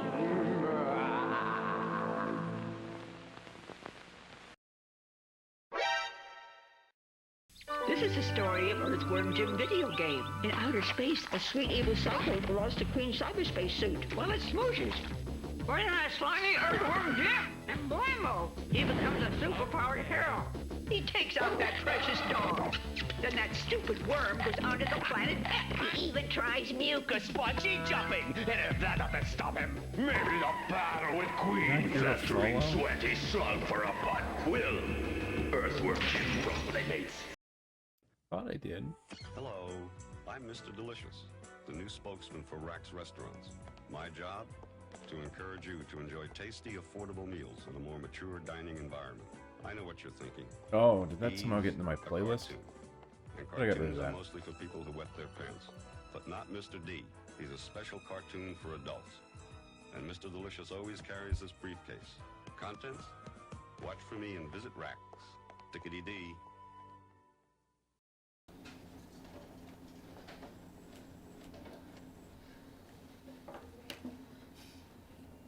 Ma?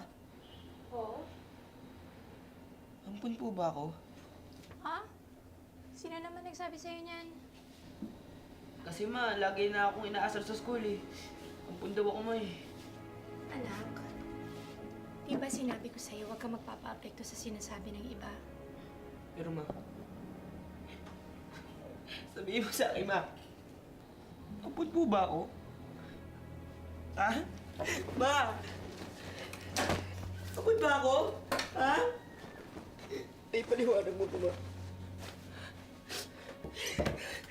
May paliwanag mo, bakit may 4 na baso ko sa likod?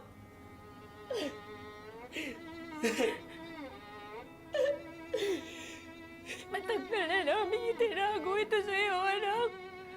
Pero sa palagay ko pa naman ang malaman mo.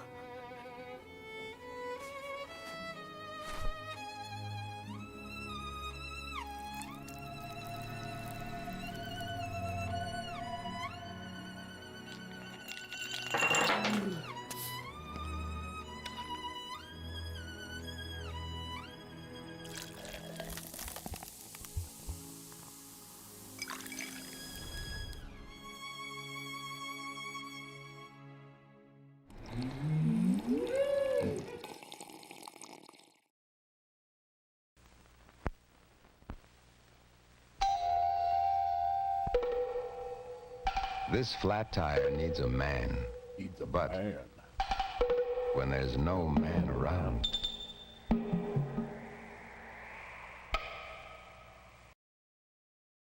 okay.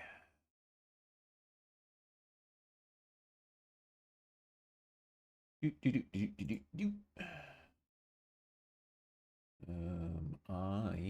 gonna look up a YouTube video to watch while I eat. Actually, I think Action RPG put out a video on the kind of build I want to make.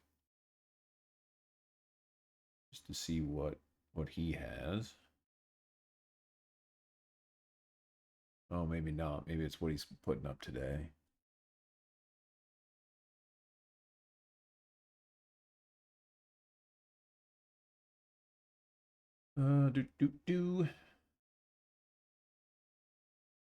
Paladin, Shaman, Necro, Wraith Lord. Maybe that's what he's working on today.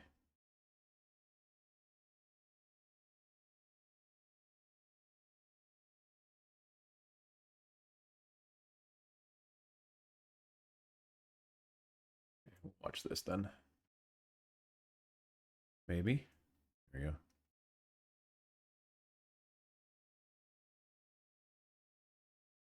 Why is there no sound?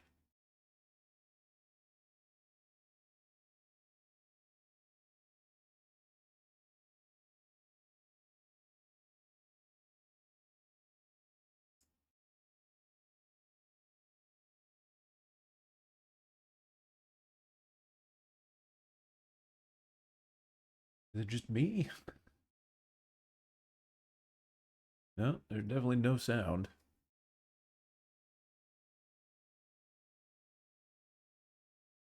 Okay, that's weird.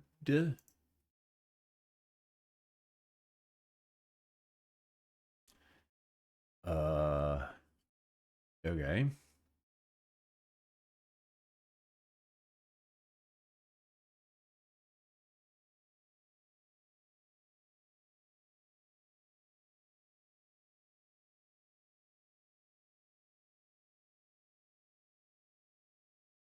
Kadooka.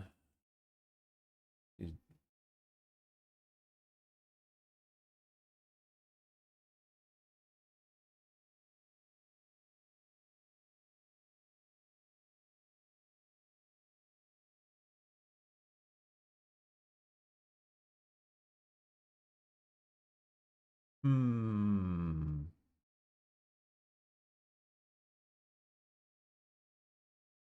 I don't know what to put on.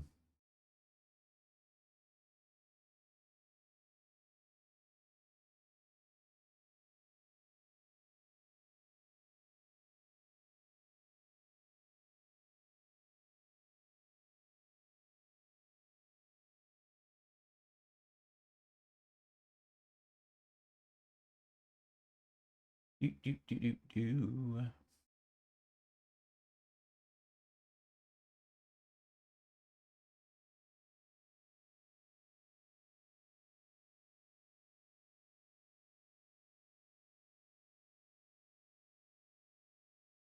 Hmm.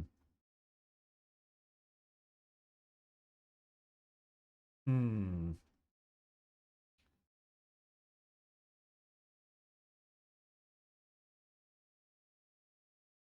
Let's do.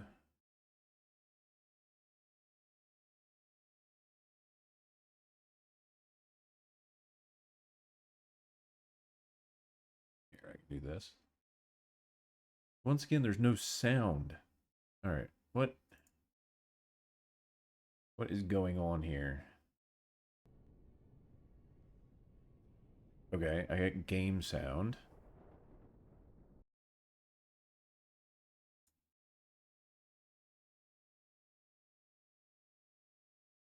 Oh, I bet I know why. Okay. I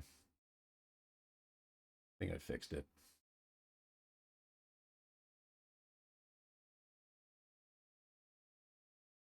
Or pretty. There we go. Big games, small games, big names, and unknown games from unknown names. This is a list of some of the big March games that you can't miss, which feels weird to say because in the past, March wasn't always a huge part of a year, but in the last couple, more and more games have been spreading out throughout the year to release in staggered timing, and this March is proof of that. Let's get to it. Mike Bleed. First up is Star Wars Battlefront Classic Collection. This is March 14th for pretty much everything. Not many people had a remaster of Star Wars Battlefront as a collection. Hold on, let me put the headphones in. For whatever reason, I'm getting Mike Bleed now.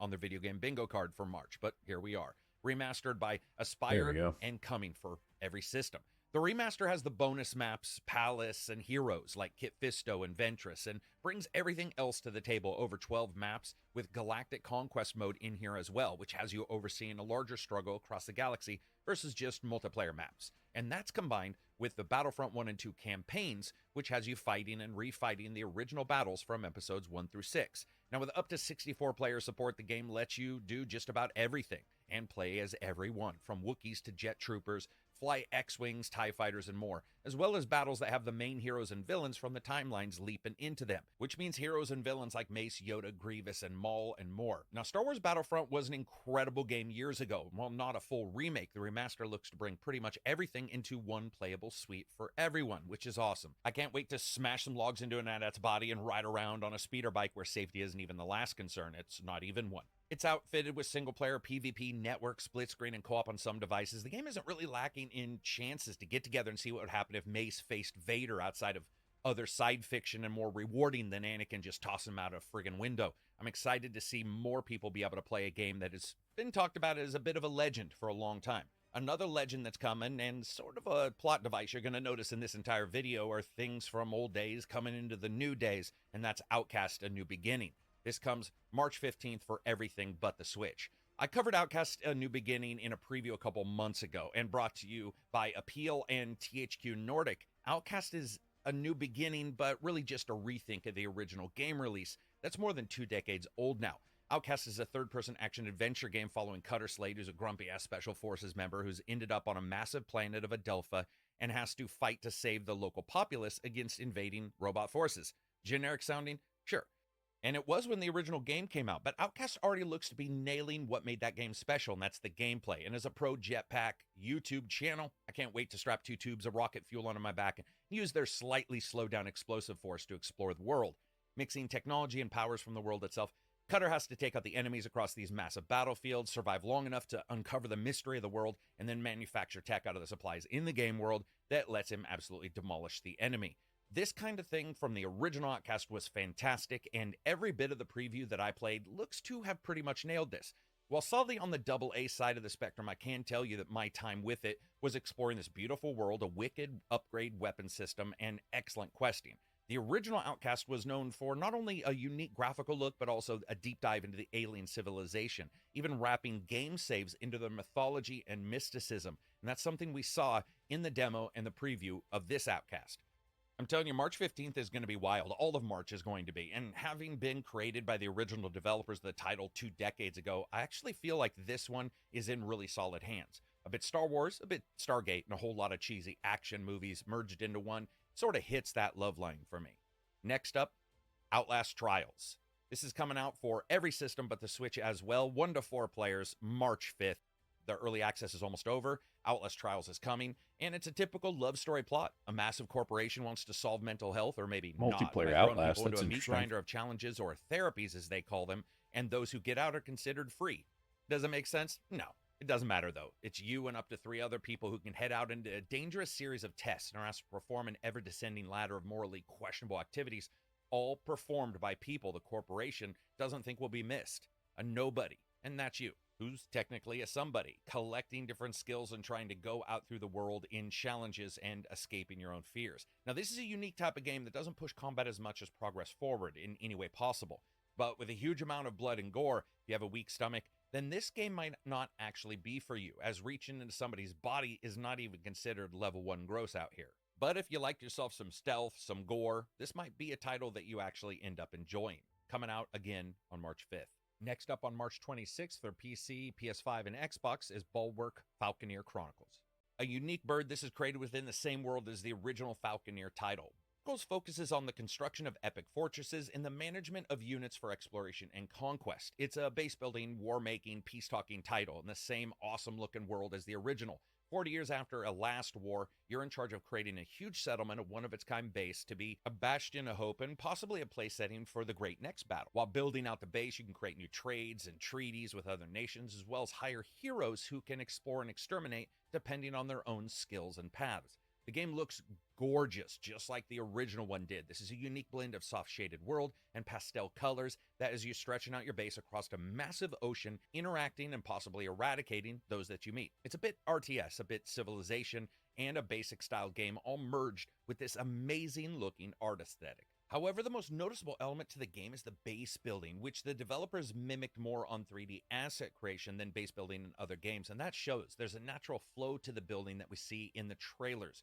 Will this actually be enjoyable in the full game? I actually think it will. It's a natural progression, and it feels and looks more like painting than it does in other games, and I love that. Next up, Horizon Forbidden West, the PC port, March 21st. Okay, here we are. The Horizon series are a group of fantastic games, a mix of neon and robots and dinosaurs in a primal world that's also futuristic. And yeah, all that works somehow, with excellent mechanics for survival and crafting, following the main character Aloy as she goes through the world trying to uncover the secrets of the world, including how it all got this way in the first place. Forbidden West is just that, Aloy's trip into the West, and the new PC port is going to include a large expansion called Burning Shores that's already been out on the PlayStation. That throws in even more creations, weapons, and lands, as well as offers some massive story building plot points and some secrets I don't want to give out. A weird combination of Tomb Raider with robotic dinosaurs and an almost post-apocalyptic Uncharted vibe. These games surprised me when they came out, and they really keep delivering. Open world exploration and combat on the PC is coming on the 21st with the addition of unlocked frame rates as well as support for ultra-wide monitors and, of course, a bevy of technical options for the graphics. Guerrilla Games knocked it out of the park in this game when it comes to the looks and the design, and I actually do enjoy the combat, and I can't wait to play it on mouse and keyboard because I think there's just a little bit more control there. I also love the story. The late Lance Reddick nailed it as one of the main characters in the game. Probably a reason really to play this, even if you don't necessarily love the game itself. Having him in there just adds a level of delivery. If you like the idea of robotic neon dinosaurs and massive open worlds with a bit of conspiracy and post-apocalyptic grandeur, this is for you. And you get to shoot a robot alligator thing in the face with an acid-filled arrow. And I think that's pretty much on everybody's bucket list. Something else on everybody's bucket list, Dragon's Dogma 2, March 22nd, on everything but the Switch. I feel like I'm saying everything but the Switch all the time.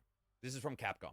The story here is a little bit weird. It's sort of an alternative world compared to the original, but it's also set in a different timeline than the original. This is you, the Chosen, who has to save the land and do so by fighting huge monsters, beating them in the noggin with a broadsword that looks like it was made from railroad tracks, or light them on fire with magical spells, or sneak up on them, or drop an explosive on their face, and then let your pawns, which are 3 other characters that are AI-driven and follow you around like puppies, take it down by killing it in their own fashion. Just like the original game, the player can choose from various vocations. These are skill sinks that align with particular players' tropes and types, with new ones added to the game that look to elevate this gameplay well above what it was prior. Where the original game's classes seem to fit with sort of the dogmatic types we've seen in other games, it certainly does feel like some of the additional ones in Dragon's Dogma 2 elevate and really do tie into the gameplay more so. And Dragon's Dogma 2 directors stated that a lot of these gameplay systems they put in here were brainstorms late at night or after a lack of sleep, where weird ideas just took over and they decided, you know what, let's go for it. Like the first game, fighting large enemies is a thing, but now villagers and others can help you out in the battles, and your actions are going to have larger reaction bases, not only with your pawns, but other city goers as well, with all kinds of social dynamics going on, both noticeable and maybe not so noticeable. This is a large, seamless world the developers have also stated is about 4 times as large as the original game. And in this world, they've created opportunities to use it to help you fight against creatures. For example, undamming a rock dam to flood enemies, and more so. They've also made it very clear they want to build on the freedom of the first game and then sort of explode that out to be truly emergent. And even the few hands-on we've seen, as well as the gameplay previews, look to back that up.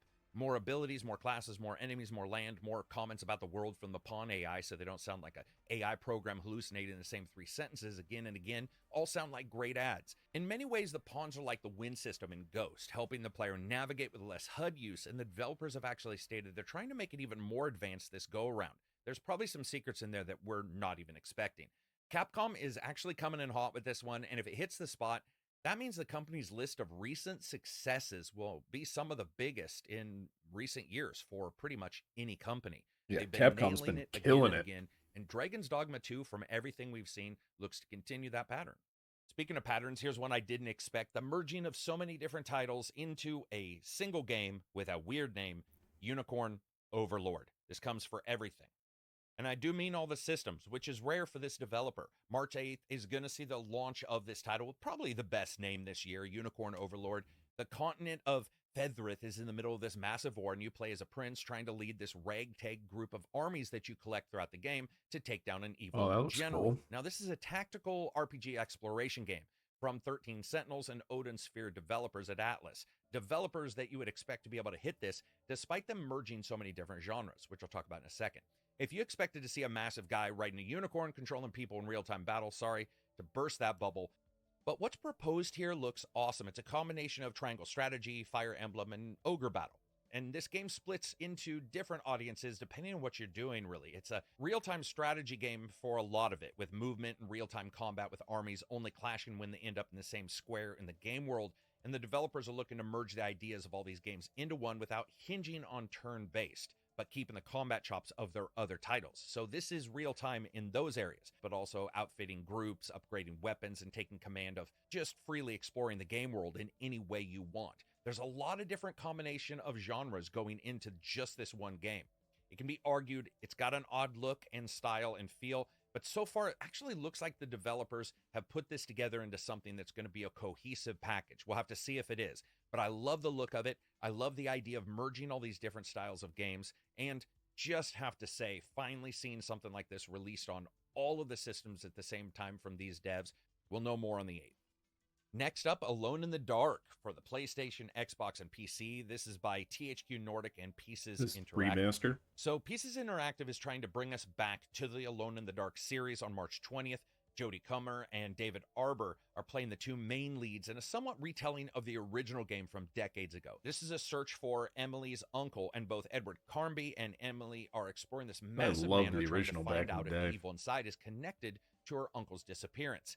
It's not just about horror, though. This is also about the playstyle that both characters are going to have differently, interacting and seeing the world just slightly offset, resulting in a unique viewpoint from each character. I'm curious to see if they can bring this story into the current day, as Alone in the Dark was a bit slow even on the initial release time, and that's what I actually loved about it. When Outlast Trials is on the same monthly game release list, it's going to come down to them being able to leverage the big star actors with a world that has them interact with it differently depending on who they are, and that's going to matter when it comes to both the telling as well as, I think, the success of this title. We've seen this kind of thing before in the past, but a game with such strong characters in it and a subtle nod towards horror and creepy elder gods kind of vibe could really work. David Arbor's an excellent actor, so is Jodie. I'm crossing my fingers for this. With excellent puzzle work, story, and smart narrative, they could end up turning this into a success despite it releasing in a rough time. And speaking of rough times, let's talk about Rise of the Ronin, which is releasing in a very rough time, March 22nd, right there in the last bit of March, which is absolutely packed. Oh, I was just Sony eating lunch and developers watching of Neo and Ninja Gaiden. watching a video about stuff coming out in March. And if that's not a AAA team, I don't know who is. As someone who loves the battle systems from their prior games, Rise of the Ronin excites me just from a pure gameplay perspective. But the ideas when you read about it and see some of the gameplay videos are very sound. This is only coming for the PlayStation 5. It's composed by Mr. Zura himself and developed by Team Ninja. It's the final years of the Edo period, and after you make a custom character, you're thrown into all the political debauchery and battles of the Boshin War. The developers have said that they wanted to make Japan in the darkest, nastiest time frame, but also allow for massive open-world freedom. We see horses tearing down hills, and even the character using a glider, because dark times in Japan always mean hang gliding across someone's pagoda, and then using your grappling hook to climb it. It also has a number of firearms, so mixing blades and bullets is on the table for everybody. Nothing like slicing somebody in the face and punching a large round ball. That's how the dungeon goes sometimes. Sure everybody in the game world knows you hate that particular guy. The game even has characters you can join with in the questing and then switch out in real time. Also, the characters that are playable and not playable are still meshed within a bond system that has the ability to turn enemies into friends and friends into enemies depending on treatment. I mean, you were starting These a new characters character, can also so impact the that's story just slightly, how it's altering going. it depending on who you have in your group during those quests. But this is a Team Ninja game, which means combat. It's going to be a massive endeavor for them. The next thing I'm waiting for is Satisfactory, which they're going to hit 1.0 at some point this year. But as far as March, they're doing kind of a reboot of appearance. It's not just about horror, though. This is also about the playstyle of Alone in the Dark, which I loved the original. Just slightly offset. However long ago that was, 25 years ago. Each character. So, kind of interested in that one. And it's got David Harbour in it, so and that's what I actually loved about it. When Outlast should be interesting. On the same monthly game release list, it's going to come down to them being able to leverage other than that, actors with a world that has them interact with it differently depending on who they are, and that's just kind of winging it. When it comes to both the telling. Oh, all right. Get rid of the headphones. Okay. Yeah, I was actually just working on a new character. So I got a neat unique.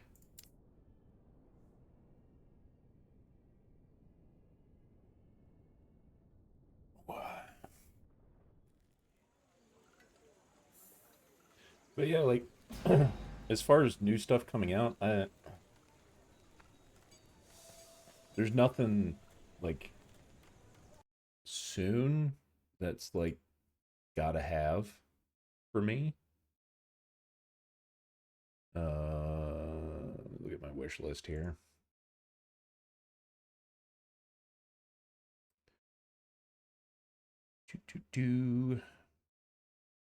I don't know if there's anything like real soon for me.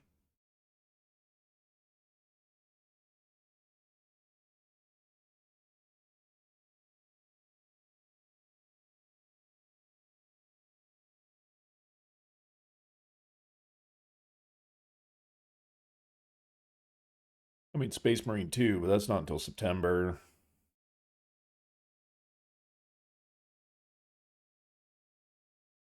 Avowed, whenever that comes out. I don't know if you're familiar with Avowed.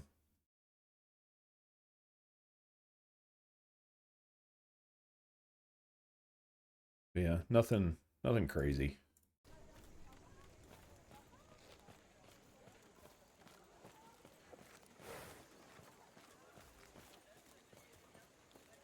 Yeah, is there anything for you that you're looking forward to?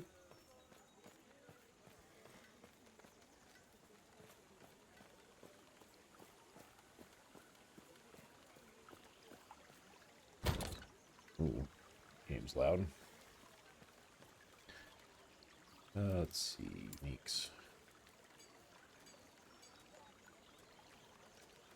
Alright, here we go. But yeah, this is the unique that I just got a little bit ago. Now I want to try it. It's an unarmed rogue build.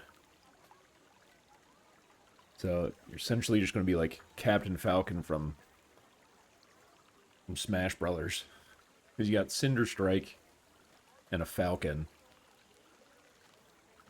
And you're just like, you're punching stuff and it's just going to explode. So that should be fun. So I'm trying to figure out the build for it.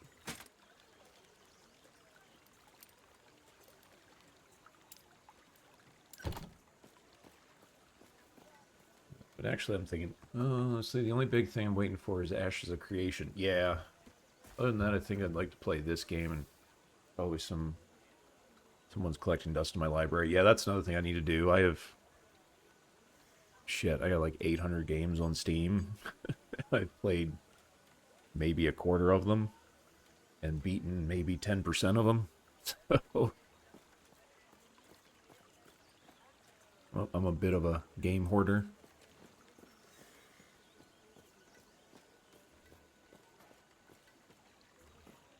Yeah, that doesn't even count like the stuff I got from like Humble Bundle and the free games from like Epic and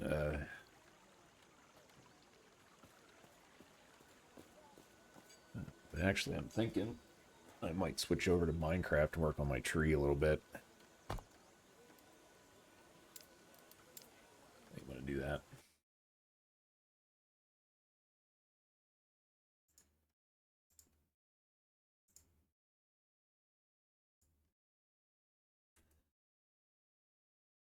Tree time.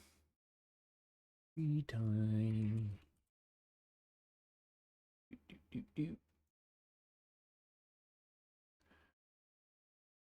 I mean, it's been a really quiet day for me today.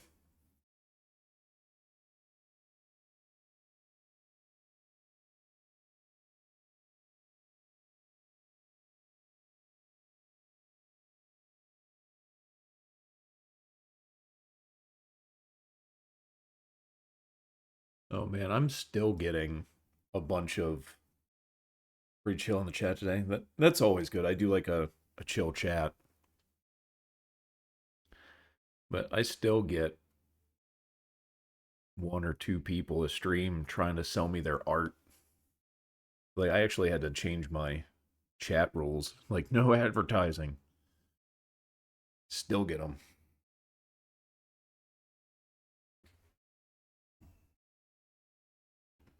Oh yeah, I suppose I need to... But hey, they give follows. And as long as they don't unfollow, I'll take their follow until I get affiliated. Gotta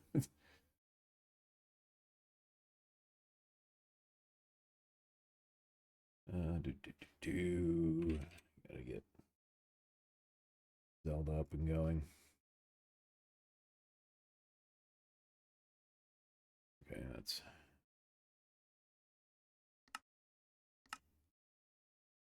Yeah, because actually I had one, you know, and they do it the same way every time. Just like, they come in, they insta-follow. And it's funny now that I have the don't advertise in my chat, they'll come in and follow, and then nothing. So I'm just like, they saw the rules. It just makes me laugh now.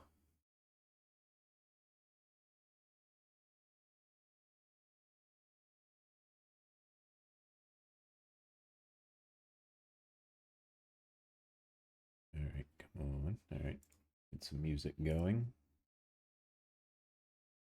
Do, do, do, do, do, do. There we go. Yeah, I have no idea what's up with those guys. Yeah, like, they almost feel like bot accounts, but they're definitely different. Because the few that I've talked to, they all talk and sound different. So, like, I don't know if there was, like, some sort of school or something that said, oh yeah, advertise on Twitch. So, I don't know. It's fucking weird.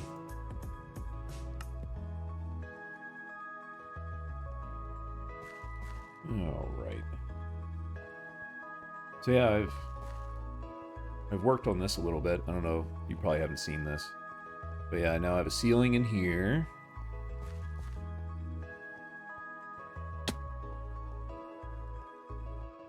And I got a ceiling in here. So we're starting to get shaped.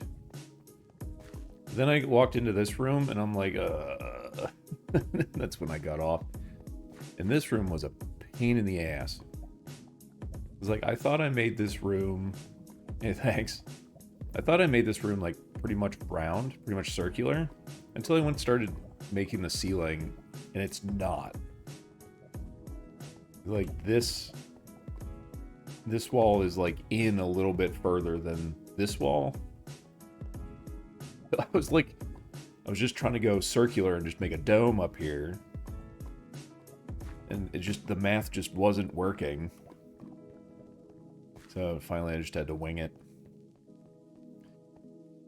But yeah, and I still gotta scrape the whole outside layer of everything and put the right blocks on so the texturing's right.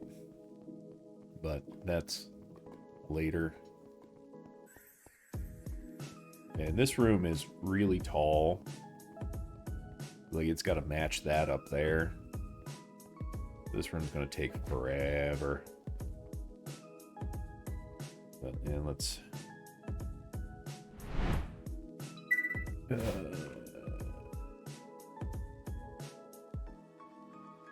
save. Start it up. Oh, my camera's not on this scene. Why are you not on here? There we go. Peek behind the curtain.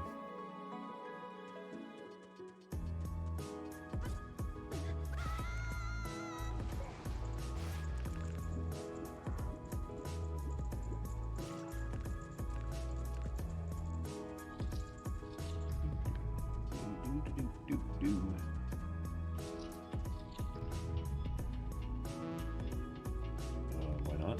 There we go. Okay.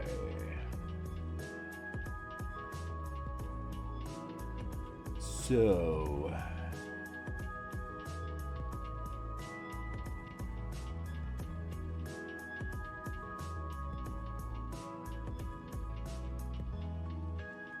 let's get the other side.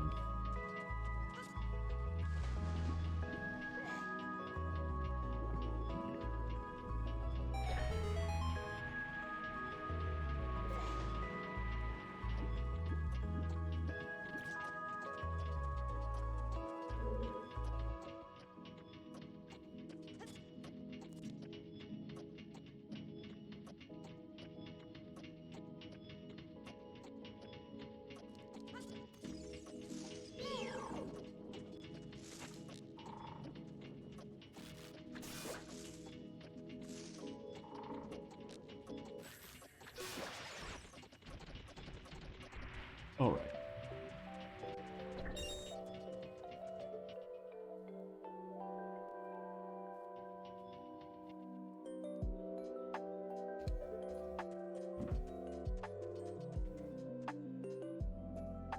I don't want to climb.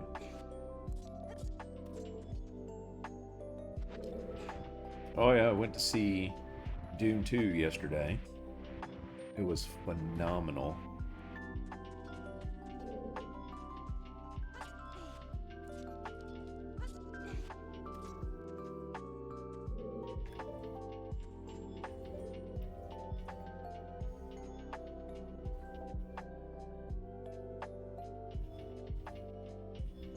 Oh, yeah.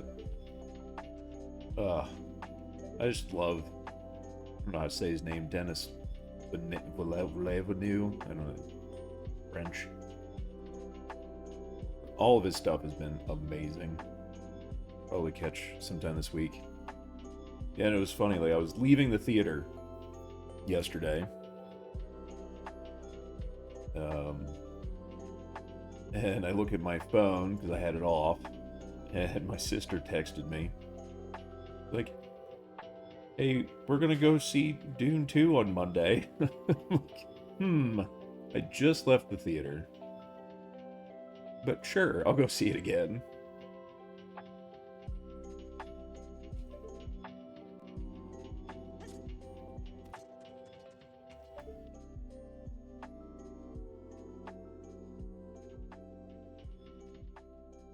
Oh boy, this is gonna be... Alright, so I guess I gotta figure out where it's gonna start angling up.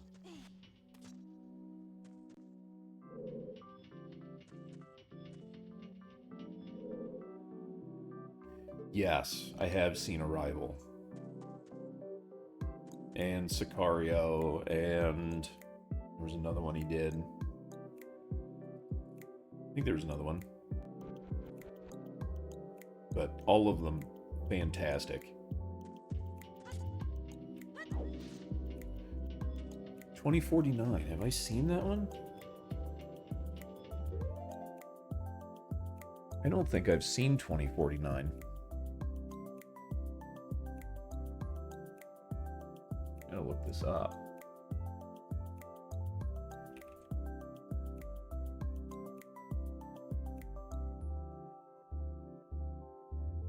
Oh, Blade Runner. Yeah. Yeah, I have seen Blade Runner. Come on, switch scenes. There you go.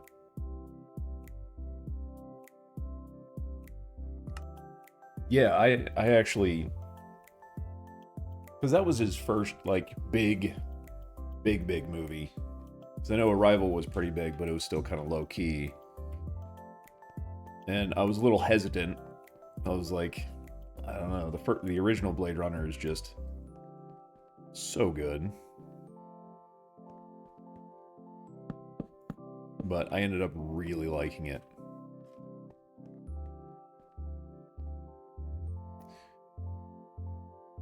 Okay, so I kind of have that going already.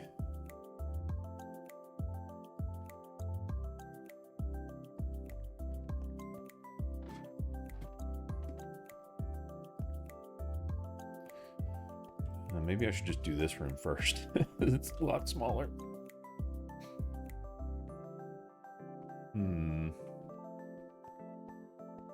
Yeah, let's start small. Get my mind back into it.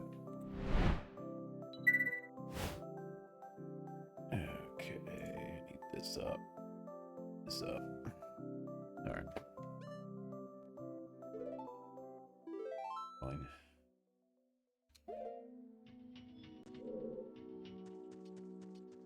But yeah, after watching 2049,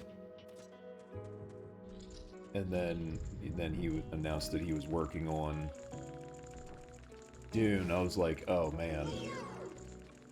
I knew Dune was going to be good. Have you seen the short film Next Floor? I have not seen Next Floor. Really good. How long is it? Oh yeah, there's the link.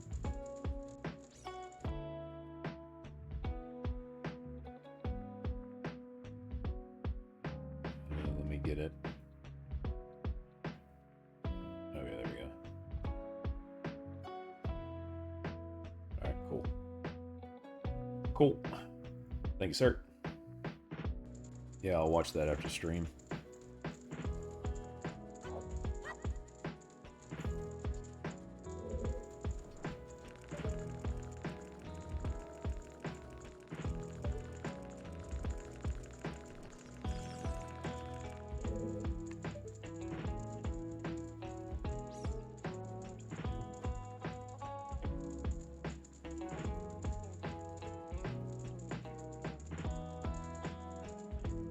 You know, I need a new David Fincher movie.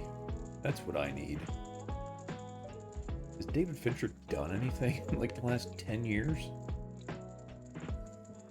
Outside of, what was that FBI show he did on Netflix, Mindhunters? Which I loved that show.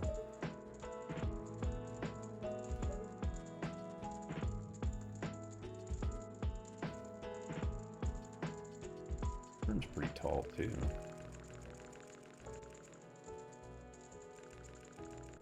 So if that's about 6 high, or it starts to angle, and it looks like it angles up pretty far.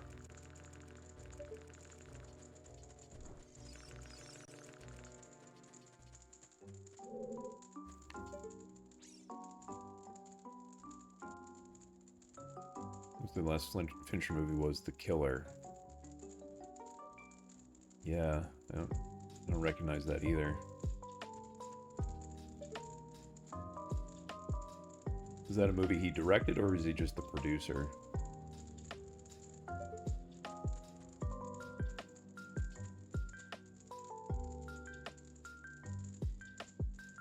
(2023). Oh wow, that is new. Who's in that one?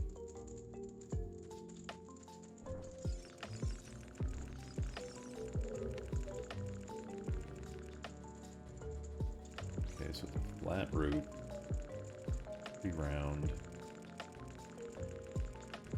So it goes up. Do 4. The wall goes up about 6, then it angles up, we'll say 4 more blocks.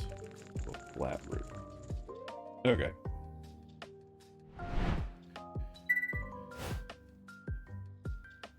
Fassbender.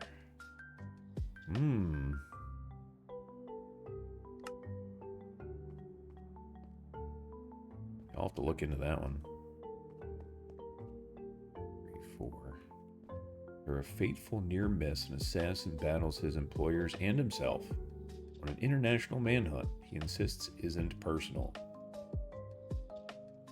Wow, if that isn't a corporate tagline.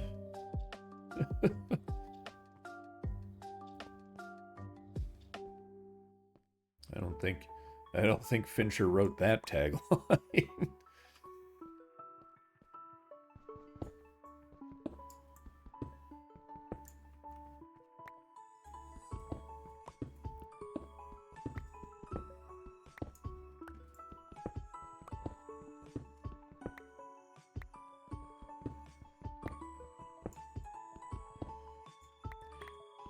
In a world where... It just sounds so generic.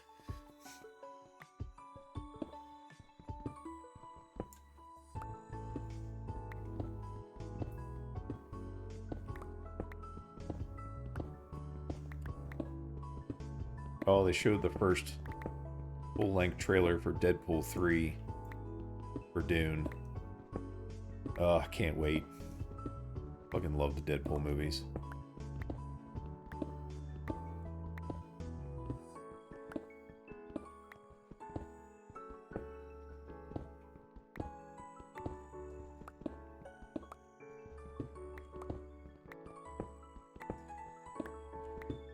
Yeah, Deadpool was always one of my favorite comic book characters growing up. So I was so mad when they did, what was that, whatever Wolverine movie that was. It butchered my boy. So having actual good Deadpool movies makes me happy.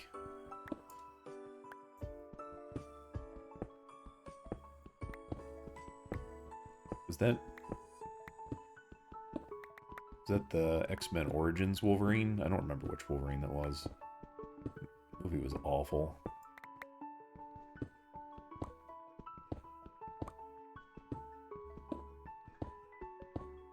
Yeah, okay. Which, that bummed me out too, because they were also talking about doing a Magneto origin movie. Which, I mean, I guess they kinda did. With the whole X-Men timeline movie.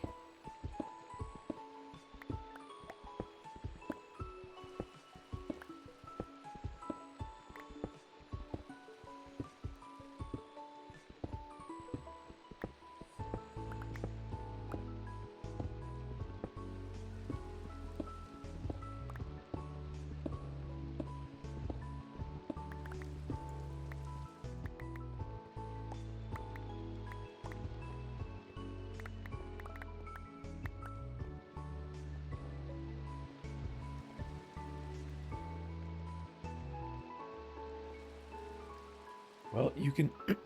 excuse me. You can see the shape of the river. This dirt here was the river right above. So I filled it in with dirt. So that's the river.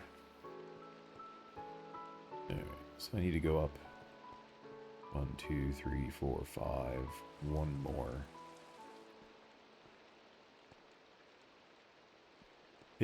Yeah.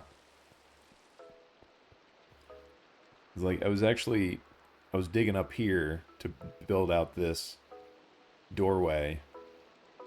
And as soon as I broke, like, right above the door, just waterfalled on my head. And I'm like, oh. Then I had to go find it and fill in the water. And it's that river that's around, like, very outside of the tree.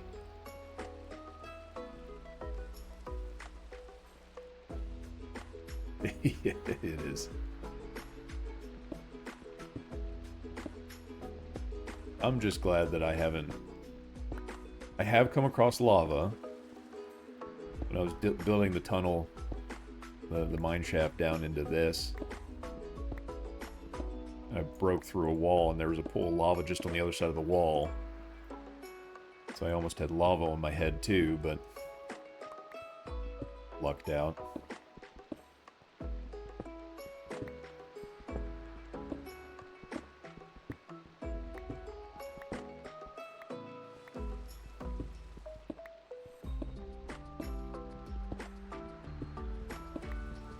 We'll see what happens when I go to...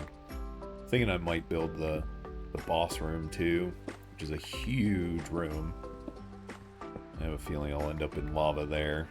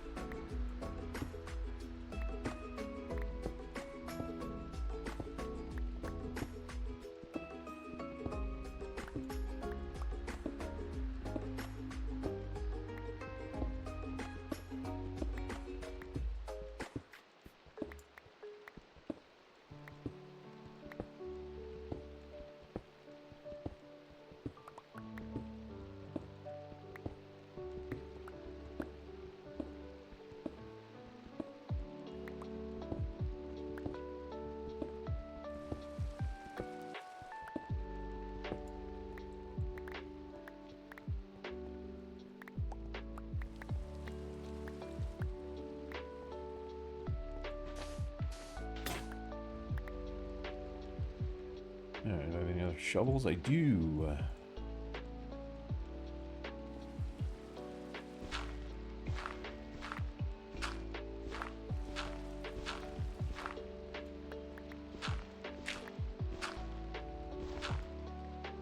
Alright, thanks for stopping by, man. I'll probably pop in tomorrow morning.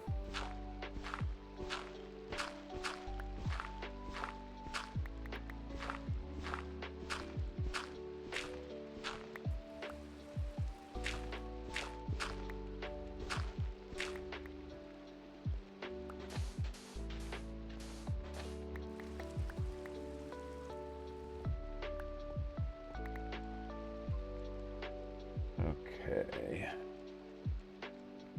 Now I need to build these walls back up.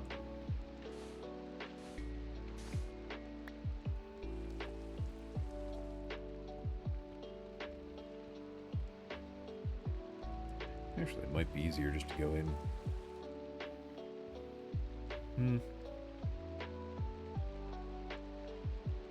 Actually, I'm going to be breaching the ground by the time I'm done. So we'll just go to the top, work my way down.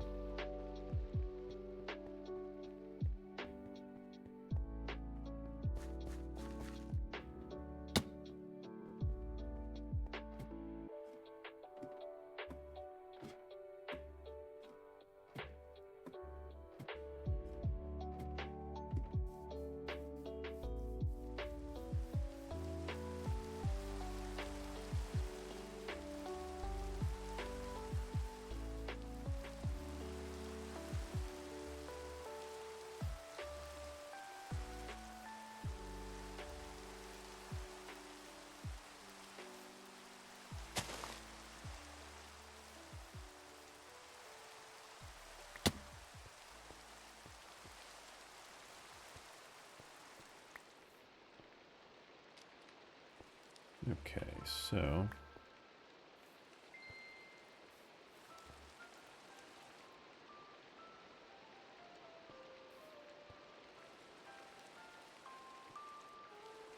I'm going to go up 1, 2, 3.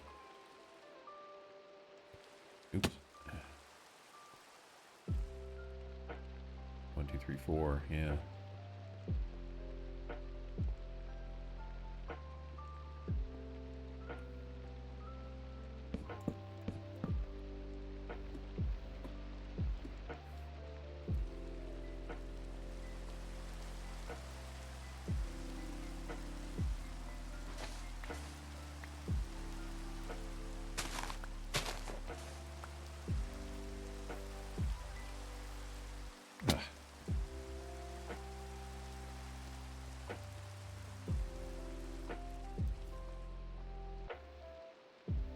I gotta kind of figure out.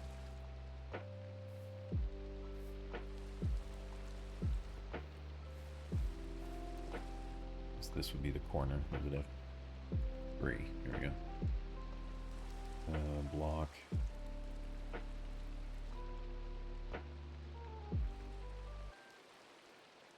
-16, 7, -71.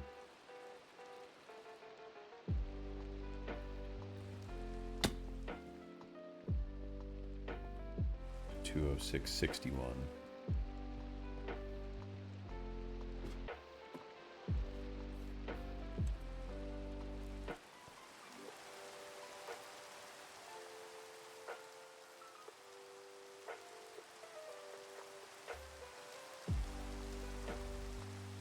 Right here.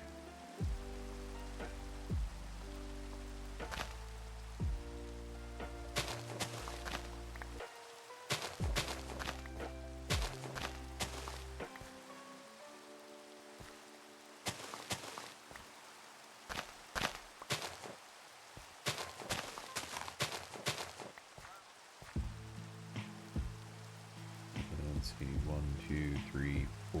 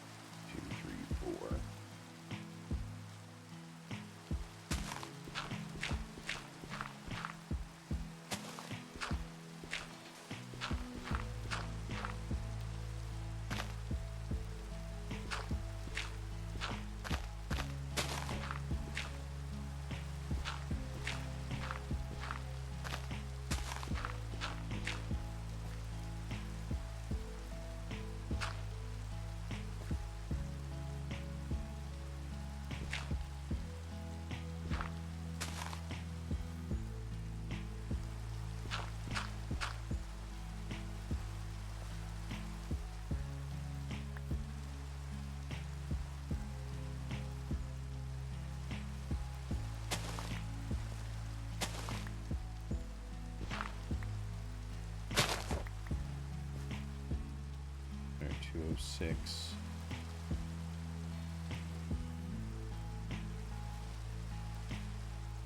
$61.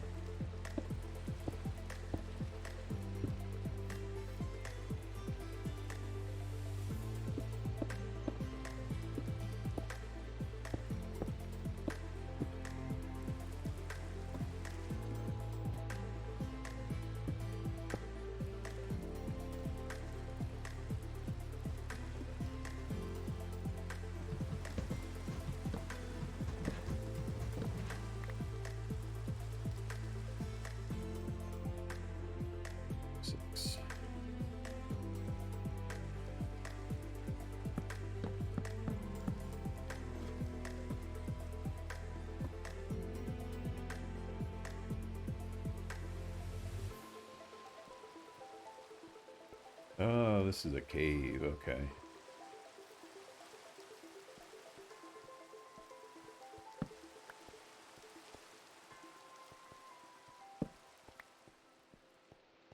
Wondering why there's torches in here. Doing a little exploring.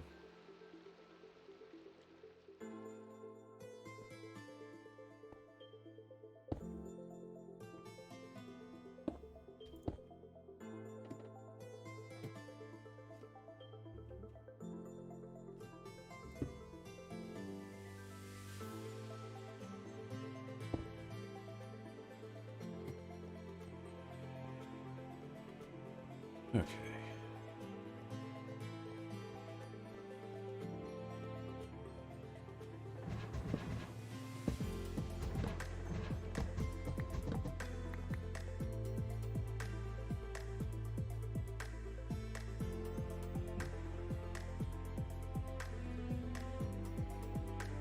Okay, so how big is this room?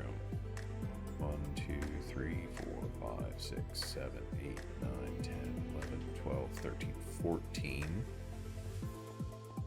by 1, 2, 3, 5, 6, 7, 8, 9, 10, 11, 12, 13, 14. So it is square.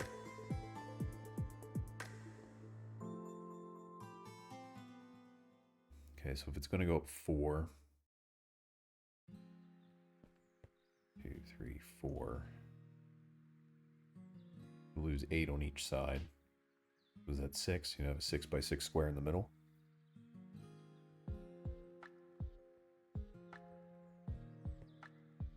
I think that'd be good. Grab some dirt and see what that looks like. 4. 2, 3, 4. 2, 3, 4, 5, 6.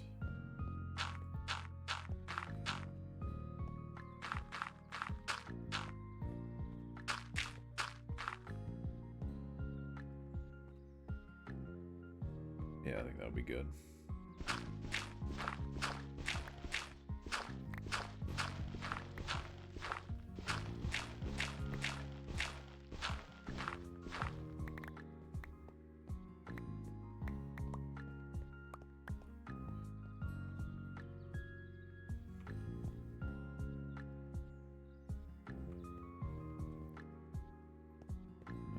So we'll make a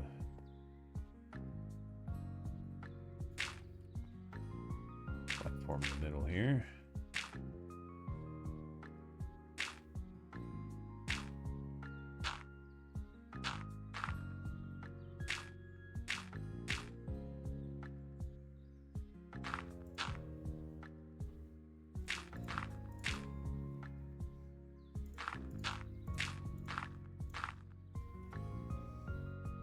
Okay.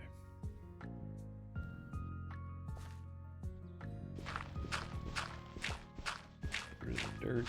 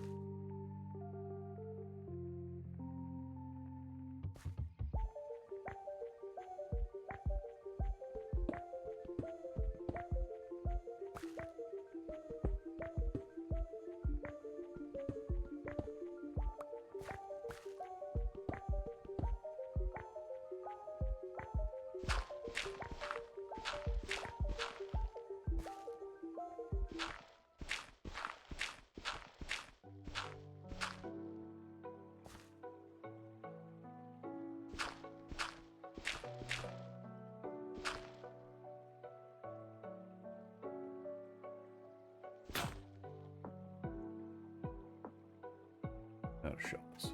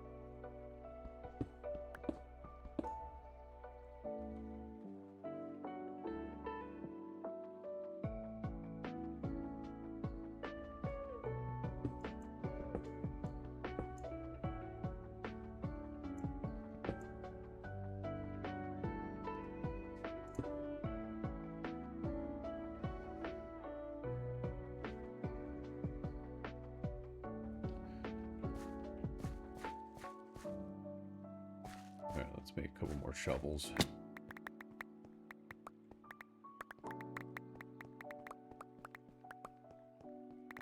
Actually, maybe I should just unload the bags too.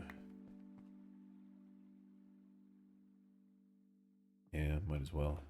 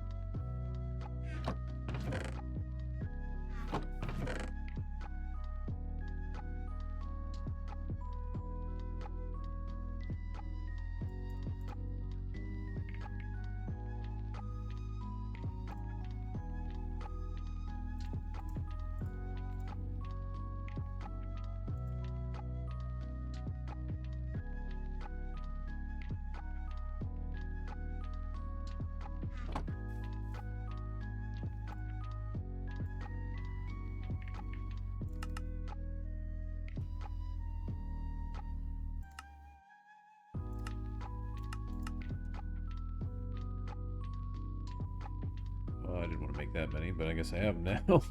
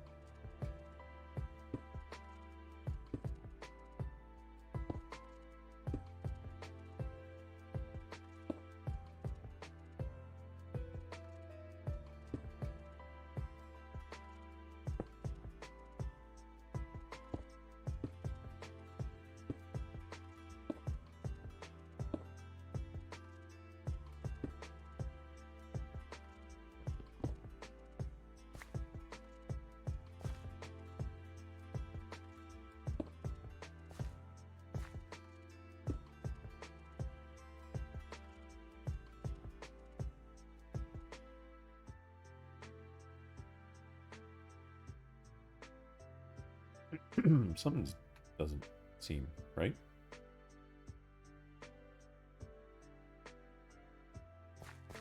One, 2, 3, 4, 5, 6. 2, 3, 4, 6, 4, 2. 1, 2, 3, 4, 5, 6. 1, 2, 3, 4. Oh, okay, that's why.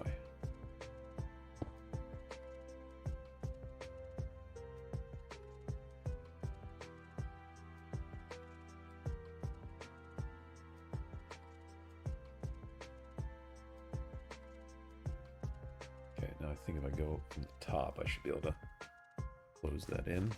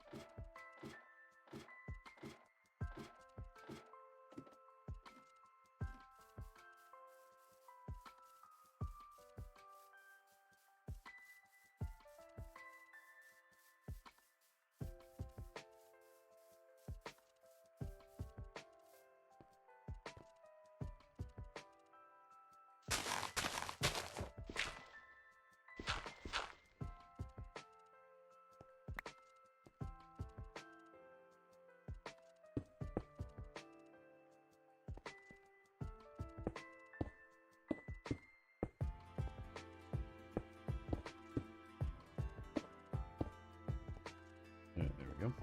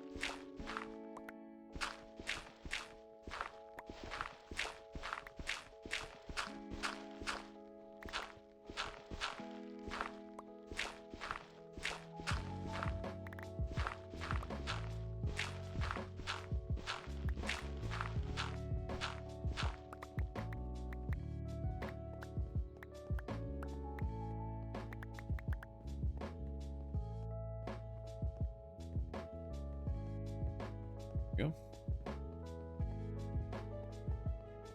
Now I need to see which room is going to be more of a pain to do, this one or that one over there.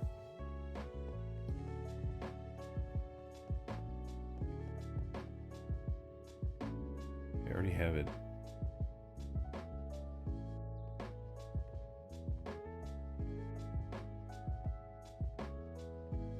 Angling out. Started working on it.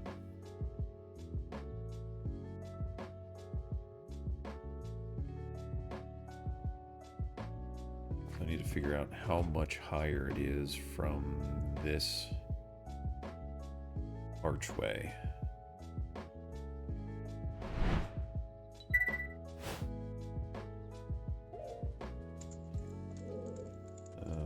Yeah, this way.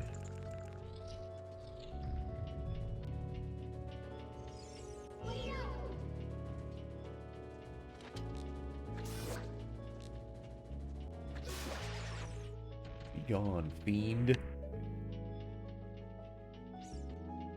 That ceiling goes up pretty high.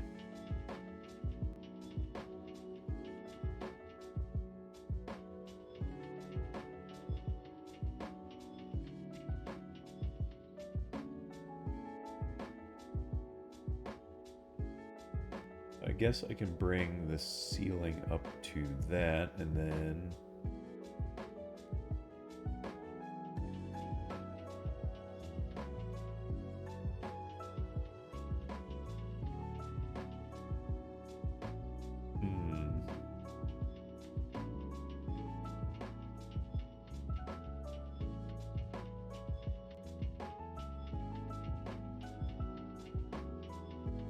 of looks like the line for the walls kind of...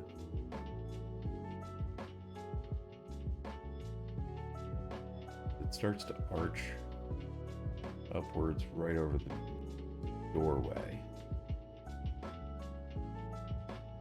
And that line goes up to here. So if I cut just straight across, that'll be too high over there.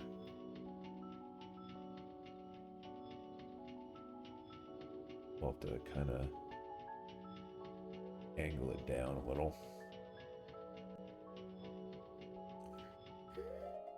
Okay.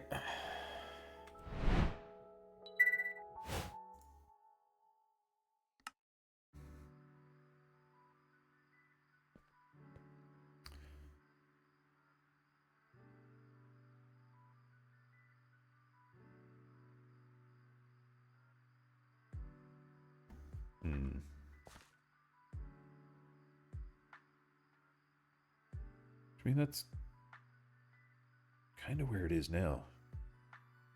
Okay, so at least I did that part.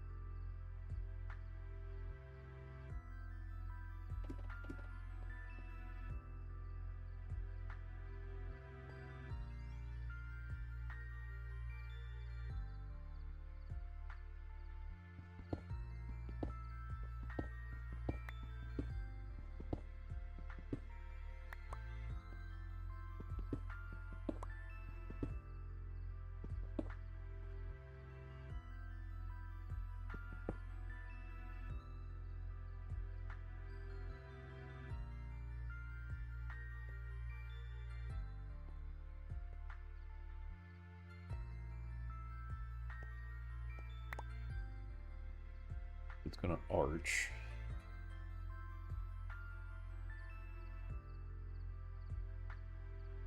So let's see how wide the room is.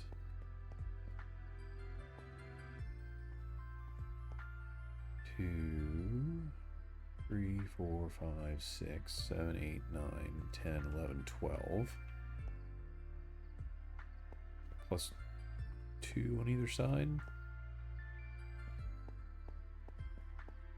So 16. 2, 3, 4, 5, 6. 6 and 7. So this is the middle.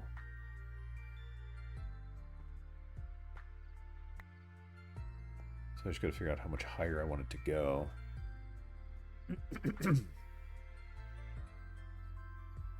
Should I just do like...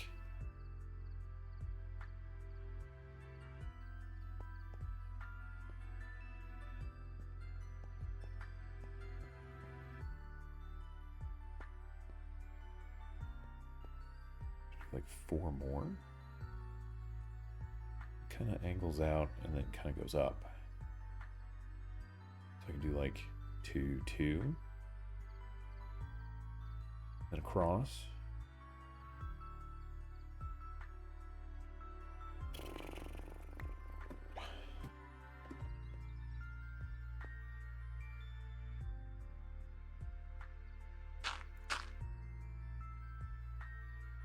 So is this doorway, is this the middle of the room? I think it is.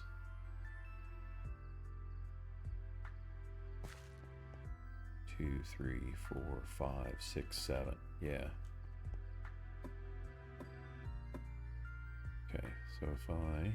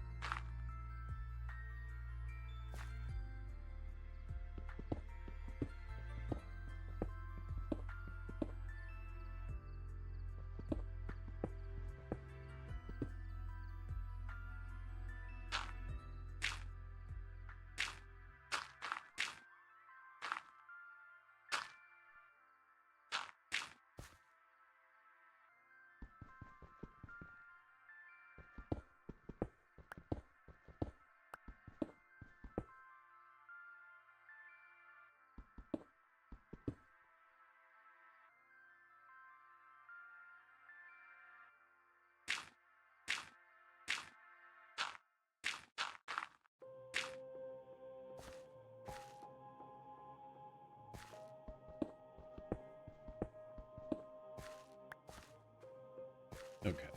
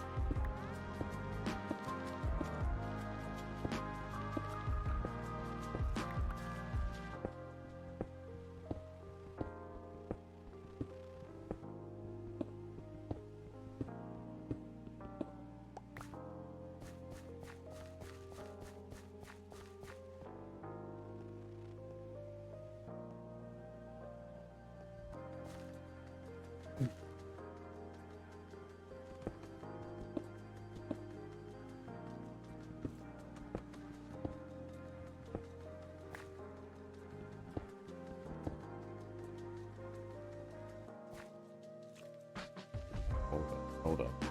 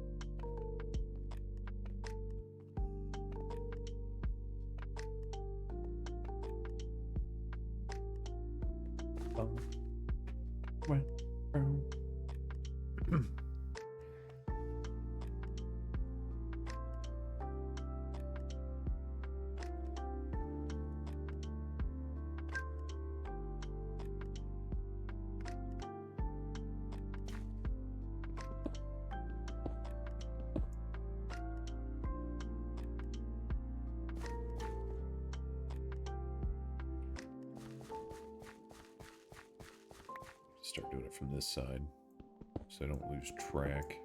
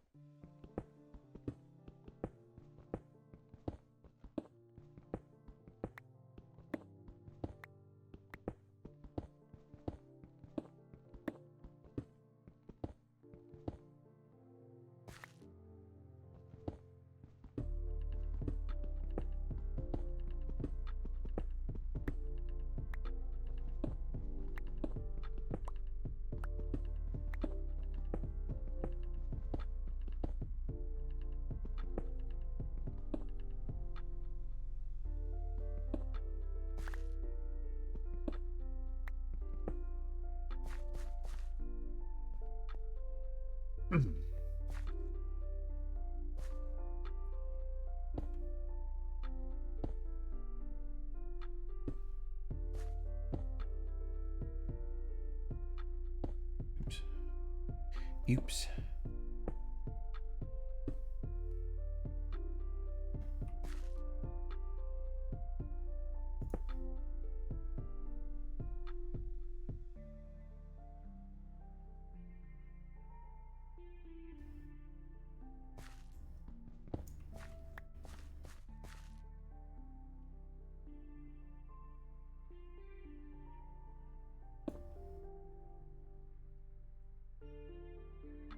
Okay.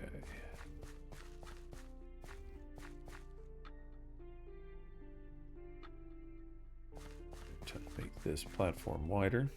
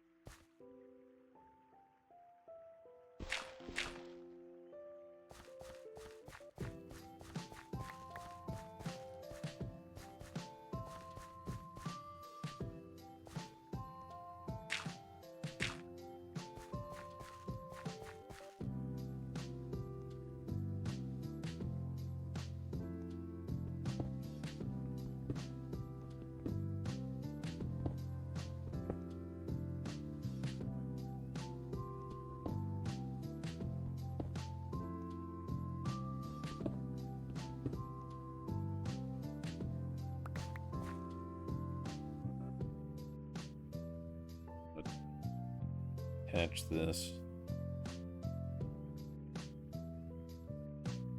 Yeah, I still need to go up a ways.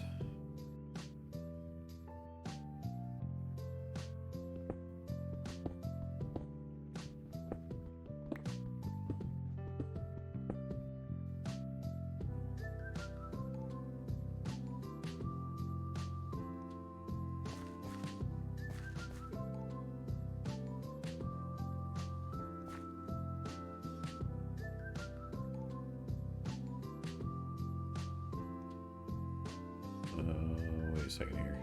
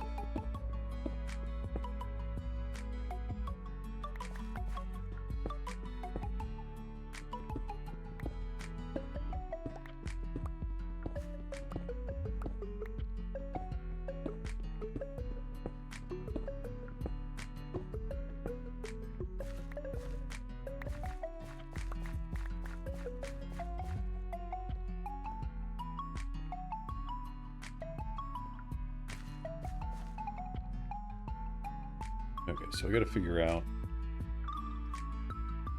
where it starts going up and how it starts going up.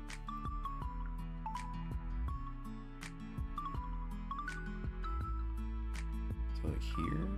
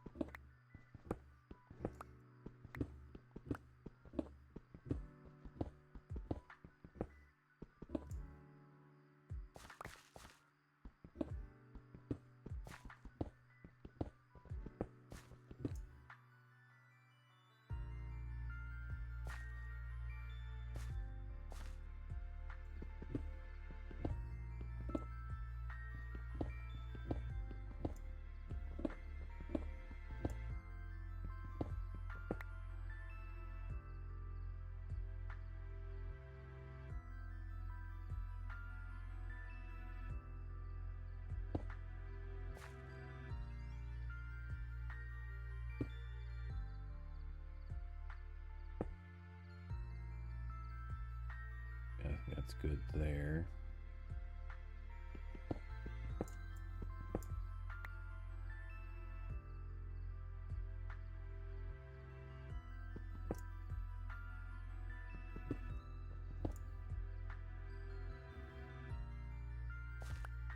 Okay.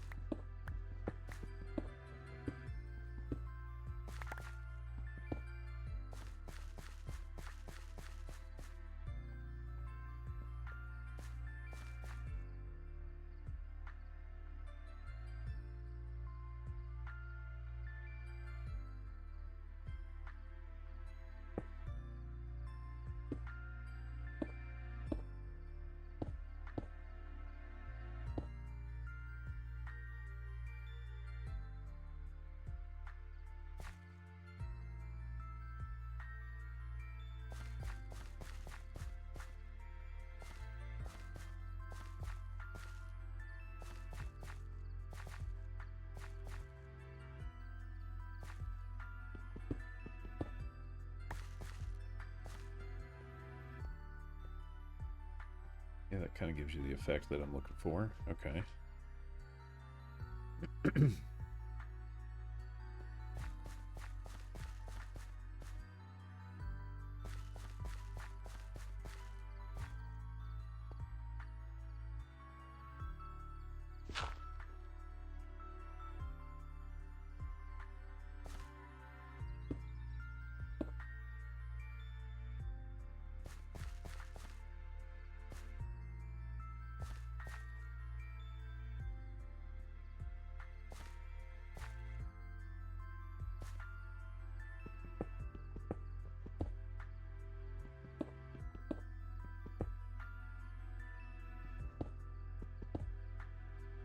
And I gotta figure out.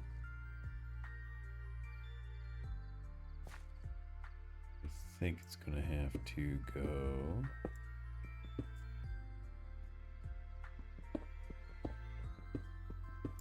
That for a couple, and like that.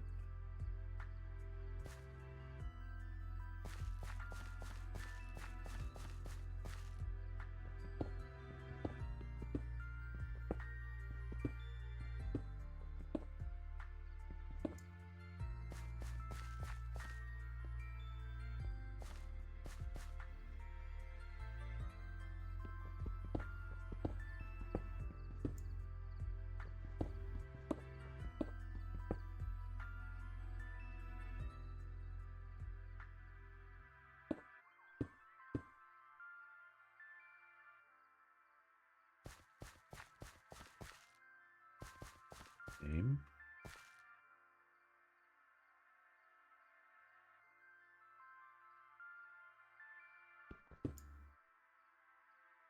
Okay.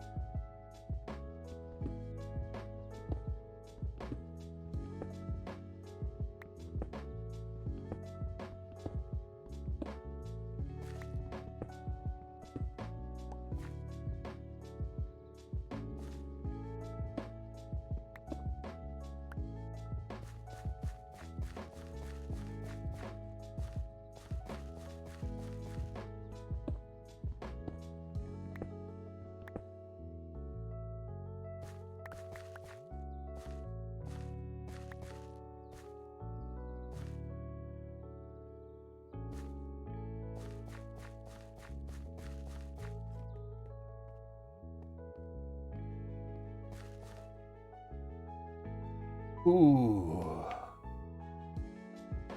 30. I need some water. I'll be right back. Do-do-do-do.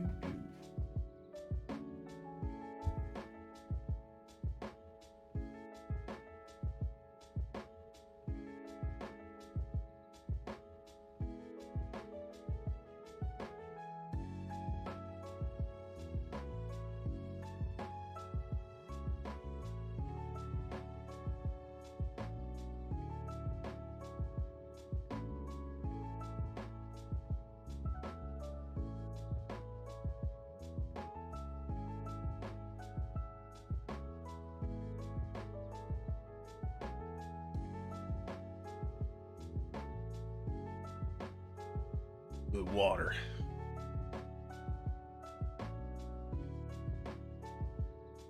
Okay. Man, I tell you what, I didn't get very good sleep last night. Starting to drag. Do-do-do.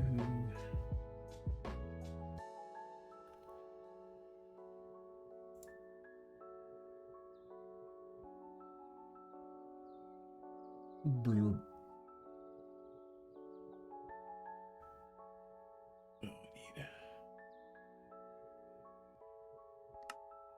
Okay.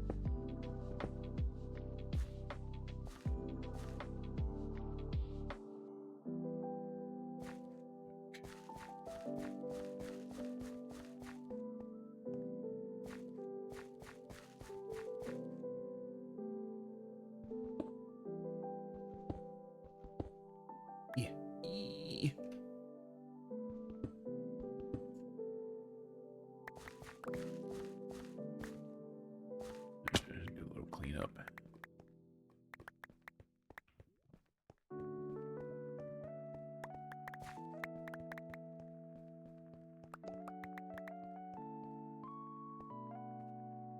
There's surprisingly very little down here.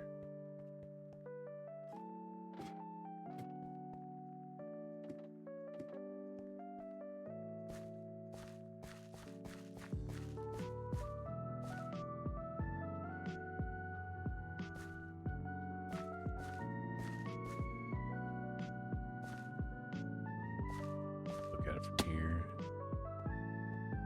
Even if I go one more.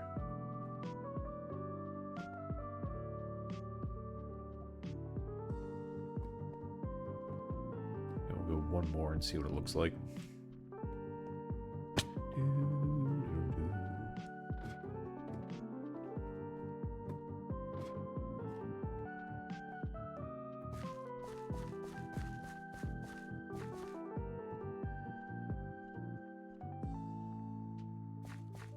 I want to get this.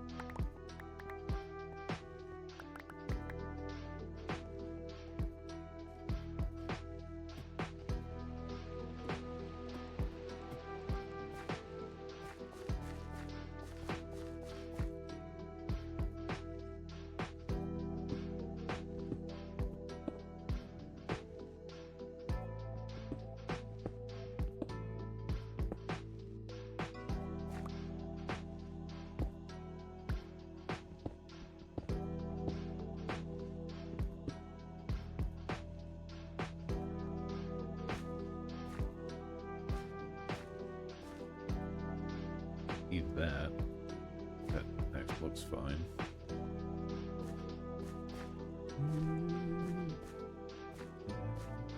Yeah. Okay.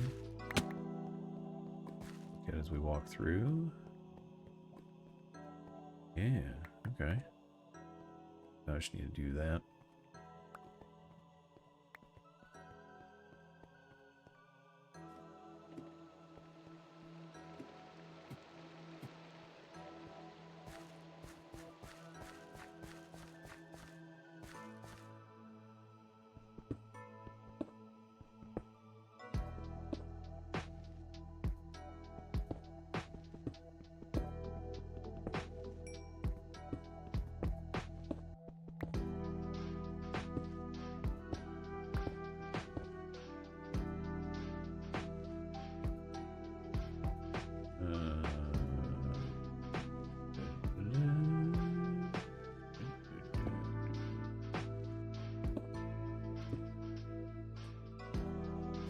Okay.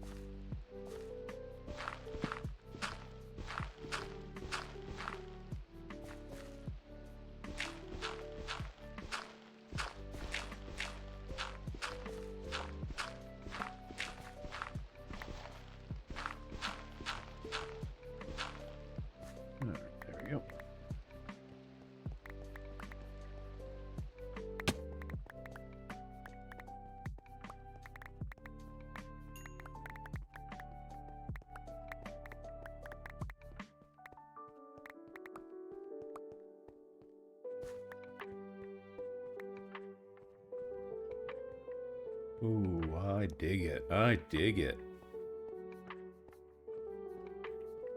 It's looking good.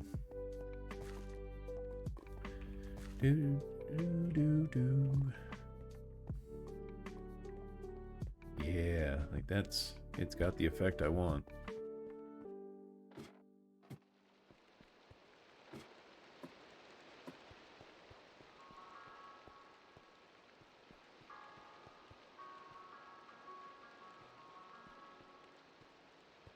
Yeah. Okay. So now we got this room.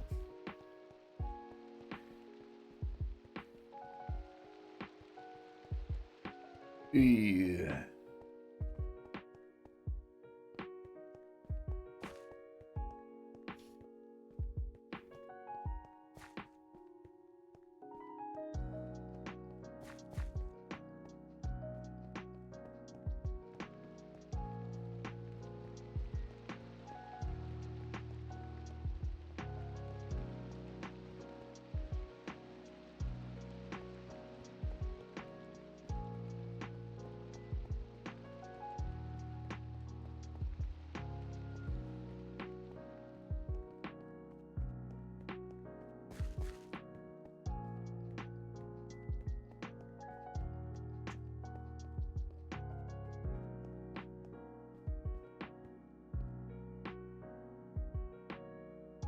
Oh, man.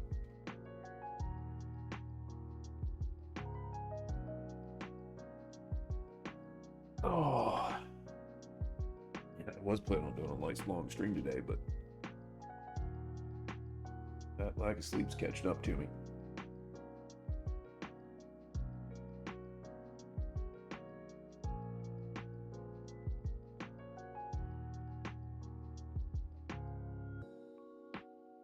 Alright, maybe I'll switch over to SolForge. Do that for an hour or two.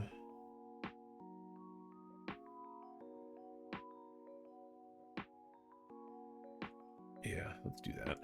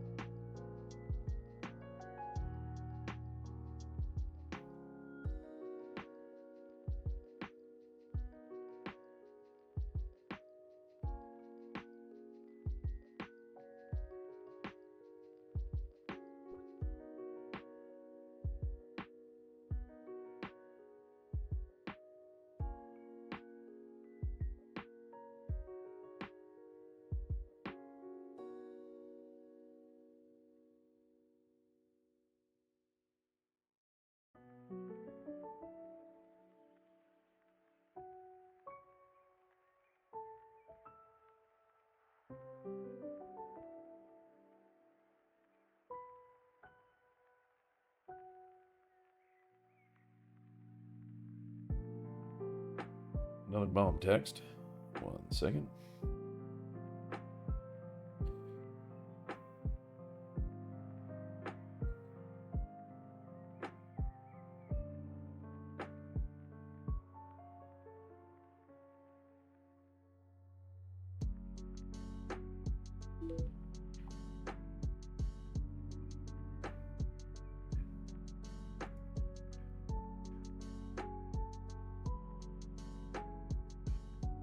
Oh yeah, I wanted to make a screen.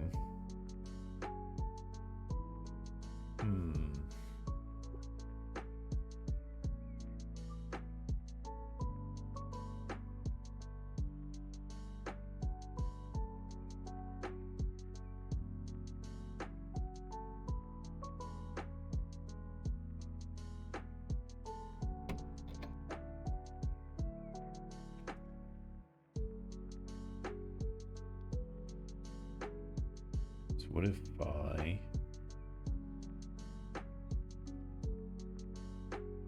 need to figure out how big I need it?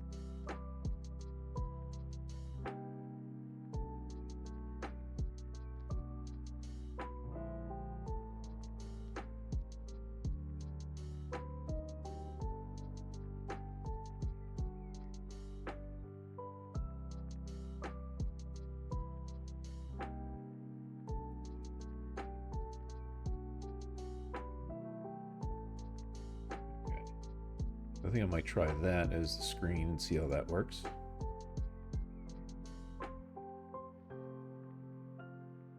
So now if I go into OBS,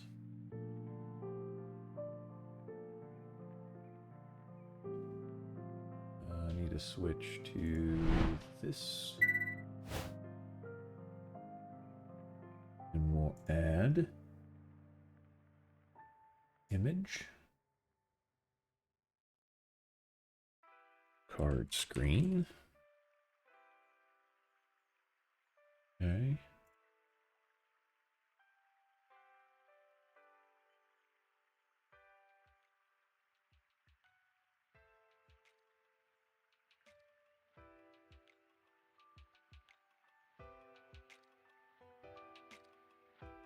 Okay.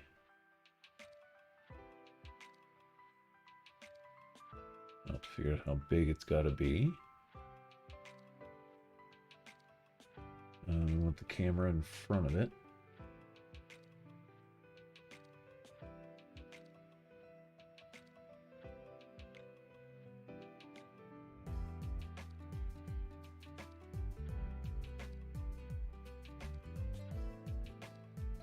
Okay, so now we go into, let's do this one, solo battle. Sure.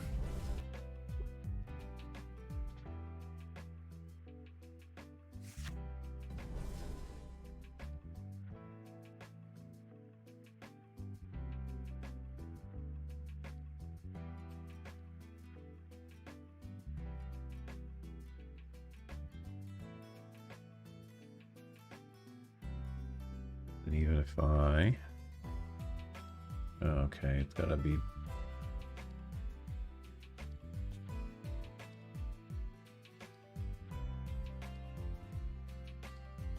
way up here.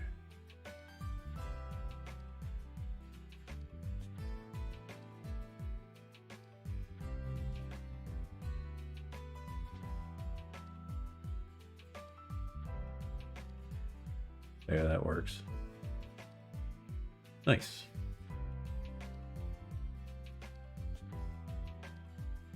Hey, hey, hey, hey. It doesn't cover anything important.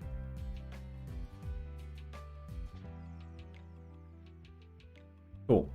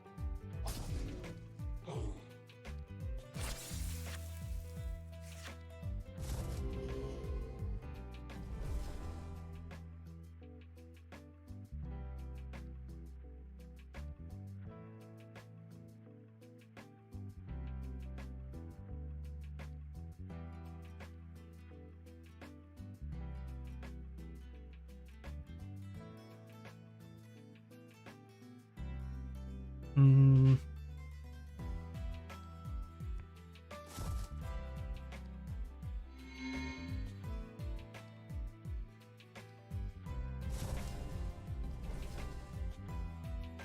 if I do this,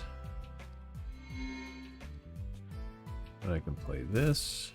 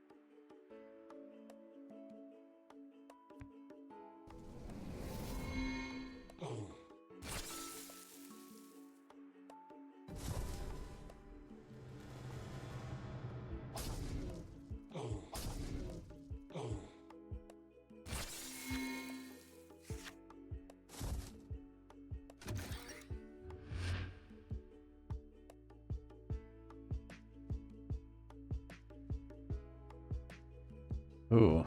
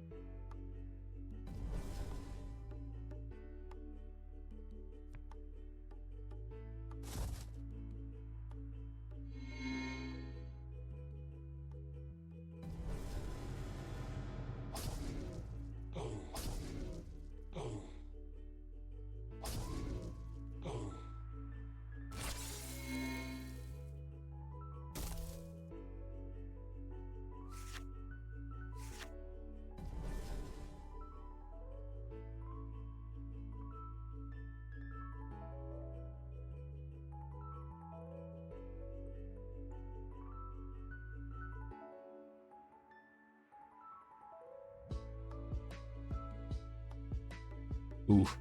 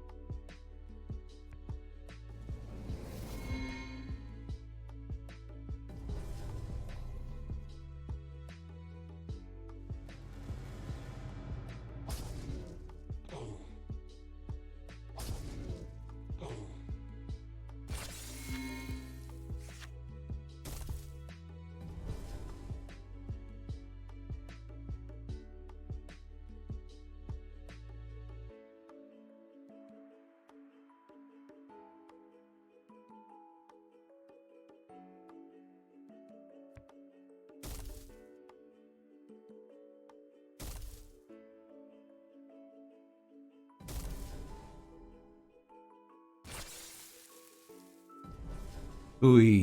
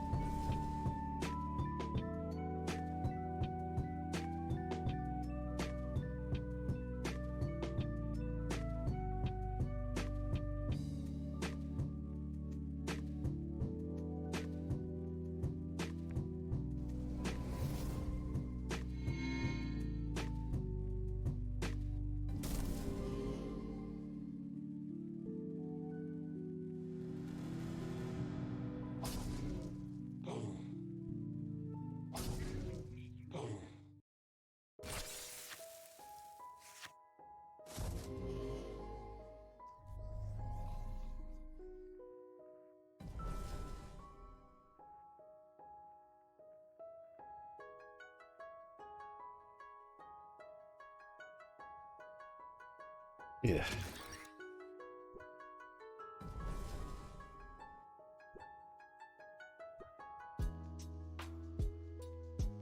Oh, this one. Yeah.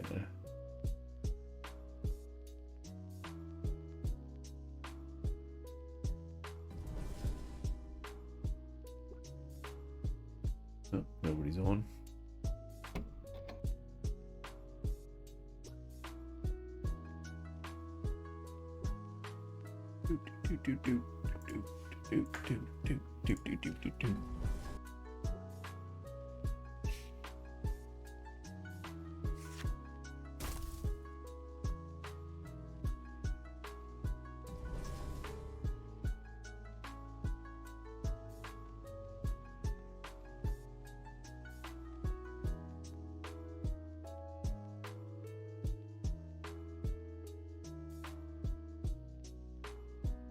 Oof. I want to play all these.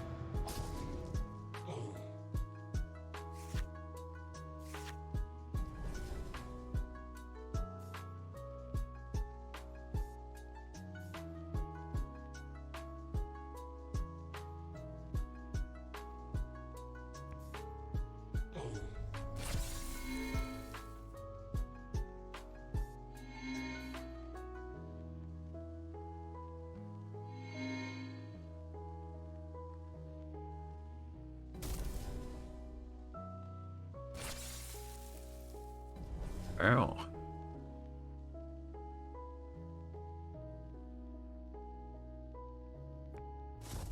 And do it right back.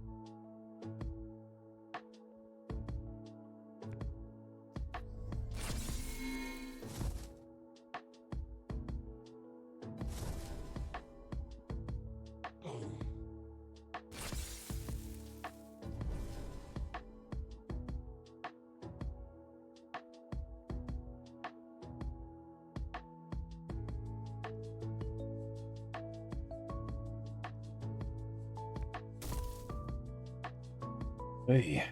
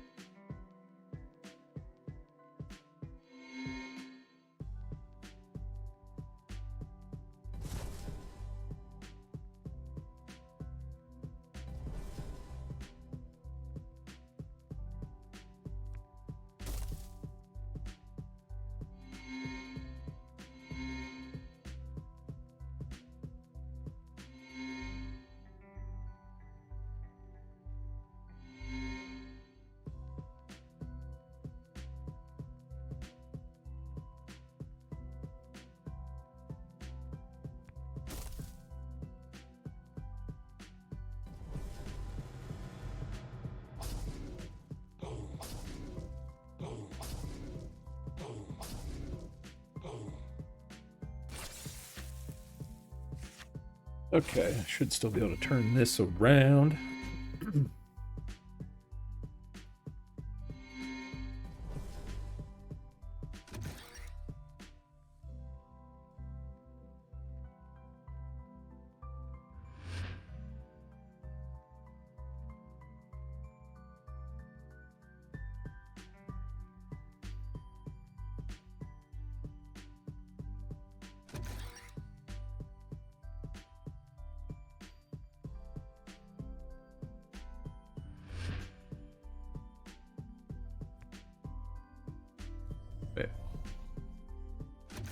Wait, what?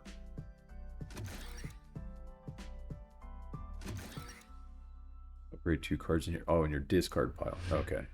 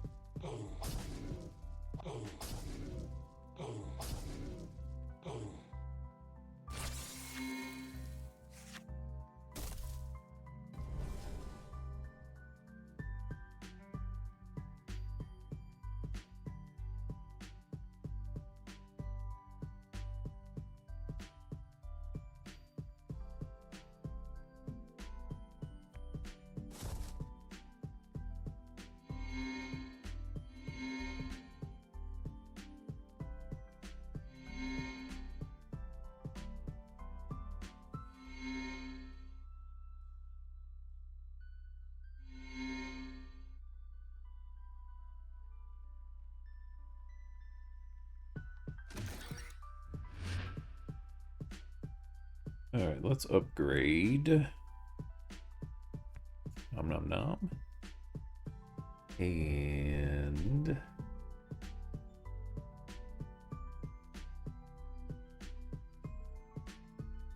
Yep. And...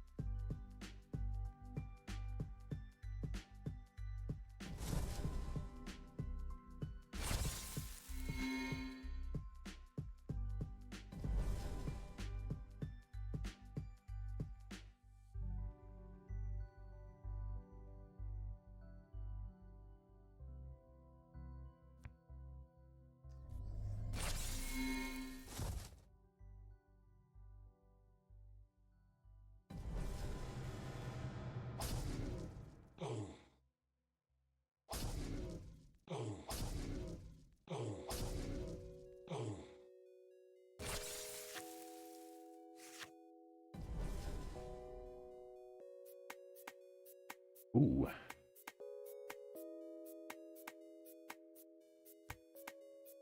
Oh, what's my power again? Destroy when a creature, give another creature plus 12, plus 12.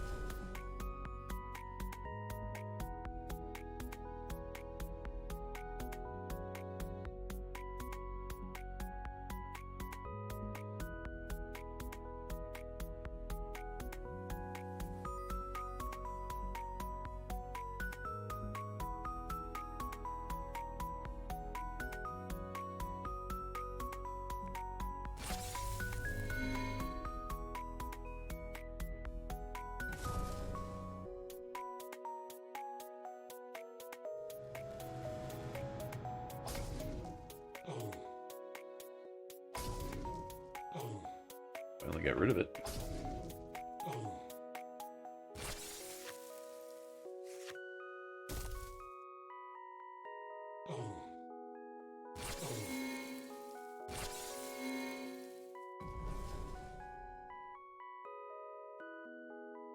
And then one or two out.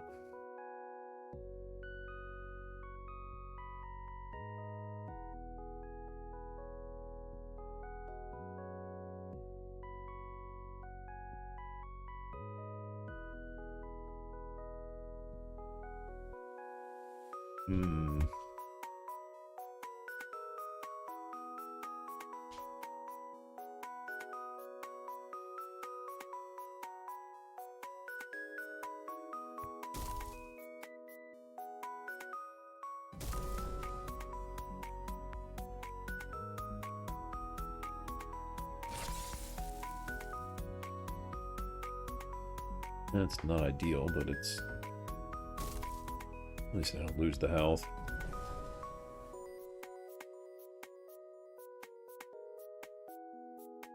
But now I can do this.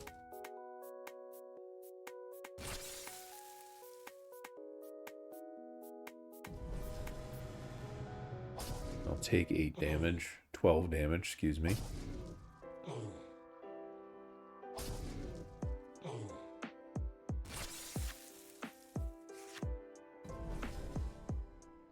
Now I get Swamp Moss Lurker.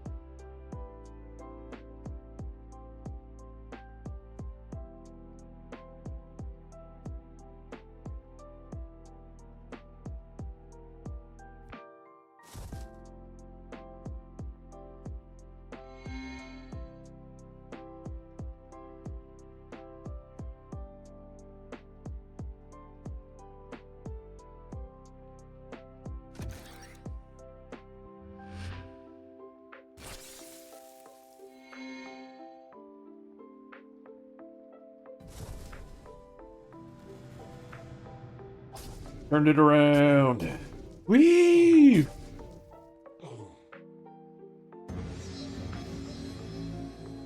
was a rough start, but I got it done.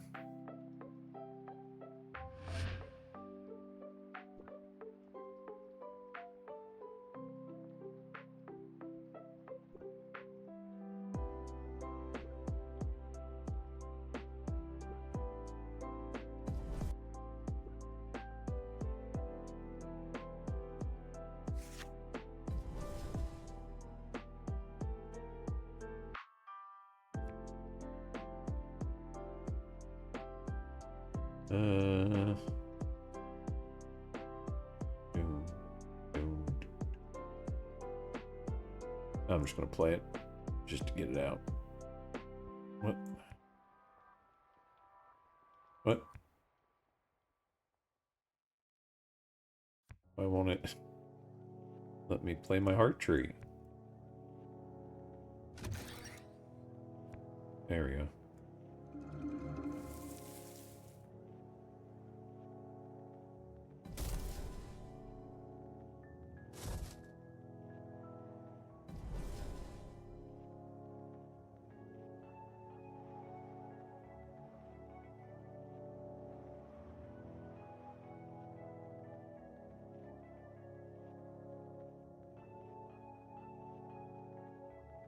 Um...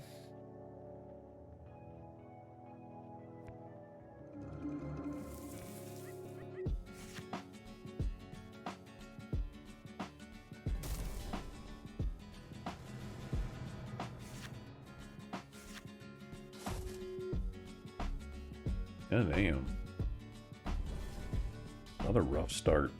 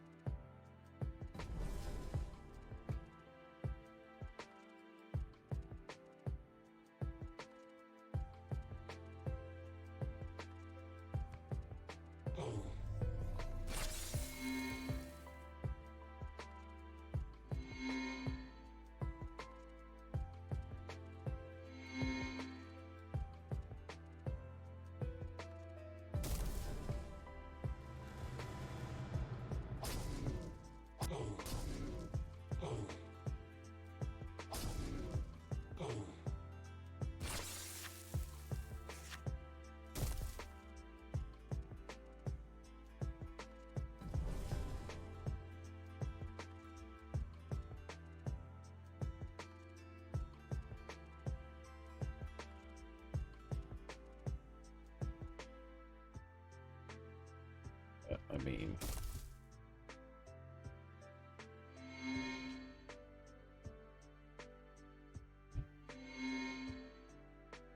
that's kind of an easy play there.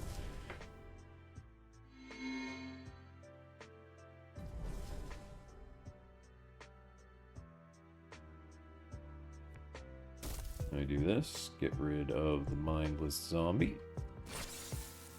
to play Twin Strength.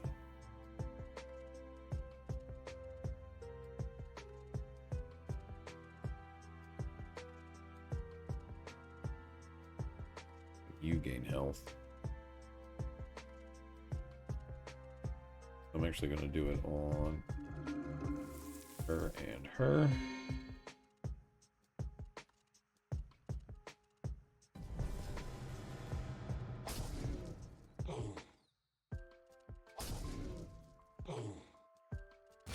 Okay. Oh, it was the end of the game. That went full length.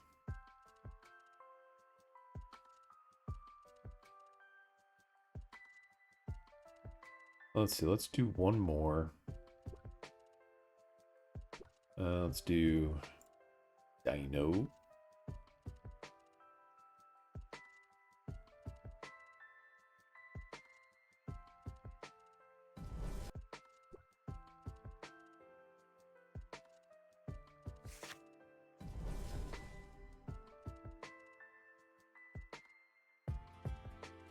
Alright, so we play this.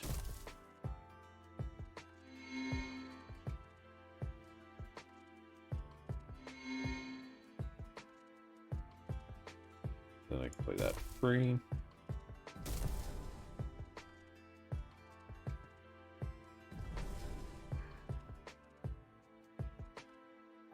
Then I can play this.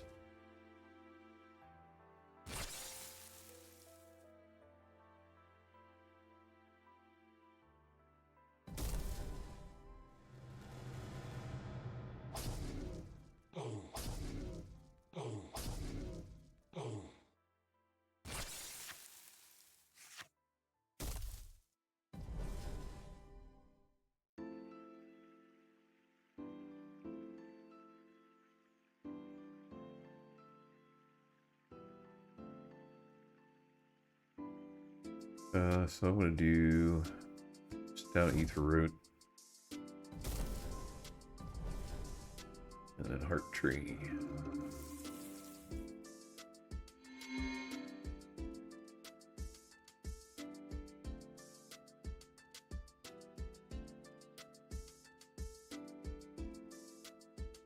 I didn't gain any health yet. Oh, screwed that up. That's okay.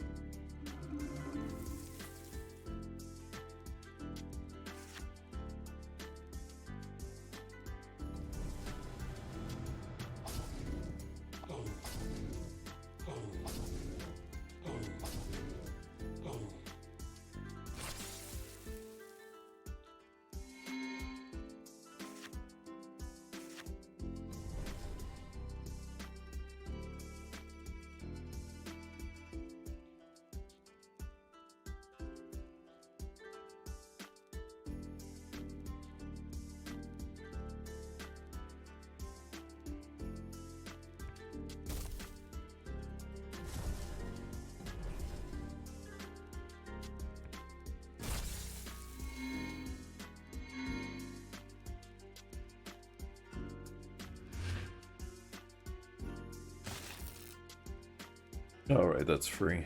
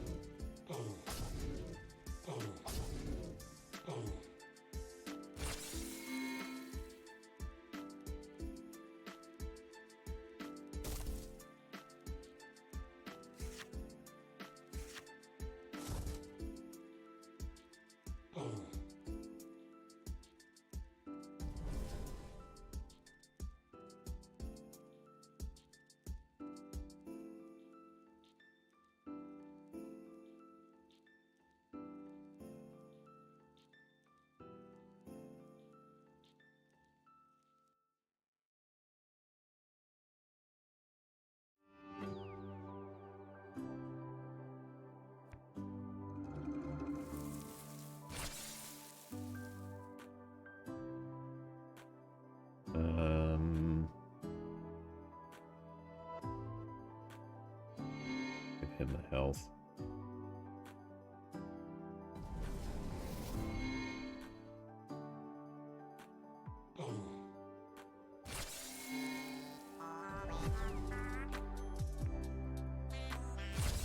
Take the 8 damage.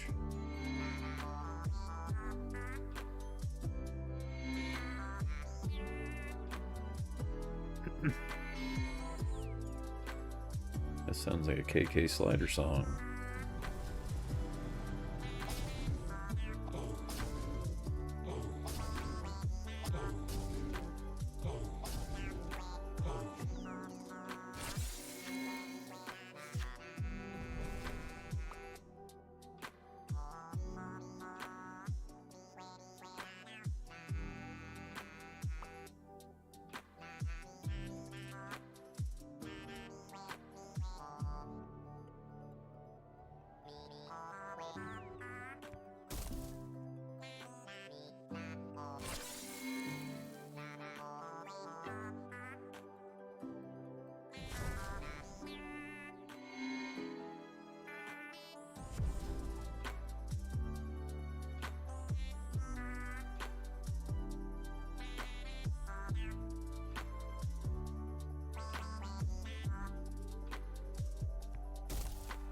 I'm gonna lose my tarot.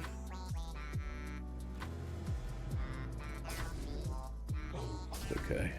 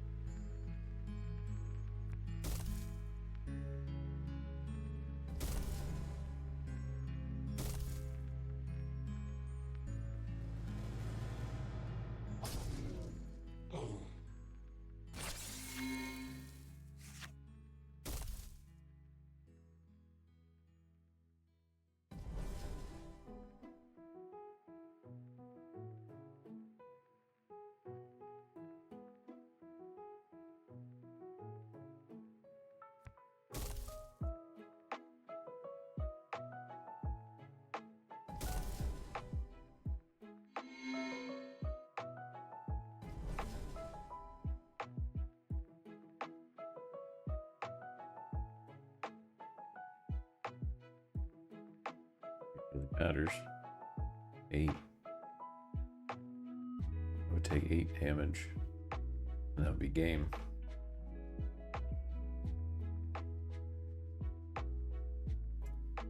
I don't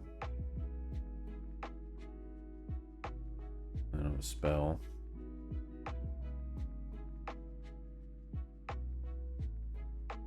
Let's do this.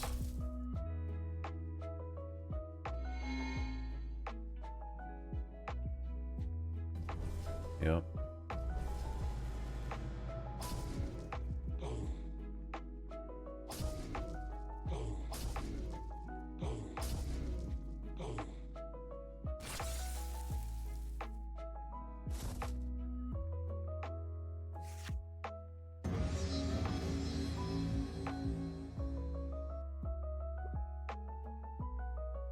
This deck is good, but it's not fast. That's for sure. It's not a bad deck, though. It's just setting up a war of attrition and outlasting the opponent.